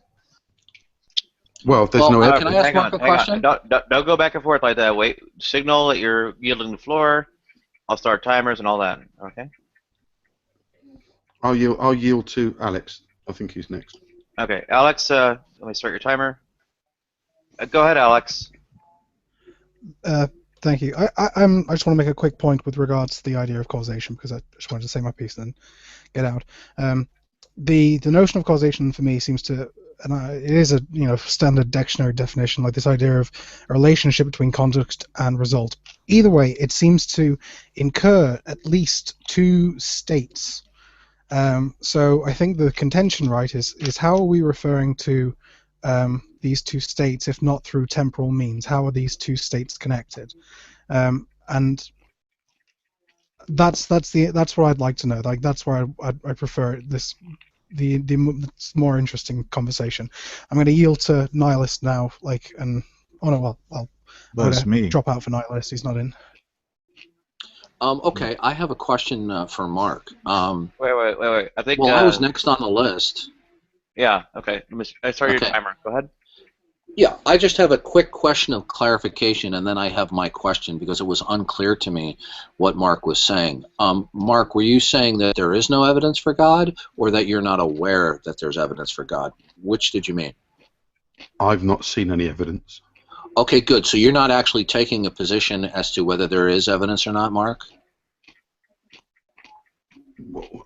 What you're trying to get me to say there is no evidence? Mark, are you taking a position as to whether the universe is or is not evidence for God? Or are you merely just telling us, hey, Godless Girl, can you let me finish, please? What I would like to know, and I think the audience would like to know, is it? I'm not aware of any. Good. So, okay, good. So you're not actually taking. Okay, good. So are you? You're just simply telling us. I'll mute until you finish speaking. Why ask me a question and not allow me to answer it? No, you did answer. You did answer my question. No, you interrupted halfway through. Okay. Well, what was more there to say, Mark? Well, you need to let me answer. Hey, I just wanted to know which of those two positions before I ask my question. Stop everything. Okay. Don't just go like back and forth. Signal that the floor is being yielded so I can restart the timer. Right, and also, the lineup, whoever's got the turn. And realistic, I know you're on mobile. You'll have to signal, by speaking out, but still signal for a turn and such, and don't just take a turn. Is it my turn? Okay. Nadia, how does somebody signal for a turn? It's how does my somebody turn. signal for a turn? Side chat if you can. If you can't, you speak, but don't speak at a time. Let me know when it's my turn, Nadia. Just let me know. Okay, I'll line you up after Godless. Godless, I'll start your timer. Now, go ahead. It's my turn. Oh, wait, sorry, I have the live thing. It's my turn. Oh, it's EF's turn, sorry. It's my turn, that's correct. Okay, good. Mark has clarified. I'll restart your timer. Hang on. Okay. Okay. Just tell us when our time is up. That's all, right? Go for it, Duncan. Okay, so Mark has clarified that it is he has not affirmed that there is no evidence for God. What Mark has told us is simply his mental state, that he is unaware of any evidence for God. So Mark is basically espousing or conveying that he is neutral as to whether the universe is or is not evidence for God. All he's simply telling us. Don't misrepresent what I said. Excuse me, you're interrupting me. I'm not done yet. I'm not going to have you misrepresenting what I said. Mark, we have some rules. This is an adult room, Mark. You need to control your mouth. Breathe, Mark. Mark, breathe. Mark, breathe. Mark, breathe. For a turn. Mark, yeah, please signal for Mark, it. Mark, this is an adult room. This isn't a room where children get What are you all doing in it, then? break out of the rules. Okay, good. So Mark is basically just telling us his psychological state. He's not actually giving us a position as to whether the universe is or is not evidence for God. So Mark is basically verbalizing his mental state that he's neutral as to whether the universe is actually evidence for God. And I want to thank Mark for his Mark, breathe. Mark, breathe. Mark, breathe. It's my turn, Mark. I did Mark, not say breathe. Mark, breathe. That's it. Breathe. Mark, for a turn. Yes. Thank you. Okay, good. Yeah, obviously Mark can't handle admitting a room. So basically what we have here, is Mark, who is pretty much a self-proclaimed atheist or skeptic, however you want to define it, and he's simply just telling you that he has a mental or a psychological state wherein he's neutral as to whether the universe is evidence for God. And I'm delighted that somebody who is a skeptic or an atheist like he doesn't have the intestinal fortitude to come out and say that the universe is not evidence for God. Thank you, Mark. And I yield the floor. Please don't heckle. Just hold okay. off. Okay. Well, Darwin's wants to misrepresent and lie and. It's my turn. No, Mark, it's not your turn. Mark, it's not your turn. Okay. First, I think we have. If I could please. Okay. First, we're going to I think godless, nootropic. Well, actually, godless, realistic, then nootropic. Go ahead. Yeah, so I asked Mark, can he substantiate that the universe is not evidence for God? And all he did was merely assert that he doesn't see any evidence for God. So he didn't actually answer my question. Never got a chance to answer the fucking question. That's the point. Mark, yes, you did. Yes, you Mark, did. Breathe, Mark, his breathe. response was that he is unaware of any evidence for God. That's not answering the question if he can give me evidence that the univerce is not evidence for God. But I'm not finished. Mark, breathe. Breathe, Mark. Mark considers himself an atheist. Whether he whether he defines atheism as a lack of belief in gods or disbelief in gods, either way he's screwed himself. Because if he lacks belief in gods, then he's actually Mark, is. Breathe. He's not remaining completely agnostic to it. So he's taking the position. He's taking the position that no gods exist. Mark would say that he thinks, I'm sure I'll ask him, Mark, wouldn't you say it's more unlikely than likely that no gods exist? But that would mean that Mark is saying that it's more probable that gods do not exist. And for something to be more probable, you would have to have evidence. I'll tell you what, you make up between you what I think. Mark, breathe. Breathe, Mark. And Mark doesn't have any evidence that God doesn't exist. So how can he make the claim that it's more probable that God doesn't exist? It's just silly. All right, enough. Okay, realistic. I'll start your clock. Nootropic and then Mark. Go ahead. Okay. Realistic. Realistic. Yeah, realistic. Okay, Godless, if you'd like to direct that question towards me next time, I'm sure I can answer you. I've already answered that in the past, right? So what Mark says that you're just trolling is actually true. I don't see that as a reason not to answer your question. In any case, to an answer to the question why Darwin's won't engage with me doesn't actually have anything to do with whether I'm trolling, right? It has to do with the fact that there are particular questions asked of him that he can't answer, and it embarrasses him because all his aims is to humiliate what he perceives to be weak atheists. Now we can test my hypothesis in that we can offer questions, and what my hypothesis predicts is that in any circumstance, right, given any state of affairs, regardless of who's in the room or who's moderating, Darwin's will never provide an account of causality. Now, that's what my hypothesis predicts. And it's It's clear, right, given the exorbitant amount of evidence, that whenever questions are asked that he can't answer, including the fact that Nootropic asked it, or Amon asked it, or Alex asked it, whoever asked the question, it will be avoided. And that's because he is, in fact, a coward who does not have an answer to the question. I yield the mic. Okay. Bear with me, Nootropic. I'll hit cancel on the... Josh is projecting Mark's Dawkins shortcoming timer. onto Dawkins. Bear with me. It's Nootropic's turn after this. So, Nootropic, now your timer starts. Go ahead. Yeah, I want to reiterate, in part at least, what Realistic is saying. So, really, the issue is not this issue about whether the universe is or isn't evidence for God, or somebody has all that issue. The perennial topic is simply this. More broadly, what is Didi's notion of causation? Now, notice I said this earlier. I repeat, notion. I'm not necessarily asking him for an explicit account. Just his notion. Can we get some properties? And in particular, as I wrote in the text twice, the connections between his notion of causation and time, right? So we could start, as I said, and I repeated this, we could start with some, formal properties he has of the causal relation, right? That it's a many-to-one relation, and also one-to-many.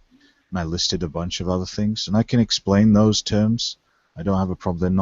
They're just there for shorthand communication. They're not there, as he has alleged to me in the past, to be the London flasher who's flashing his knowledge to impress. And we're waiting for that. We're waiting for the answers to that second question. What are the connections between his notion of causation and time? Right? We need to know this. The issue is not some general notion of causality or notions of causation or accounts of causation in general. It's about his notion of causation, whether he has an account, right, that specifies formal properties, right, of the relation between, the relata, that's a bit redundant, and what kind of thing the relata are, and so on. These are straightforward questions, what relation they have to time, right? I think Realistic would agree. These are the sorts of questions we're asking him, and we're not getting any answers. Why? All right. I'd like to, whoops. It says, please remove egg one. Bear with me. Yeah, it's Godless Girl's turn. Probably signal. Yeah, I'm going to signal. Well, I was going to ask Mark something else, but just notice that he didn't answer any of my questions, and I'll reserve my third question until he gets back. Okay, Mark's AFK. Yeah, I'd like to turn. I'd like to respond. Okay, Dawkins, your timer start. Go ahead. Yeah, I think it's very good that you're having some stricter moderation rules, but I think Mark demonstrated that he can't, even after the rules are laid out, where you said each of us will get an allotted period of time to speak and others are not to interrupt, that Mark compulsively had to interrupt Godless Girl and myself through almost the entire times we were offering a rebuttal to his remarks. So on the one hand, he demands that others show respect and not break the rules, yet he doesn't want to follow the very principles and the rules that he's espousing. So basically what Mark is saying is, do as I say, not as I do. But that's to be expected from a drive-by atheist like Mark. I yield the mic. May I go, Nadia? I think Nootropic wanted in first, and then I'll have you Realistic then. Okay, Nootropic, go ahead. Yeah, I'll be brief, Realistic Nihilist. So, once again, I'm just repeating myself. The topic I want to discuss, and the topic that's been brought up by Realistic Nihilist, and perhaps others before that, was about Darwin's deity's notion of causation, and in particular, whether he has an explicit account of causation. And we're still not getting any response about that. So once again, we're going to ask him what in his notions are the connections to time, right? That's the general question. We still don't have an answer. Why not? Why is this so hard? You could just say, I don't know, or it's not clear. Why is that so hard? I mean, I could admit I don't have a full-blown, philosophically satisfying, explicit notion of causation. I have a bunch of properties. Well, where's the answer? We don't have anything. I'm not trolling, Godless. You are enabling DD to digress from this topic. Go ahead, Realistic. Okay, Realistic, I'm starting your timer now. Go ahead. Okay, so yes, it's funny that Duncan seems to have a problem with hypocrisy, because every time Mark was interrupting, he continually said something like "calm down." I don't remember exactly what he said. If anybody remembers, they can come to the mic and tell me. But he kept interrupting, right, as if he... No, I was telling Mark to breathe. I didn't want him to pass out. Breathe, Dawkins. Don't interrupt. Breathe. Again, right. So no, he requested what I said. So you were violating... Josh just said, "Come to the mic, Nootropic." If No, he knows.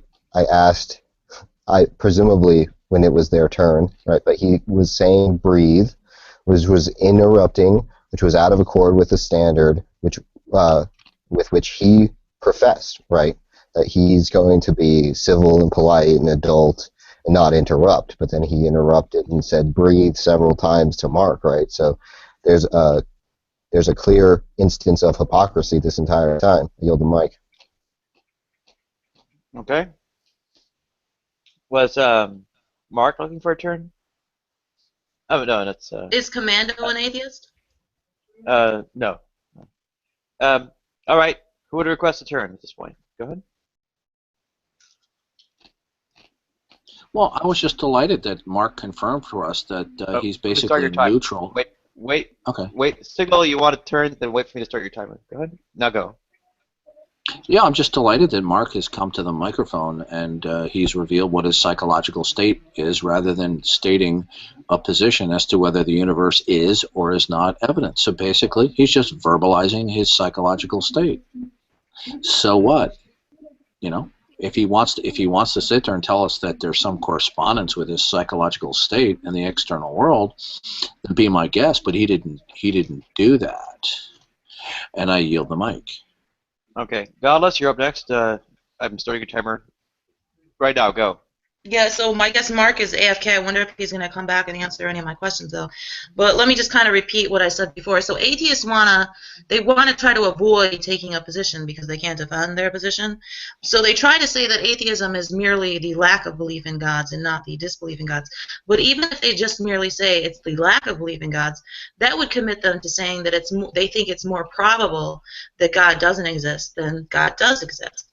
So in order for something to be more probable or less probable, in order for something to be less probable, you'd have to have evidence against it. But none of the atheists can give evidence against the existence of God. Okay. Nootropic. In other words, the atheists can't defend their position. Right. Nootropic, your timer's starting right now. Go ahead. I see this issue about evidence for God as another topic. And it seems to have only come up and it functioned to digress from the previous topic, which is centered around DD's notion of causation and its connection to time. So I've asked this repeatedly. Now, DD has written in the text, I do both. Presumably, I heard it when I was asking the question. So I want him to answer. Why hasn't he got an answer for this? I mean, people have been asking him this sort of question for a long time, but we don't have an answer. Where is the answer? Why isn't Godless hammering him on that? If she wants to hammer him, I personally don't like hammering people, but unless I don't like them anyway. Right, I'm done. Okay, Duncan Dawkins, you're up. Your timer's starting right now. Go ahead. Yeah, it's my overall general policy not to respond to the power reprobates, but in this case, for the sake of the audience, I don't know why Nootropic is questioning me. I have told Nootropic and the rest of the power reprobates that they're on my troll list. They're not going to get an answer due to their past bad behavior and stalking behavior. They obviously have some type of psychological issues, possibly maybe a psychological disorder or two. What else would explain the obsession that they have with me? Other than Power Rangers, if you will, and maybe some of their other groupies, I don't find anyone else on Pal Talk or on Google Hangouts that disagree with me from the atheist standpoint stalking or being obsessed with me. So for one of the power reprobates who was just speaking to continue to request an answer from me, it just bewilders me. Why would somebody persist in obsessing and stalking when they've been told at least on 24 occasions that they're not going to get responded to? So obviously, I think a fair conclusion would be there is some type of obsessional psychological disorder. And I yield the mic. I'd like to go. I'd like to address that. First. I'll be quick. So, Nootropic, starting your timer right now. Go ahead. What's the order, Nadia? Nootropic, realistic, nihilist. Or godless, sorry. Go ahead. Well, motives are really irrelevant when we're discussing the topic, right? You know, I could construct all kinds of motives for him. I don't want to go into details about his behavior on Pal Talk. I've got PMs that display his sort of behavior. So if he's going to talk about, you know, pathological behavior, he talks about obsession. Okay, so it's an obsession. So what? Are you going to answer the question or not? You know, I could say he engages in obsessive behavior when he does the same set of arguments over and over again, does his Socratic questioning cross-examination routine over and over again. So I could say he's being obsessive, but that would be being irrelevant. So we still don't have an answer to this straightforward, simple question.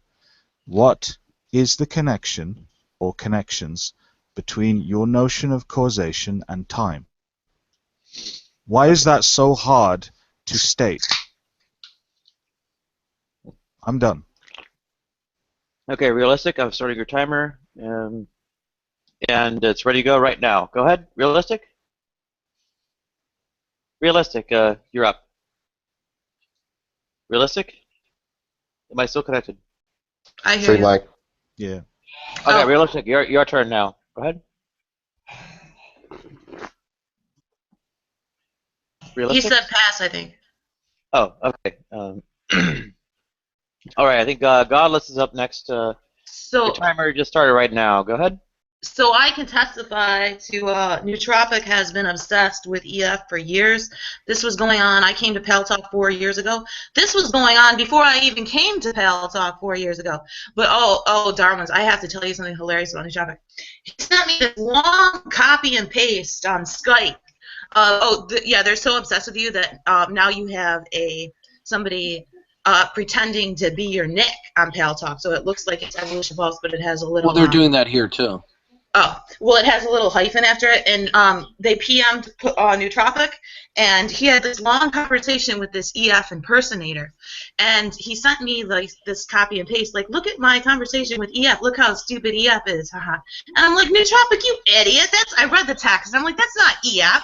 For one thing, EF would never stay in a PM with you for more than a minute, and it was so long, and I could just tell by the text that it was things that he would never say. I'd like to go. I lost my spot. I'd like to go. If the next opportunity. Okay, realistic. I'll let you in before Newt, and we're going right now. Go ahead. Realistic right now. Right. So again, you know, what's funny is that Darwin's DD has said before in the past that he doesn't accept the DSM-5 as authoritative for diagnosing mental conditions. Now, given that not even the American Medical Association can authoritatively diagnose medical conditions, I'd like to know how he goes about diagnosing mental conditions. I yield the mic. Okay, Nootropic, you're up. The timer's starting right now. Go ahead. Yeah, it's pretty obvious Godless is trolling. I mean, that PM was when Evolution Force used to occasionally PM. Well, I PM'd him, I think, or maybe he PM'd me. It wasn't somebody with a hyphen. It doesn't have a hyphen in it. That's not true. And it is very consistent with his style, actually, because I was talking to him about why he debates, and he turned it into an opportunity to argue that there was something inconsistent about debating. I'm still talking, godless troll. Right? and who's being childish now? Breathe, people, breathe, right? And he's using it as he used it as an opportunity to try and advance something like the evolutionary argument against naturalism or something. It's wishful thinking because he's obsessed with EF and wants to talk to him all the time. All right, so it's quite clear that Godless Girl is trolling here, and I don't know why she's enabling his trolling, why she's trolling rather. So I mean, I'm done with this. I mean, this was an opportunity to show that he doesn't answer questions, even if he's addressed super politely, which I have been. Oh, is it my turn? Yes, go, Godless Girl. Yeah, so I see that Mark is back, so I just want to know why, Mark, you haven't answered my question yet. Can you substantiate that the universe is not evidence for God? And also, by calling yourself an atheist, are you not committing yourself to claiming that you think it's more probable that God doesn't exist than that God does exist? So then, in order to make that claim, wouldn't you need some evidence that God doesn't exist? But you don't have any evidence, so that's just silly. Can I go now? No, it's my turn. Yeah, Duncan Dawkins, go ahead. Yeah, so, Mark has stated, and we all heard it, that he's not aware of any evidence for God. So I think an intelligent person could surmise that Mark is telling us his psychological state, that he's neutral as to the existence of God. So my question to you, Mark, and I can't wait to hear an answer, since you are just simply not aware of any evidence for God, and you're not staking out a position as to whether the universe is or is not evidence for God, are you neutral as to the existence of God, Mark? I'd like a spot in line. Okay, you're after Mark. Mark, your time will start now. Go ahead. Okay. It would probably take me a lot longer than the 2 minutes I've probably got to explain it to you, but you're incorrect, Darwins. I didn't say I was neutral. As far as I'm concerned, God didn't create the universe. No God created the universe. I think science hasn't got any evidence that any gods exist, let alone one created the universe. So in answer to that question, I mean, most traditional cultural answers may have been simply that God did it. I mean, obviously, that's what you believe. So the belief that everything must have a cause, therefore God exists, is called a first cause argument, isn't it? But that merely results in new questions. Why did God create the universe? Why does God exist? I mean, if it's valid to say everything has a cause except God, it's more likely that everything has a cause except the universe. If God doesn't need a cause because it's infinite, it's more likely that the natural universe has existed forever and therefore doesn't need a cause. So you therefore make fewer assumptions and cause fewer puzzles. If you admit that you believe in one uncaused entity and that one uncaused entity is the universe itself. So aside from causal arguments, there are problems with the nature of God. If God can make plans and think logically, then logic is an arch power that encompasses God and gives reasons for God's existence. So, for example, God without logic could not do any creating or planning, and that appears to refute the idea that God could be the creator of logic. If logic was a precursor to God, then God is not the sole creator, but merely a side effect of some logical process. So if, in order to avoid that problem, you state there is no logical reason why God exists, then it's more likely that there is no logical reason why the universe exists, and that instead of assuming that the organizational forces are God, it's simpler and more rational to assume that that it is the universe itself. We could go on much longer, but I don't think I've got enough time. But yeah, I don't believe. I'll be quick. I don't believe God exists, and I don't believe He made the universe. I thought Realistic was trying to get in, but. Okay. Okay, he's gone, so I'd like to respond now to Mark. Mark No, it's my turn. My turn. Yeah, you were showing up. Hang on. Okay, Realistic, your time starts now. Go ahead. Yes, so the question is, what's the account of causality, and what are your credentials for diagnosing mental illnesses? Yield the mic. Okay, next, I think, was Godless, is that right? Yeah. No, I was. Go ahead, Godless. I'll be really quick. So I just want to point out that Mark still hasn't answered the question. He's just merely asserting that he doesn't think there's evidence for God. And I would also like to point out that in his response to Darwin's, that was just a bunch of red herrings and rabbit trails, and you didn't answer his question either. I did. Are you done, Godless Girl? Okay. Yes. Okay. Okay. Dawkins, wait. Yeah. Start timer. Sorry, go ahead. Okay. I'll just address the two attempted substantive remarks that Mark made. He says science does not have evidence for God. Nobody is proposing that science does have evidence for God. Mark is making what is called a category error here. If God is defined as an immaterial entity, then nobody is claiming that there is scientific evidence for God. Now, there may be scientific evidence in premises that may lead to a conclusion of theological significance.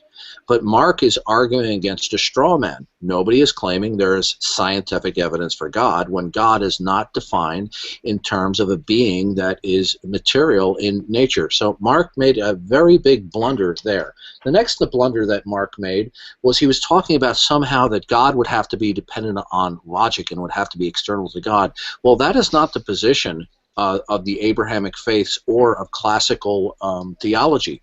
The position of the Abrahamic faith is that the very nature of God's mind is logic.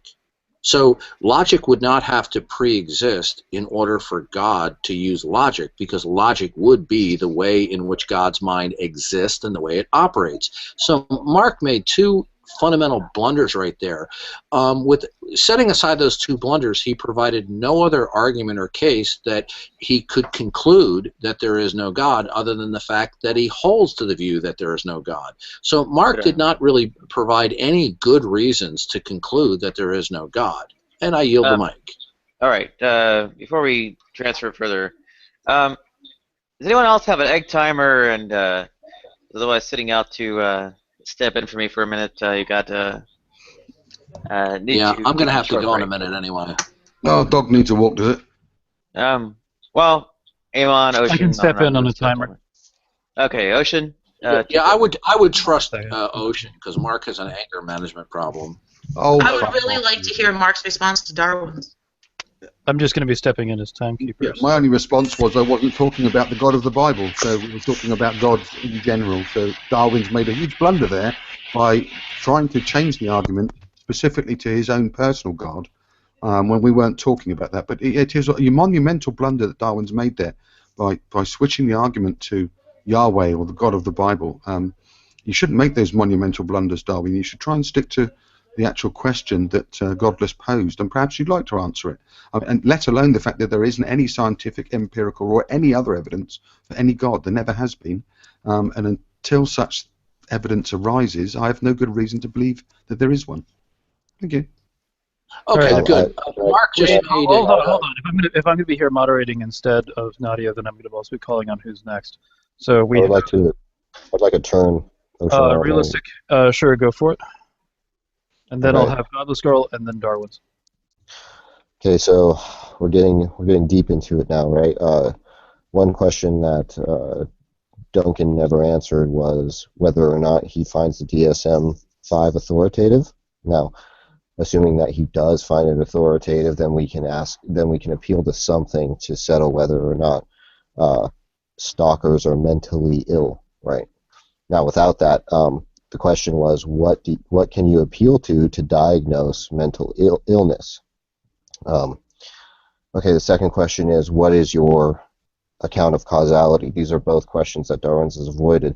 Second, a third question is, how could there be evidence for an immaterial being? That's an interesting question. I don't suspect he's going to answer that question either. So now there are 4 questions for you to dodge. I yield the mic. All right, so Godless Girl is next. Yeah, I just want to point out that Mark still hasn't answered my question. Pass. All right, and to Darwin. Yeah. Mark made a number of blunders, and he's trying to mimic my description of how poorly he spoke by mimicking my critique of him. I don't think it's a good idea in debate to try to mimic somebody else's critique because it doesn't. Can we silence Mark so I can finish without being interrupted? Now, Mark has contradicted himself because he just said that there never has been or will be evidence for God. I didn't say he earlier stated, okay, well, good. Well, then we can repair that where you said that there never was any, nor is there evidence for God. Right. So Mark is guilty now of double talking because he denied saying that earlier, he said that he wasn't aware of any evidence. Excuse me. You're talking while you're interrupting while I'm talking. It's my turn, Mark. I didn't interrupt you, Mark. You need to take anger management. So Mark's blunder was that he has flip-flopped between saying, well, I'm not aware of any evidence, which he's verbalizing a psychological state, versus making a propositional claim that there never was, nor is there evidence for God. Mark has not supported that propositional claim, and I look forward to Mark defending that propositional claim that he just made, since he flip-flopped from his previous position. So Mark will have to address that. He also said that I made a blunder about bringing up the Abrahamic gods. Well, you see, it's not actually a blunder, and what your oversight was, Mark, is that all I have to do is find where the set of your statement would not apply. And in the case of the Abrahamic God, your claim, you're at 1:30. He's got 30 seconds. Yeah, your claim would not follow. What I said, it would apply to the Abrahamic gods, and it could also apply to the God of classical theism. So it doesn't, I don't necessarily have to show that it applies to all God concepts, just that it applies to some God concepts, and it destroys your premise that all gods would have to have logic as a necessary prerequisite, which he did not do. So when Mark comes to the microphone, he's going to have to defend the proposition that there is no evidence for God. Darwin's. Come on now. If you're gonna propose the rules, at least adhere to them. That was 2 minutes and 8 seconds. I do believe Mark was referenced most in that, so we'll go with him. Okay. And timer is starting. Okay, thank you. I do believe the godless initial question was about gods, all of them, any of them, and you made that huge blunder again, Darwin, in referencing back to your own particular God again. I mean, you should stop making these blunders. You really need to learn by your mistakes. Can we get some moderation in here? Can Darwin stop his dog barking and rustling papers or something? Oh, please. Have some respect. Rustling papers. Well, his dog's barking and interrupting as well. Probably needs to walk. So, yeah, I already set out the position. I mean, you've failed to address it properly. You've made huge blunders, one after the other. I don't know where to start with you, really. It would take me too long to point out all your mistakes, and I think we'll have to probably leave it for another day, perhaps when there's a much longer time to have a proper debate on the subject. Perhaps Darwin would want to go away and research some more, so he didn't make such huge blunders. Maybe. I'm done. Can I go next? All right, it's my turn. Hey, I was Nadia, on the queue. let me hand moderation back over to you. I've got Okay, I was next on the queue. Bear with me. Yeah, Ocean. No, I was next on the queue. I put my hand up on the Hold on. screen. Let me, Nadia, deal with some stuff real quick, and then we can hand over turns. What's up, Nadia? Ocean, which was Q again? It was Dawkins. I had Dawkins next, then Godless, and then Realistic if he wants. Say it again. Darwin's next, then Godless, and Realistic afterwards if he wants the opportunity. Okay, Dawkins. Timer starts now. Go ahead.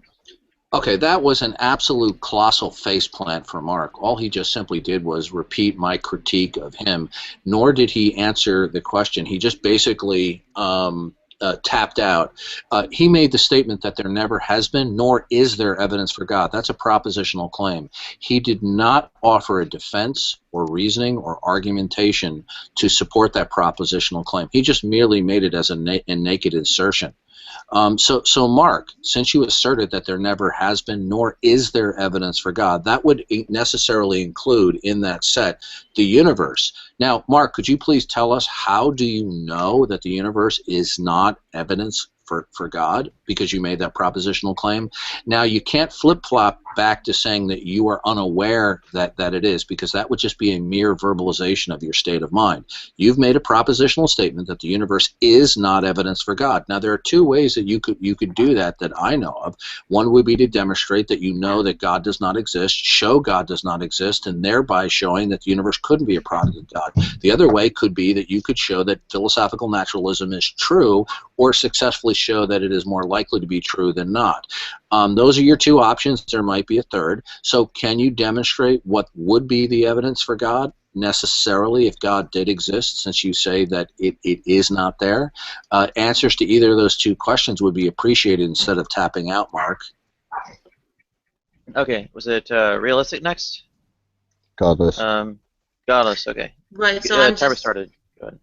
So I'm wondering, yeah, like what EF said, Mark, what evidence would you accept for a God? But I just want to point out that Mark still hasn't answered my question. I asked him, can you substantiate that the universe is not evidence for God?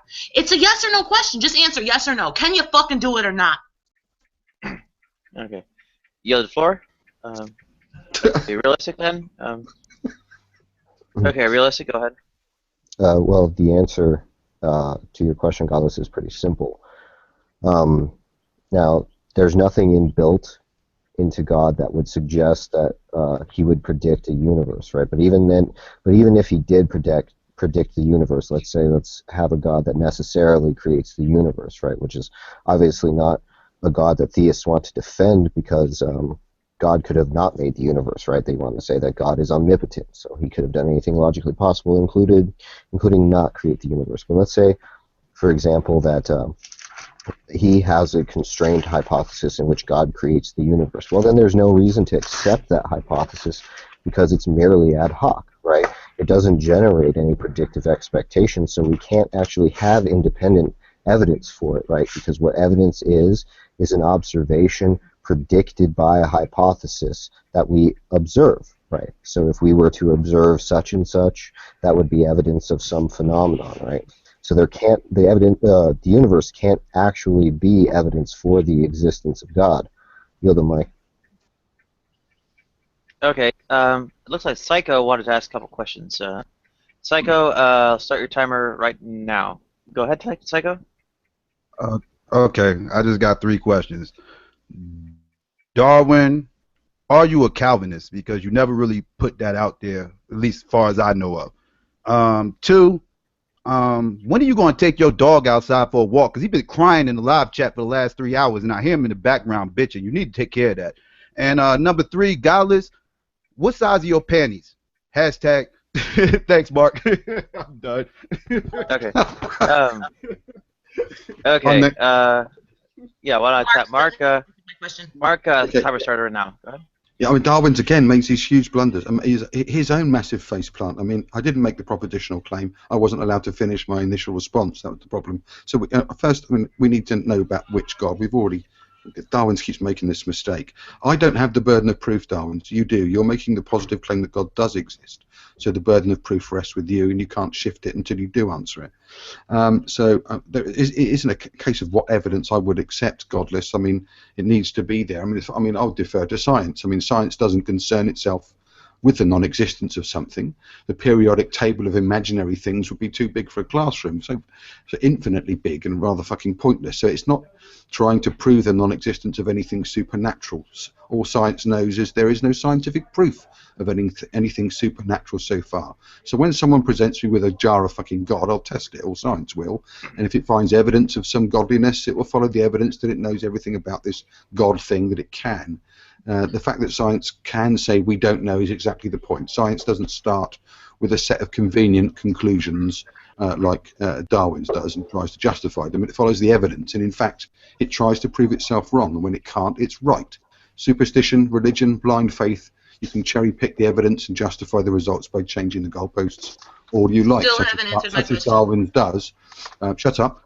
There are no cover-ups in science. For better or worse, it finds stuff out. It's got no moral codes. It leaves those decisions to society. It discovers life-saving drugs, but it leaves it up to you whether to use them or not.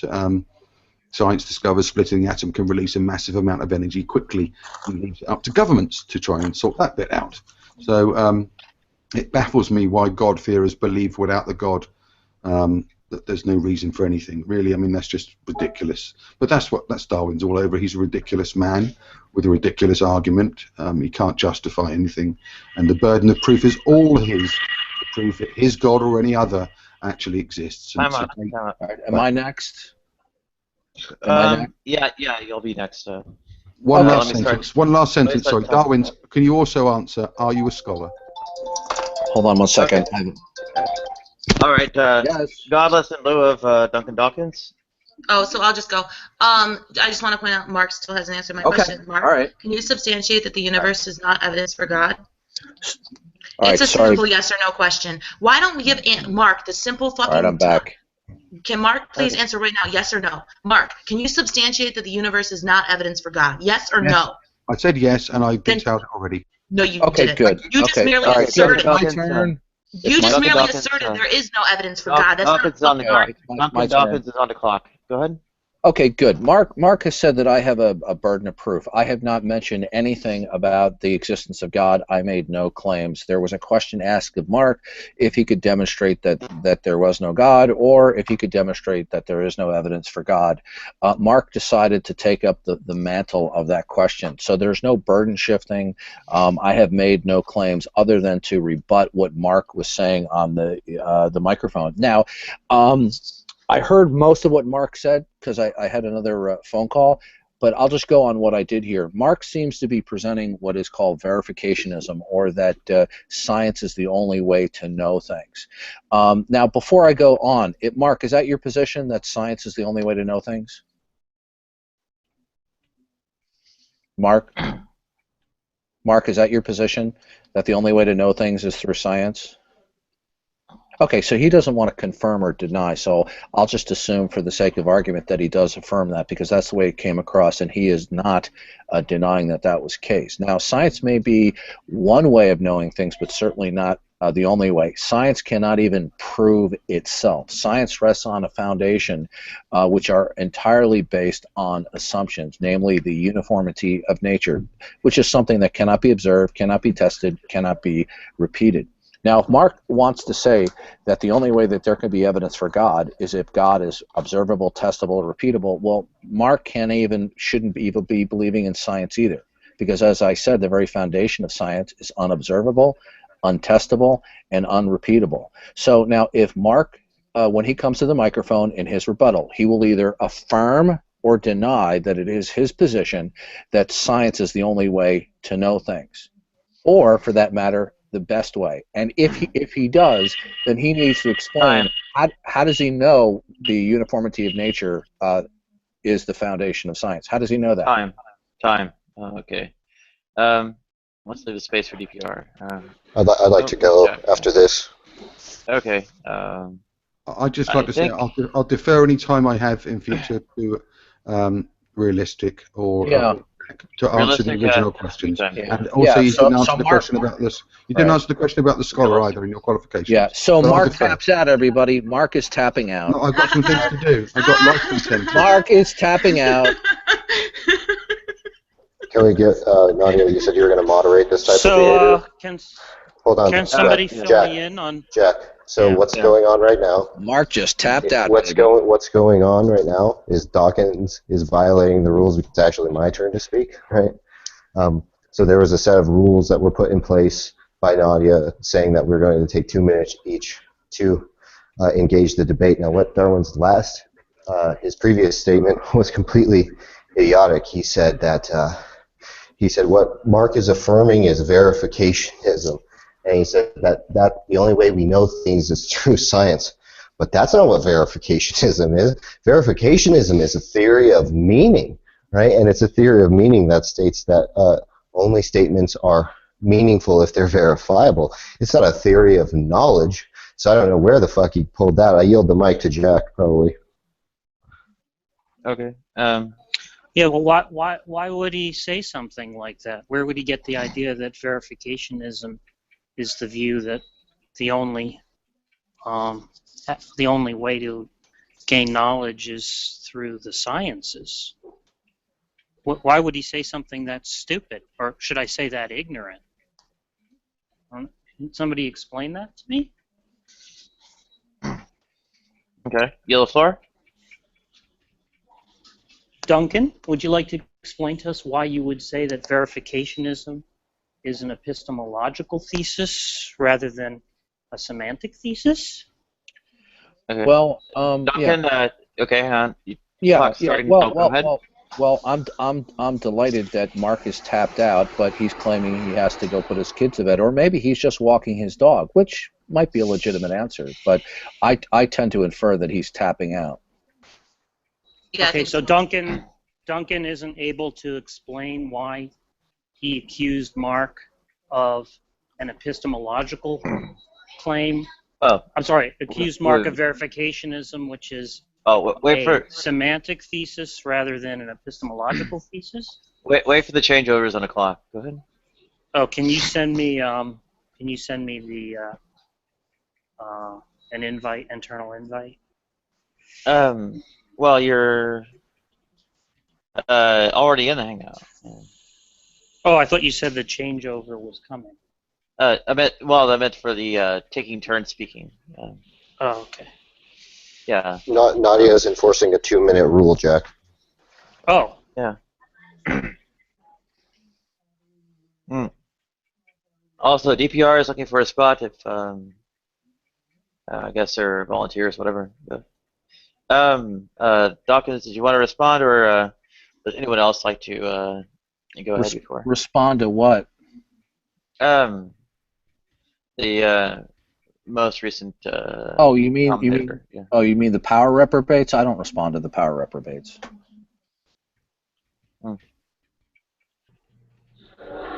Okay. So well, we're not. So the accusation of verificationism is just one that Duncan can't defend. Is that right? Maybe Mark would give up his spot for DPR since he doesn't have anything else to say. Yeah, I don't think Mark wants any more humiliation. How is it humiliation exactly to accuse somebody of verificationism when the person making the accusation doesn't even understand what verificationism is? Would you, Nadia, would you maybe like to post a link to the SCP article on verificationism?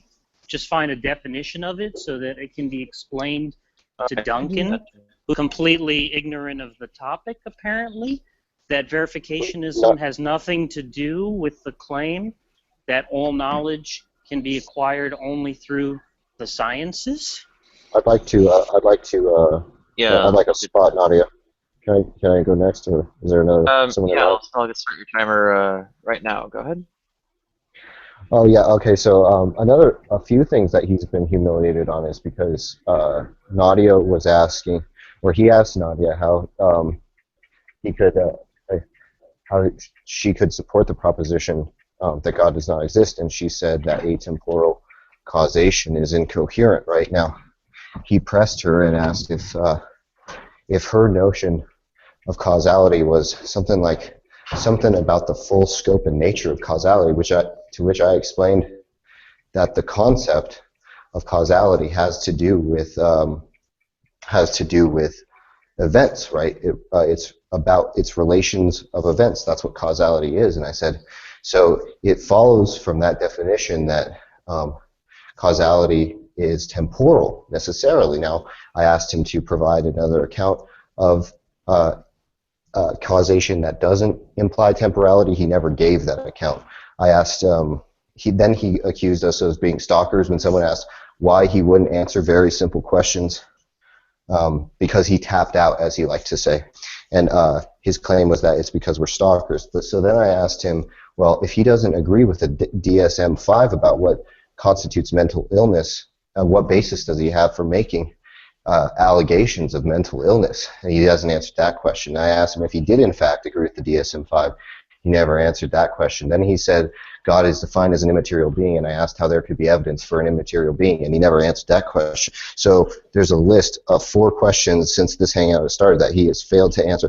Oh, the other one was 5 questions, because the other one was, what the fuck does verificationism have to do with only knowledge only being possible through the sciences? And he never answered that question. So there's 5 questions on the table that Darwin has tapped out on. Yield the mic. So can I go next? Yeah. Start your timer now. Go ahead.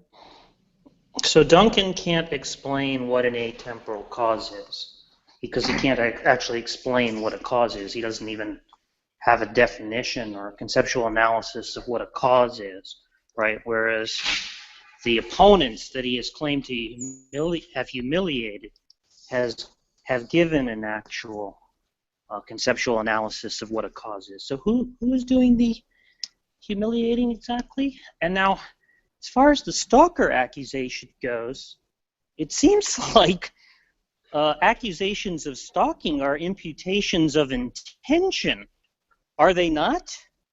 Right? So how is it exactly that Duncan, who claims that we can't know intentions, could have a justified true belief as to what the intentions of the putative stalkers are? That is, that their intention is to stalk him? Because what he said is that we can't actually know intentions, right? We'd have to be able to read minds, and we can't read minds, so therefore we can't know intentions, right? Now, his definition of knowledge is justified true belief, so it follows, therefore, that if he has a justified belief that we're stalkers, the belief is necessarily false. If his belief is true, it's one that he has no justification for. So which is it, Duncan? I yield the mic. Okay. Looking for the next person to take the floor. Well, I just want to congratulate you, Nadia, for doing an excellent job moderating. Okay. Duncan Dawkins, would you like to take a turn? No, I'm done wrapping up with Mark. He tapped out. Okay. Well, at the what we have, I guess rather thorough demonstration that there are no such things as gods underway. DPR, would you like 2 minutes to, I don't know, comment on, say, good reasons to believe there are no such things as gods? Go ahead. Oh, Nadia, you put the pressure on me. Okay. 2 minutes. I've not been. Yeah, you can time me. I'll keep it well under 2 minutes. Don't worry about that. I've not been following the conversation, so anything that I say may be sort of like out of the context of what's taken place over the last few hours or so. Why there is no credible evidence for the existence of a God? You and I have had these arguments, and I think you've done this deliberately to put me on the spot, because we do have this disagreement about whether we can disprove the existence of God. Now, I accept that is a different question as to whether there is any credible evidence, and I will answer it in this way. In the 1 minute and 10 seconds that I have left, I think. I'm not timing this. Okay, I'm about right. I find no credible evidence because it seems to me, and I've said this many times, and I'm sure I've bored you with it, but I see that humankind has a propensity to create gods or goddesses. Let's not forget them as well. And every single civilization that we're aware of throughout history has created gods. All of them rely to a greater or lesser degree on a particular holy book. On examination of the holy book that they rely on, you can find all sorts of falsehoods, inaccuracies, nonsense, and claims that have absolutely no evidence for them at all. So I think that it is much more likely and much more conceivable that humans create gods as opposed to the other way around. And therefore, for that reason, and that is my major reason, I find no credible existence. Is that my 2 minutes up? That's 2 minutes. Is that a phone call? Okay. Duncan Dawkins, So can yeah. Can I go after Duncan? Yeah, he's signaled first. All right, Duncan Dawkins, your clock will start. Go ahead. Yeah, well, before I respond, I just need a question of clarification. When you say you find no credible evidence, are you making a proposition or merely telling us about your mental state that you are unaware of evidence for God? Well, I'm certainly unaware of any evidence for God, but I'm also making a proposition. Okay, good. I didn't hear you defend the proposition that there is no evidence for God. I heard the claim, but I didn't hear the support for that claim. So when I'm done and the next power reprobate goes and then you go, could you please defend your claim that there is no evidence for God? Tell us, how do you know that the universe could not conceivably or possibly be a product of God? Or, for that matter, could you tell us how you do know or would know what did produce the universe, thereby excluding God as a possible explanation for its existence. So I'm delighted that you have admitted that you're making a propositional claim. Okay? So when you say there is no evidence for a God, can you also tell us what would the evidence for God necessarily be if a God did exist that you say is missing? Because it's not merely enough for you to say what evidence that you would like there to be. You're going to have to tell us what the evidence would necessarily be in order for you to defend your proposition. Now, in the absence, can you just explain, just for my assistance, sure, so that I can put forward what I hope you will find a satisfactory answer, although I suspect that may not be true, or I may not be capable of doing so. You kind of asking two questions that are very similar, and I just want to make sure that I'm aware of the difference between them. First question is, what evidence would you expect there to be if there was a God? No. No? Okay. No, that's not the question. Right. Let me write down the first question, because you did have two, did you not? The first question is, yes. Since you're making a propositional claim that the universe is not evidence for God, and that's a proposition, please support that claim how you know that it is not in a possible causal sequence or a product of a God. Right. Can you redefine that in some sort of question that I may be able to address? Yeah, you asserted that the universe is not. I'm going to put this down and then see if we disagree. Support the proposition that the universe is not evidence for a God. Yes, not merely that you are unpersuaded as to it is evidence. That's the first question. The first question. Okay. The second question is directly related to that. Since you assert that there's no evidence for God, what would the evidence for God necessarily be if a God did exist and you claim? What would the evidence necessarily be if a God? I'm terribly sorry. That's okay. No problem. I write slower than you speak. The evidence necessarily would be for God. Would be for God. Now that you claim is missing. That's all right. I've got those both jotted down now. Just for clarification,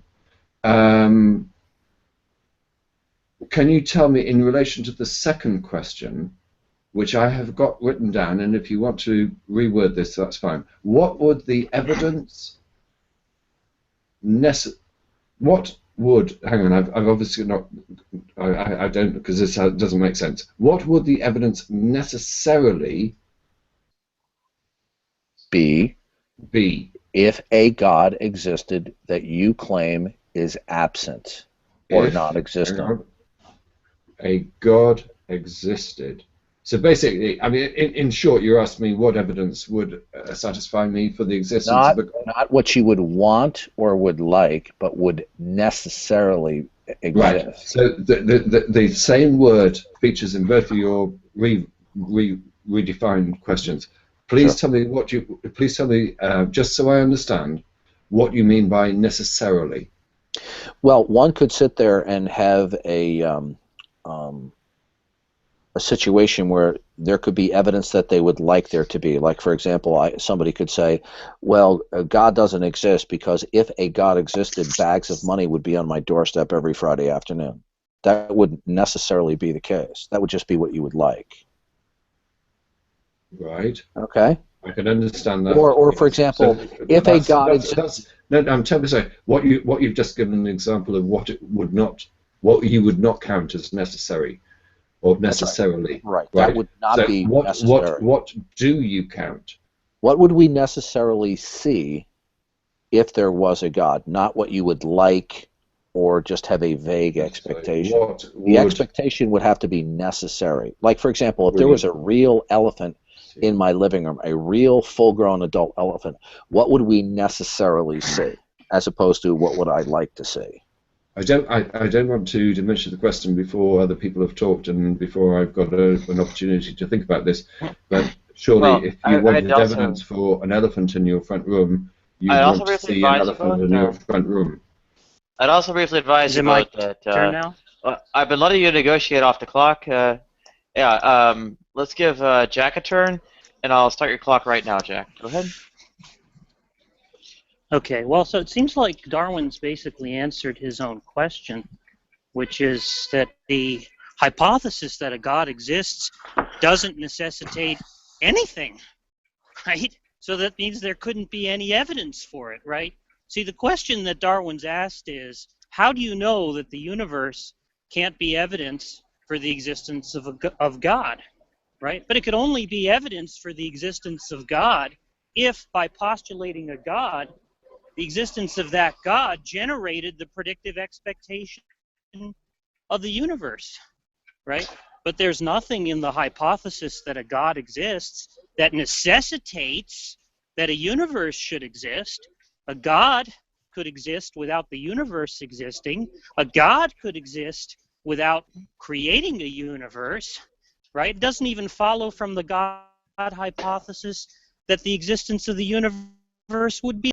The probability existing isn't raised one iota by the hypothesis that a God exists.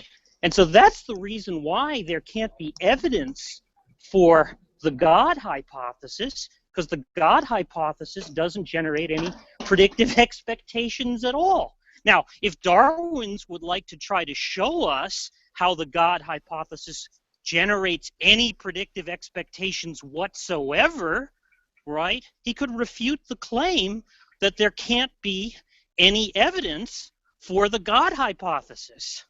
Right, Darwin's? So I just can't wait to see Darwin's not tap out and explain to us how there could be evidence for the God hypothesis. I yield the mic. All right, Nootropic, you signaled for a turn. So I'll start your clock right now. Go ahead. Yeah, I was listening in YouTube, so there's a bit of a lag. So I had in mind, I wrote something in text that sort of repeats some, or at least overlaps with what Jack said.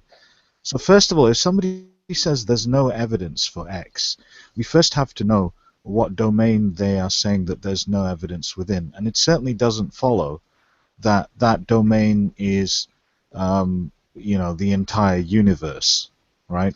And it certainly doesn't follow from that either that they are saying that there's no possible evidence.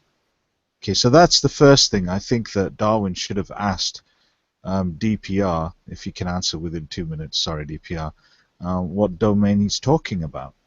Okay, then the second issue is related to what Jack said, which is obviously that if somebody says that there's no evidence, it doesn't follow that they would know what evidence there is, because they could be saying that there's no evidence and believe that that's because it's not possible for there to be evidence. Hence, there is no evidence.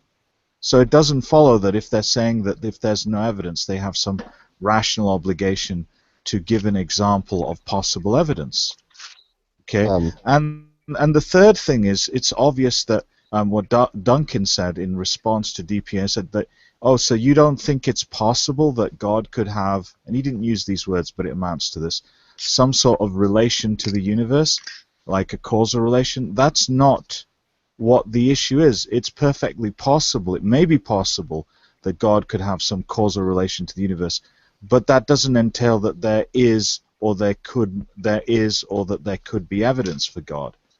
So he's confused on that too. Pass the mic. I'd like to queue up. Okay, that's after Duncan, who's after DPR. Okay, DPR. I'd like to queue up after Josh. Okay, DPR, you're up. Oh, I'm sure there are other people who'd like to speak before me. I'm still kind of struggling with the concepts that people are putting forward. If not, I will go forward, but I'm sure there's someone else that wants to go. Yeah, Duncan Dawkins, you're next. I'll start your clock right now. Go ahead. Yeah, I was just waiting to respond to DPR's response to my situation. Since he's... Yeah, okay, well, in that case, I will take the opportunity, and I think I've got 2 minutes to do so, so let's see where we can get to. Let me restart your clock before you do. Okay. I'm still slightly confused as to what proposition is being put forward. I'm still sort of like rereading the question. Support the proposition, my proposition, that the universe is not evidence for a god, and I think I also included gods or goddesses. I suppose that the support for that proposition is that there's no evidence for it. And I'm sure you'll find that answer utterly unsatisfactory, but hey, that's your problem, not mine. If you're making a claim, which you are, then I think the onus is on you to provide evidence, not for me to provide evidence against it. And again, I'm acutely aware that you will find that answer unsatisfactory. But I don't see how else I can address the question. I suppose we agree that we live in a universe. You believe that you've got evidence for the universe being created by a god, or gods being somehow intervening with the universe. I don't know. I think I'll tell you what I'll do. I'll leave it with this because I know my time is running up. I'll leave it with this. Define for me what a god is, and then I might be able to be in a better position to respond to the question. So my question to throw back at you is, how do you define a god? Okay, I think that response... before you do, let me start your clock. Okay. Go ahead, Duncan, now. Go ahead. Okay, I think that response is a complete dodge. Because now you're asking for a definition of God, and prior to that you went on and on about how there's no evidence for gods or gods. You obviously had some type of meaningful conceptualization of what the word God means. Now that you've been confronted in defending your own proposition, now you're pulling out the define God card. Well, to me, that's just pointing down another rabbit trail and hand waving. The fact of the matter is, I made no claims to you about the existence of God. None whatsoever. You did make the propositional claim, and you admitted it, that there is no evidence for God, and that you were not merely verbalizing a state of mind that you were unaware of any evidence for God. Then the last time on the microphone you stated that the defense of that there is no evidence for God is that there is none. Well, that's entirely circular reasoning. So you have yet to support your own admittance to the proposition there is no evidence for God. I was quite succinct and clear when I said, what would the evidence for God necessarily be if God did exist? Now, if you want an operational definition of God, fine, I'll give you one, but it's really not the issue because you were using it before. The idea of God would be, let's say, a non-contingent being, a necessary being that possesses the attributes of consciousness and intelligence and the power to effectuate the initial conditions of the universe. That type of minimalistic operational definition, as far as I know, is pretty much universally held by all by all theistic concepts of God, excluding maybe pantheism. So, or polytheism. This doesn't work for polytheism either, but that's beside the point. Okay. So the bottom line is, I've made no propositions to you, and you had no problem using the word God until you were confronted with your complete absence to support your proposition. So the question, time up. I'm sorry. The question I still want to make a quick interjection. What would there necessarily be? What would necessarily exist? Time is up. Darwin, that's your time, dude. Okay. I want to make a quick interjection for the sake of doing so on the function of debates as far as who provides definitions. Really? Like you didn't even queue up, man. I'm just making a quick interjection on the nature of debates. I'll just toss it right back to you. If you didn't interrupt, it would take a shorter period of time. Now, with who provides definitions for debates, typically, if somebody is making a claim such as there is no evidence for God, you would be the one providing the definition of what evidence is and what God is, because you're the one in control of the resolve. Otherwise, if you're going to be giving your opponent the opportunity to give a definition, you're allowing your opponent to create a situation in which your resolve does not work or is incomprehensible. So, anyway, with that being said, I will now disappear again. Okay, realistic, I'll start your clock. Okay, realistic, time start. Go ahead.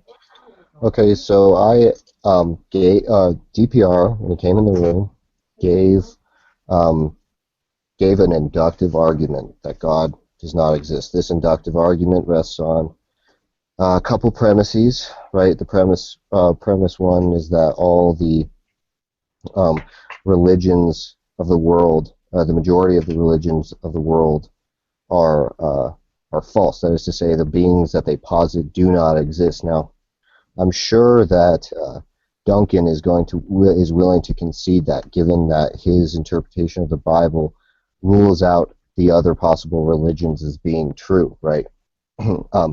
So, given that what DPR wants to say is that it's more likely that, given the falsity of the majority of religions, right, that it's more likely that Duncan's religion is also false, right? Now, that is an inductive argument that God does not exist. Dawkins hasn't responded to that argument whatsoever. In fact, he completely ignored it. And I think the premises are justifiable, just as if it's justifiable to say that, given that if I were to flip a coin 100 times in a row and I got heads, that would be evidence that that's not a fair coin. And it would also be evidence that the next time I flip the coin, it's going to land up heads, right? Oh, he left the room. Yield the mic. Okay. Who, I think, who was doing Jack the was gonna- tapping out? Who was doing the tapping out? I yield the mic. There's no evidence that Dunkin' Donuts can answer the questions put to him, and the reason is that it's not possible. There you go. Yeah, if this format actually works well for people, I think it seems works to very be well. getting a good response. Yeah, I can. Yeah, I think it works very well, repeat this and again, also other affords me an opportunity to step away from my computer for 2 minutes, doesn't it? I've got a potato baking in the oven, which I think is probably burnt to a cinder by now, but I have to go and check and turn the oven off at the very least. I will be back within 2 minutes. There's my 2 minutes. Yeah, if there are occasions where quote unquote heavy-handed moderation or whatever is needed, there are other mechanisms that are possible to carry that out. Like, for instance, I guess various interlocutors can withhold control room access to the majority and only broadcast one at a time. That pretty much it's a solid cutoff of time and all that. And But also Nadia, prevents inadvertent interruptions or whatever. Go ahead. the thing is, effectively, you've turned it into almost I'll talk. pal talk. Yeah. But the thing Yeah. is that what the other consequence of this, as you probably noticed, is that it enables Dunkin' Donuts to look less like he's not answered the questions put to him, because there's a mic queuing system. Where somebody just says, answer this question, and he doesn't, it looks all the more apparent. I mean, it's not like there's not much different. It's like there's a huge difference, because it's apparent that he doesn't answer the question. It's just even more so, right? Because he didn't address anything about causation and time in his notion, and he didn't address all the things about evidence and possible evidence and God and so on that were put to him. I'd also like to welcome James Bond.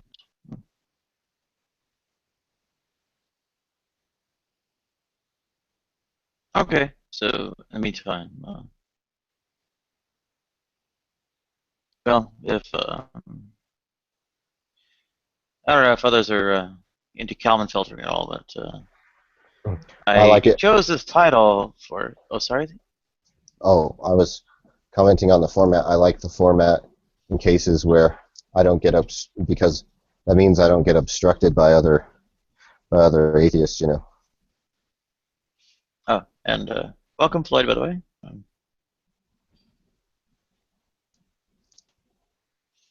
Yeah.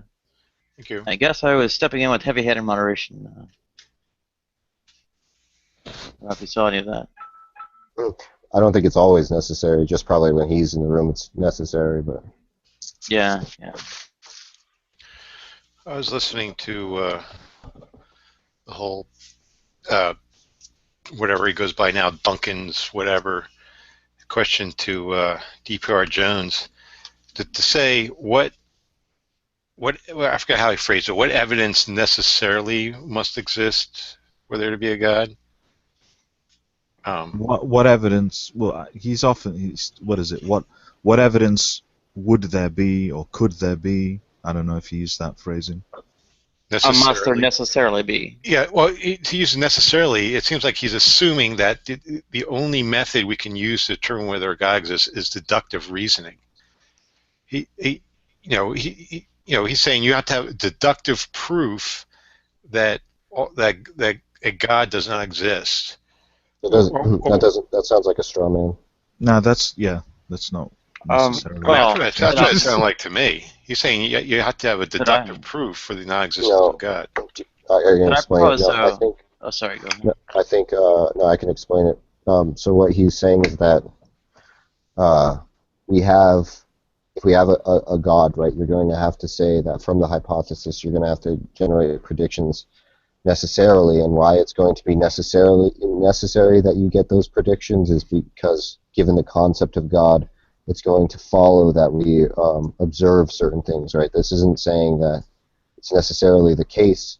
Like it's not saying it's a deductive argument. Similarly, it's like any sort of inductive argument. You know, like you say that given our concept of relativity, it's necessarily the case that we would observe light bending around massive objects, all things being equal, right? And that's because that's constituted by the concept of general relativity, right?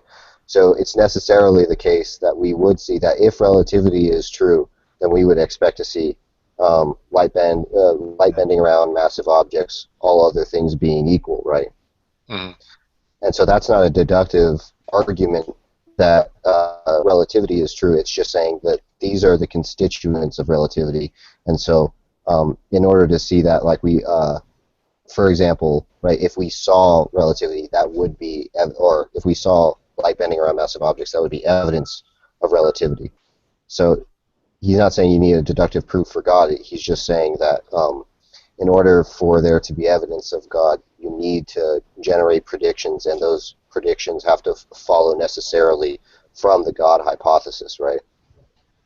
I would make the claim that I would say we would need to see universe being created and beings, life being generated spontaneously from a intelligent agent. I don't think that would be evidence of God. I would I'd like, suppose that isn't that what a God's supposed to do?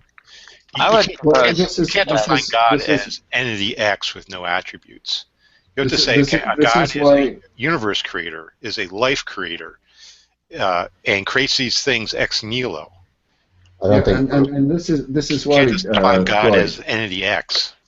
This is why, Floyd, when I had my second opportunity to talk to, what was his name, Duncan Dawkins, I realized that it was actually necessary to actually define what a God was. And I'm not entirely sure that I would agree necessarily with your definition. I think that a God it could be argued that a God could set the universe in motion and sit back and play no part, knowing exactly how to. We're not discussing. Yeah, but we're not discussing the notion of a deity in general. We're discussing whatever people mean by, the word capital G-O-D. Do you mind if I? Yeah, go ahead, Riddith. I'm done. That's all. That's what I was going to say, essentially. Well, I just want to address Floyd. The reason I don't think that they want to say, that is because they want to say that this God could still exist and not create the universe, right? So they don't want to make that a prediction of the God because they want God to be omnipotent. Right? What kind of God would be omnipotent if he couldn't refrain from creating a universe? Mm-hmm. So they don't want. Yeah. Well, I think that problem comes out writ large. Right? The fact that it's omnipotent, or claimed to be omnipotent, goes about saying that, well, whatever action it could go about taking need not have any effect it doesn't want it to have. So, in fact, no matter what you say about it, it's just a sort of matter of its whim as to whether the consequence would be, well, anything really. So, in that respect, it pretty much defies all attempts at any kind of necessary predictive expectation. Go ahead. Yeah, in other words, God could structure the causal relation that he has from himself, whatever that is, to anything else. Right. Well, I think we need to determine the And more generally, first. you could just make whatever causal relations occur.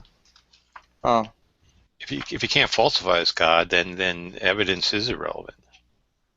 Well, then the issue isn't really actually even. I'm going to trim some fat off the notion of evidence. Even it's his, him asking him. So he said to DPR, okay. So you're saying that there is no evidence for God. Then he's inferring somehow from that DPR is rationally obliged to know what necessary evidence there is. And he's asking that as embedded in a question that assumes that. So he's saying, okay, so you're saying that there is no evidence for God. Well, what necessary evidence would there be then? Right? And that's just a whole bunch of presumption. Well, of course, there's always going to be assumptions in any of these questions. But we need a strict definition. A God is a universe maker. A God is a life maker. Coming from nothing else. Spontaneous. Now you can say, oh well, a God doesn't have to be that way. Okay, you're just defining entity X at that point. No, but we see with the notion of God, usually, as people have already said, that they want to say that God is able to do those things, but it's not that he's compelled to do them. So in every possible world, it's not, in no possible is it the case that God would have to create. Actually, that's not quite right. That there are some possible worlds where God can have the ability to create, but does not. Again, I think you're limiting your reasoning to deduction. Well, yeah, but yeah. So I don't see your point. I think this is an epistemic problem. It's not a question of ontology. I think this is a question of epistemology. We have to use deduction, induction, and abduction. I think we have to really lean on induction here. We have no experience of God's creating universes. We have no experience of any intelligent agent creating life ex nihilo. So inductively, we have no inductive cogent argument to conclude a God exists. Sure, but whether that's true or not, but the point is he's claiming that there's some necessary evidence, right? That's not necessarily, pun not intended, saying that there's a deductive argument. That's just saying that there's a condition on the evidence that's necessary. Doesn't mean I just think I gave the conditions.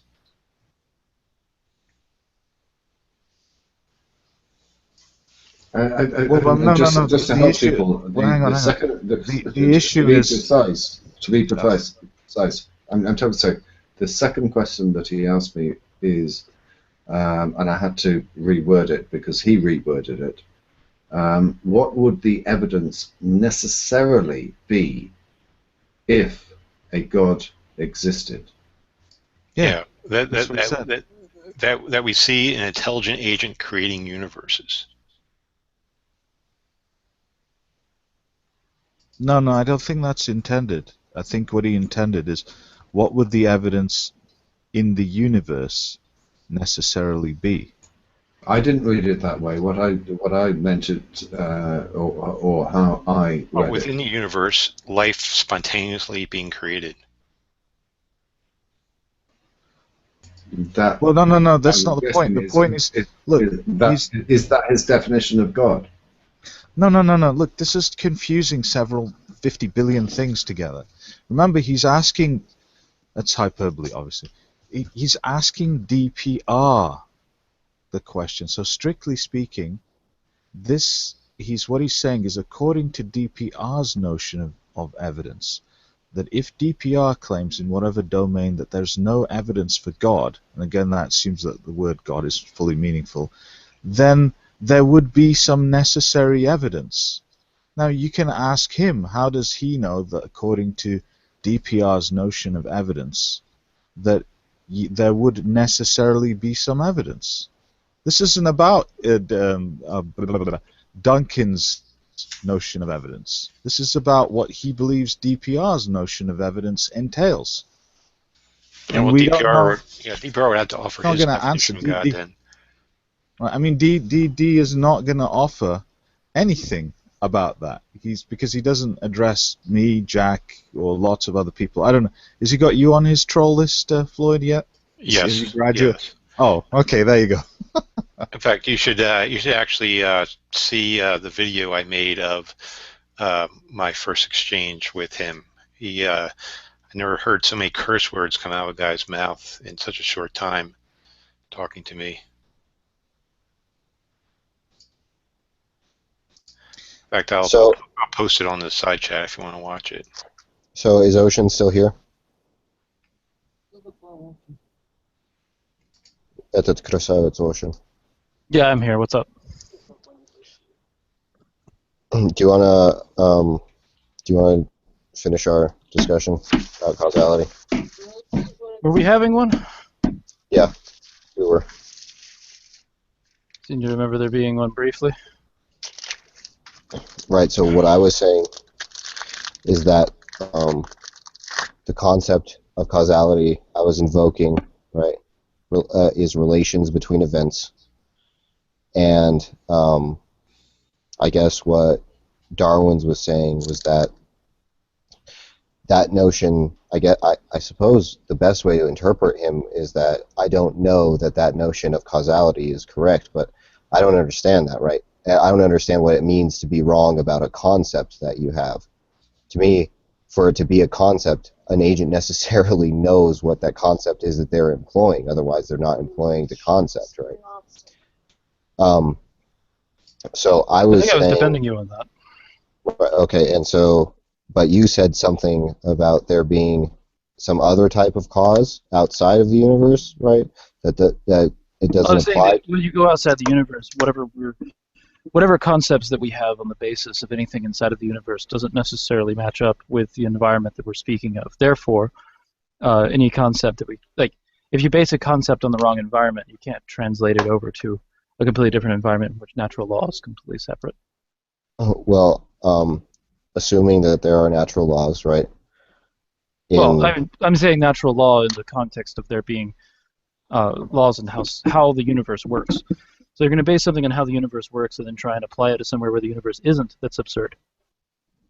Well, I agree that it doesn't make any sense to talk about causality atemporally. In fact, that was the entire point.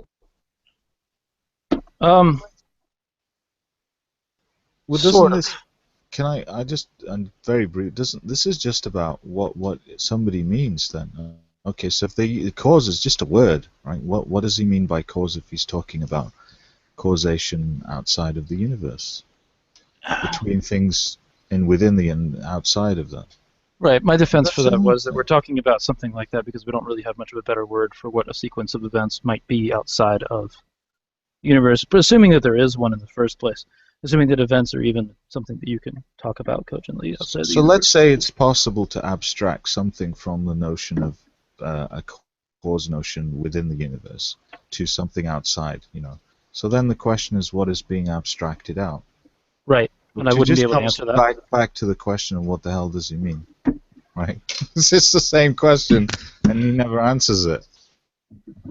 Correct, to an extent. You can abstract out formal properties, like you can say causation is a dyadic relation. It's many to one, right? That it's, lots of things can cause one thing, and then it's one to many. One thing can affect many things, and you can say it's not irreflexive, that something can't cause itself. You can say it's antisymmetric. If A causes B, then B can't cause A. You can say it's transitive. If A causes B, B causes C, and C causes A. And then from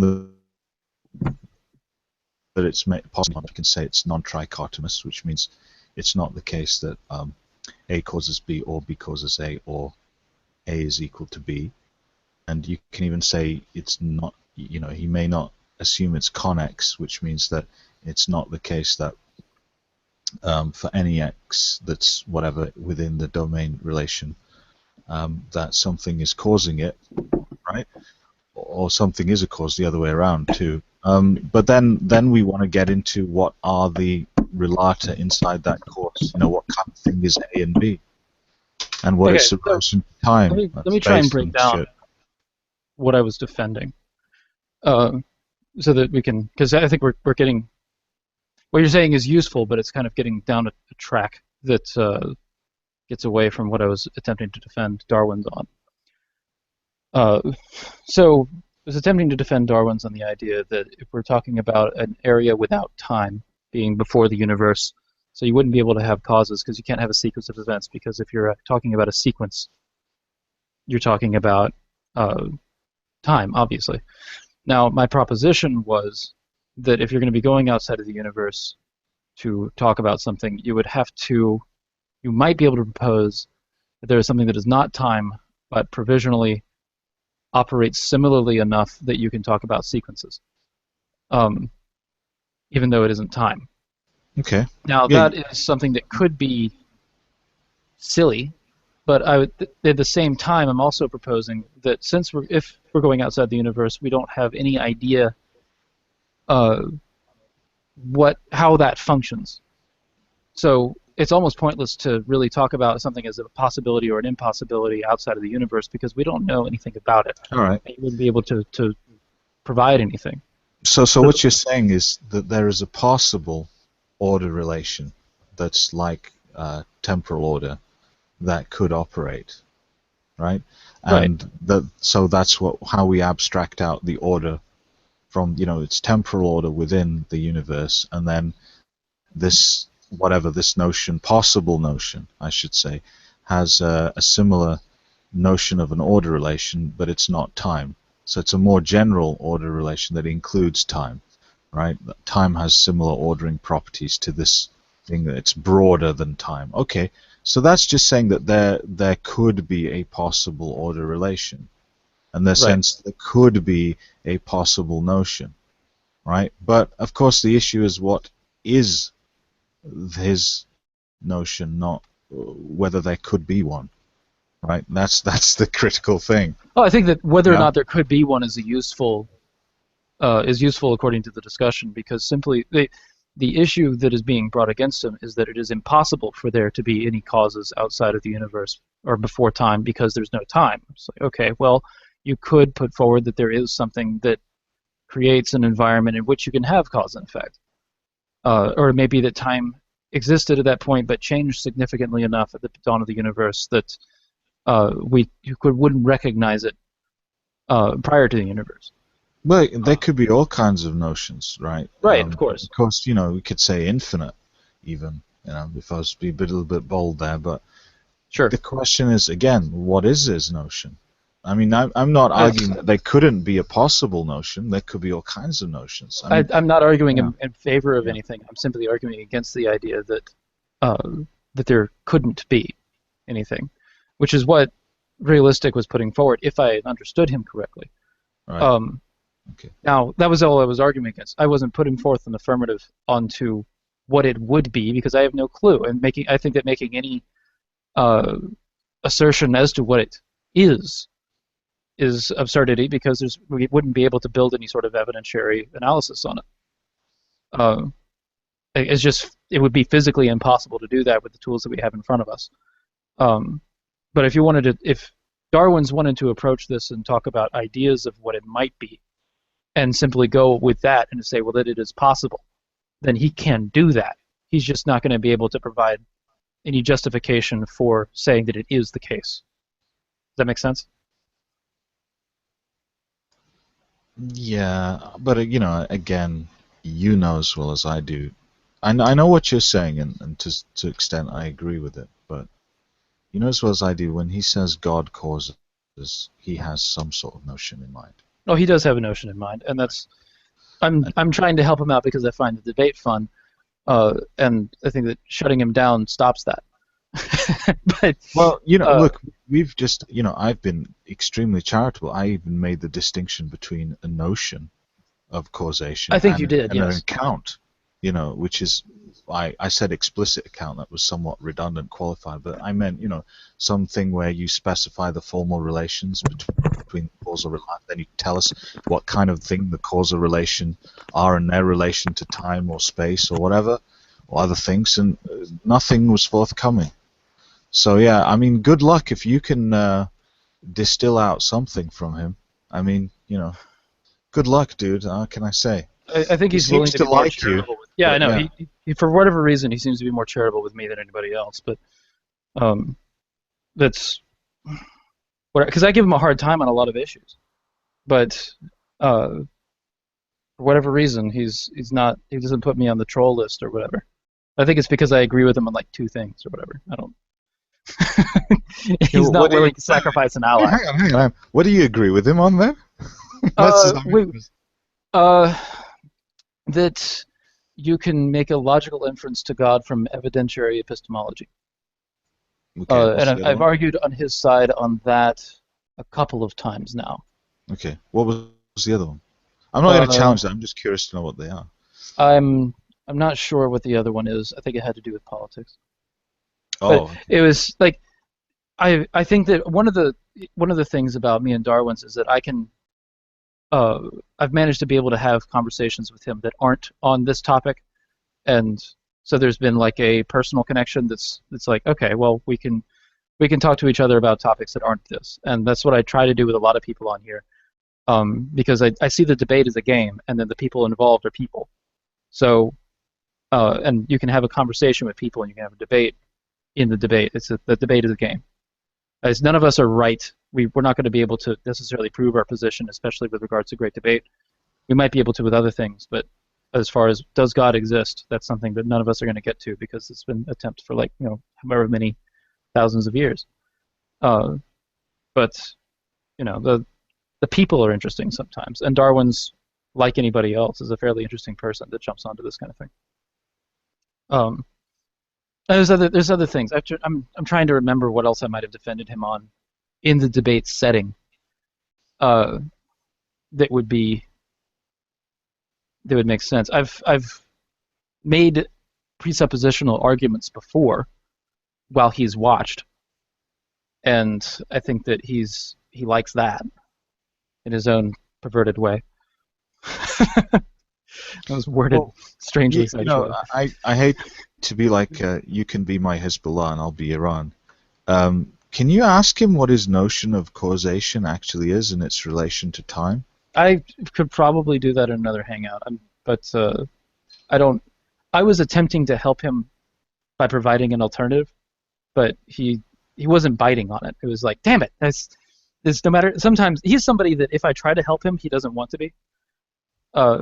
Oddly enough, because he gets ganged up by everybody. So when somebody tries to enter like somewhat on his side, he doesn't accept it for whatever reason. But I'll see if I can get that out of him. It's an interesting idea to figure out what he thinks, because we are talking about an area without time, so you wouldn't be able to have causation. Right. Well, I just wanted to know what his simple. It's fairly straightforward. It's not even, it's not a question that's implicitly an argument against his, that there's some inconsistency in his beliefs about causation at all. Well, you wouldn't be able to get there without him supplying something. I think one of Darwin's as I've noticed, tends to not answer questions when he thinks there's a trap ahead of him, and I also don't know that he could be able to answer that question without creating a trap for himself, and I know he doesn't like getting into those. But then, don't you find that inconsistent that he subjects people to the same thing? Oh, he Because does. Yes. he No, does it that is Socratic hypocritical. questioning to elicit a contradiction. It's totally So hypocritical. he's expecting other people to answer questions to trap themselves, but he doesn't do it. I think that one of the things that, because he knows it's fun for him to play the game, but he doesn't, like, he can dish it, but he can't take it, and that's been obvious with you guys chasing him around. That as soon as he gets into a situation in which there are there's a list of tough questions that he can't answer. And I've mentioned that to him before. It's like, look, this doesn't look good, man.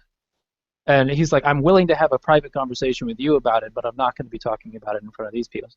Well, okay, but we never have private conversations, Darwin.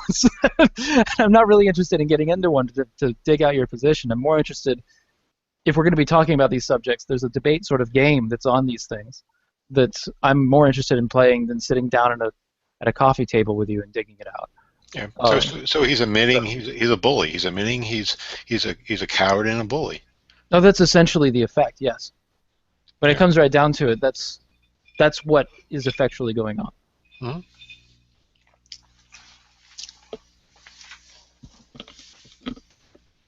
I just built a bookshelf. And it is All a right. bookshelf. Well, I'm gonna go. Take care, guys. See you around Ocean. All right, see ya.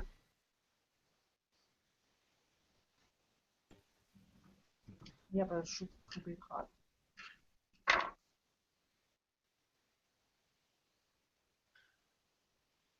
Hey, man, how you doing?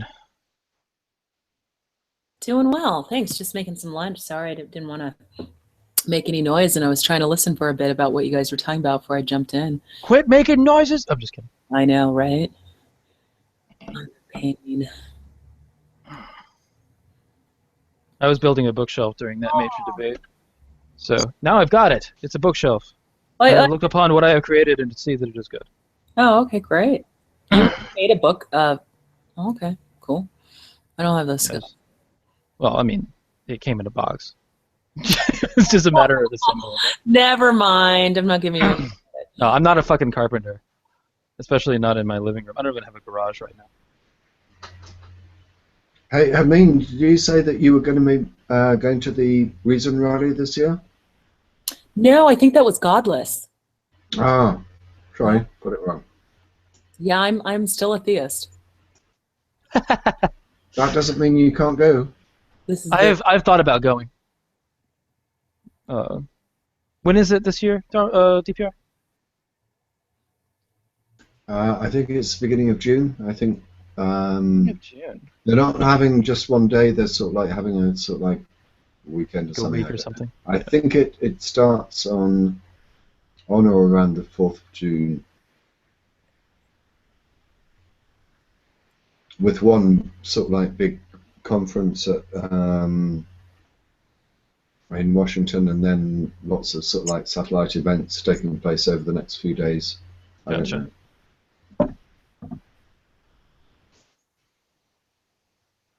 First thing I'm putting on this bookshelf is comic books.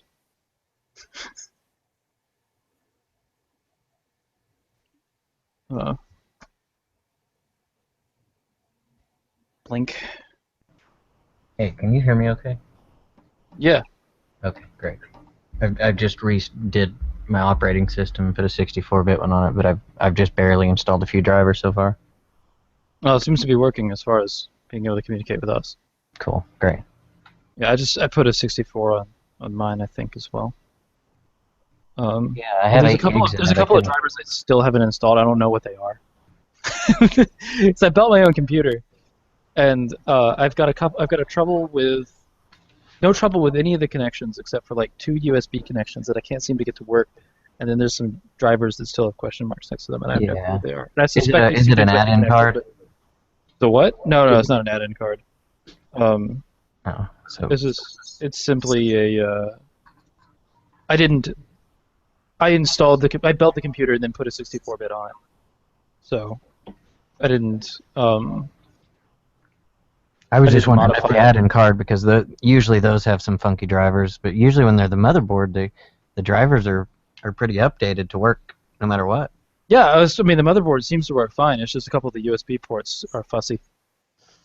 Maybe a loose connection or something. I have no idea. Punch it. Kick it. If I kick it, it might start working. That's actually a good idea. I've been too busy building a bookshelf. I have an old system here that I use for floppy disk and like the 5 1/4 and then the 6 1/2 or whatever, the bigger even ones, and zip drives and Jesus 3 Christ. 1/2 inch ones, and You have all this stupid shit. yeah, I just have this one tower keep in the closet in case I ever need to pull info off of some kind of old disk. I'll pull this old, 486 system out or whatever it is, but you can, I swear there's some of the drives on it that you can smack them and they'll start working. You can hear it making noise and you just whack it and it'll kick on. And they're cleaned out. I took them apart. Every one of those drive readers I took apart, cleaned them. It's probably grease or something in them. I am proud of this bookshelf. Are you showing it? No. Why? Well, I'm not that proud of it. It's about a foot wide and 6 feet tall. Right Can I just go? Can I just go back to a topic that we were talking about before? No. If that's Yeah, okay. sure, go for it. Hey, DPR. Hi. What was the topic first? It's the first time I've met what's his name, Darwin. Oh, okay. But I had been sort of told about him. You two would be mortal enemies, and it'd be wonderful. Oh, I really want to see you and him. Overexpressed word, but I just wanted to go back to Floyd, if I may, because I've actually got your video up, the one that you linked. Can you summarise, Floyd, just what your issue with him is? In summary, I will watch the video, but well, my issue, interest. What's the problem that you, well, that you think he has?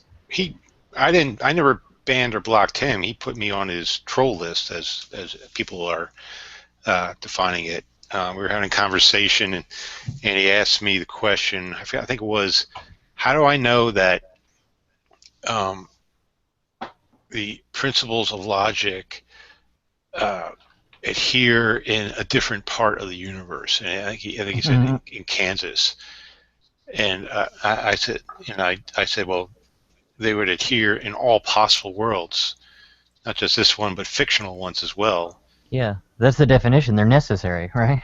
And he didn't like where I was steering the conversation, so and I told him the problems with his questions, and then he just started to curse me out, and at that point he refused to talk to me ever again. Yeah, I've been on and off his troll list a few times. I mean, and mine were innocent mistakes. I mean, you know how nice I am with people. Like, if I make some rude comment to you, I'm probably being sarcastic or playing around. I admit that I don't give him a lot of intellectual charity because he shows none to others. Sure. I think he's a bully. I think he's a coward. I think I think we talked about this before. He comes in a room, identifies the most philosophically naive person, and then asks questions to trap them. And then when other people try to join in, he objects and says, I'm having a conversation with this guy. So basically just picks on the scrawniest person in the room and wants to beat him up, and complains when other people try to come to the guy's rescue. I think you identified me accurately as being the philosophical illiterate this evening. I don't mind that. Obviously I don't like rudeness and whatever, despite how I come across at times. But if it sort of like educates me and entertains me, that's no bad thing. And I like being challenged. But if what you're saying, and I respect the opinions that are being expressed within this group, if you're saying that he's not worth bothering with, and give good, valid reasons why he's not, then obviously I'll accept your opinions. Yeah, I don't respect him at all. I think he's a bully. I think he's mean-spirited. I think he has a fetish of embarrassing and humiliating people. Yeah, otherwise he wouldn't come in and just pick on someone's personal knowledge, right? And then berate you and browbeat you for not knowing something or not having extensive knowledge on some subject. Otherwise, he wouldn't mind who answered, and as long as there was an answer, trying to get to the truth or trying to get to what's reasonable. And yeah, and some of his behavior simply should not be tolerated.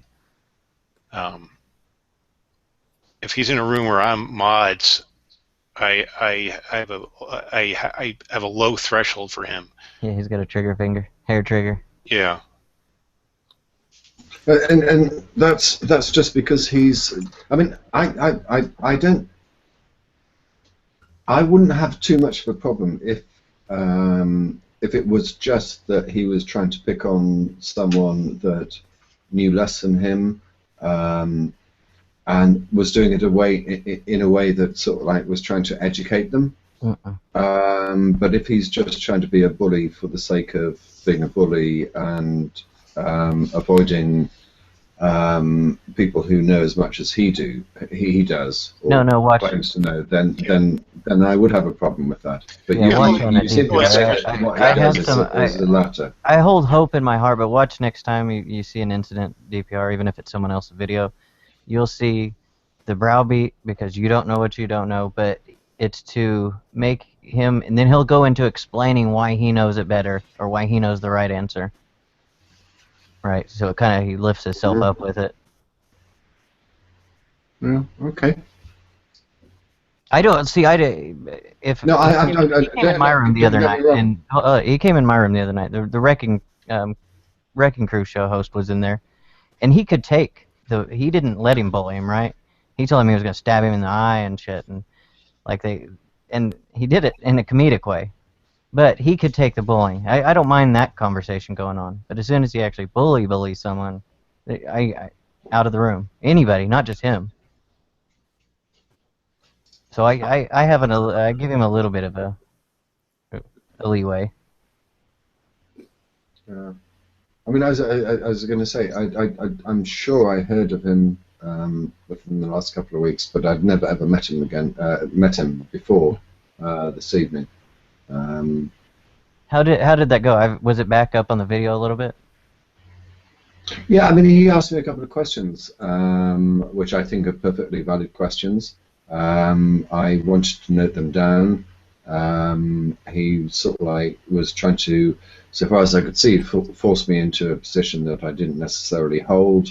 Yeah. He had to rephrase his second question a number of times, but we never actually got to discussing it. But you actually rephrased the question for you?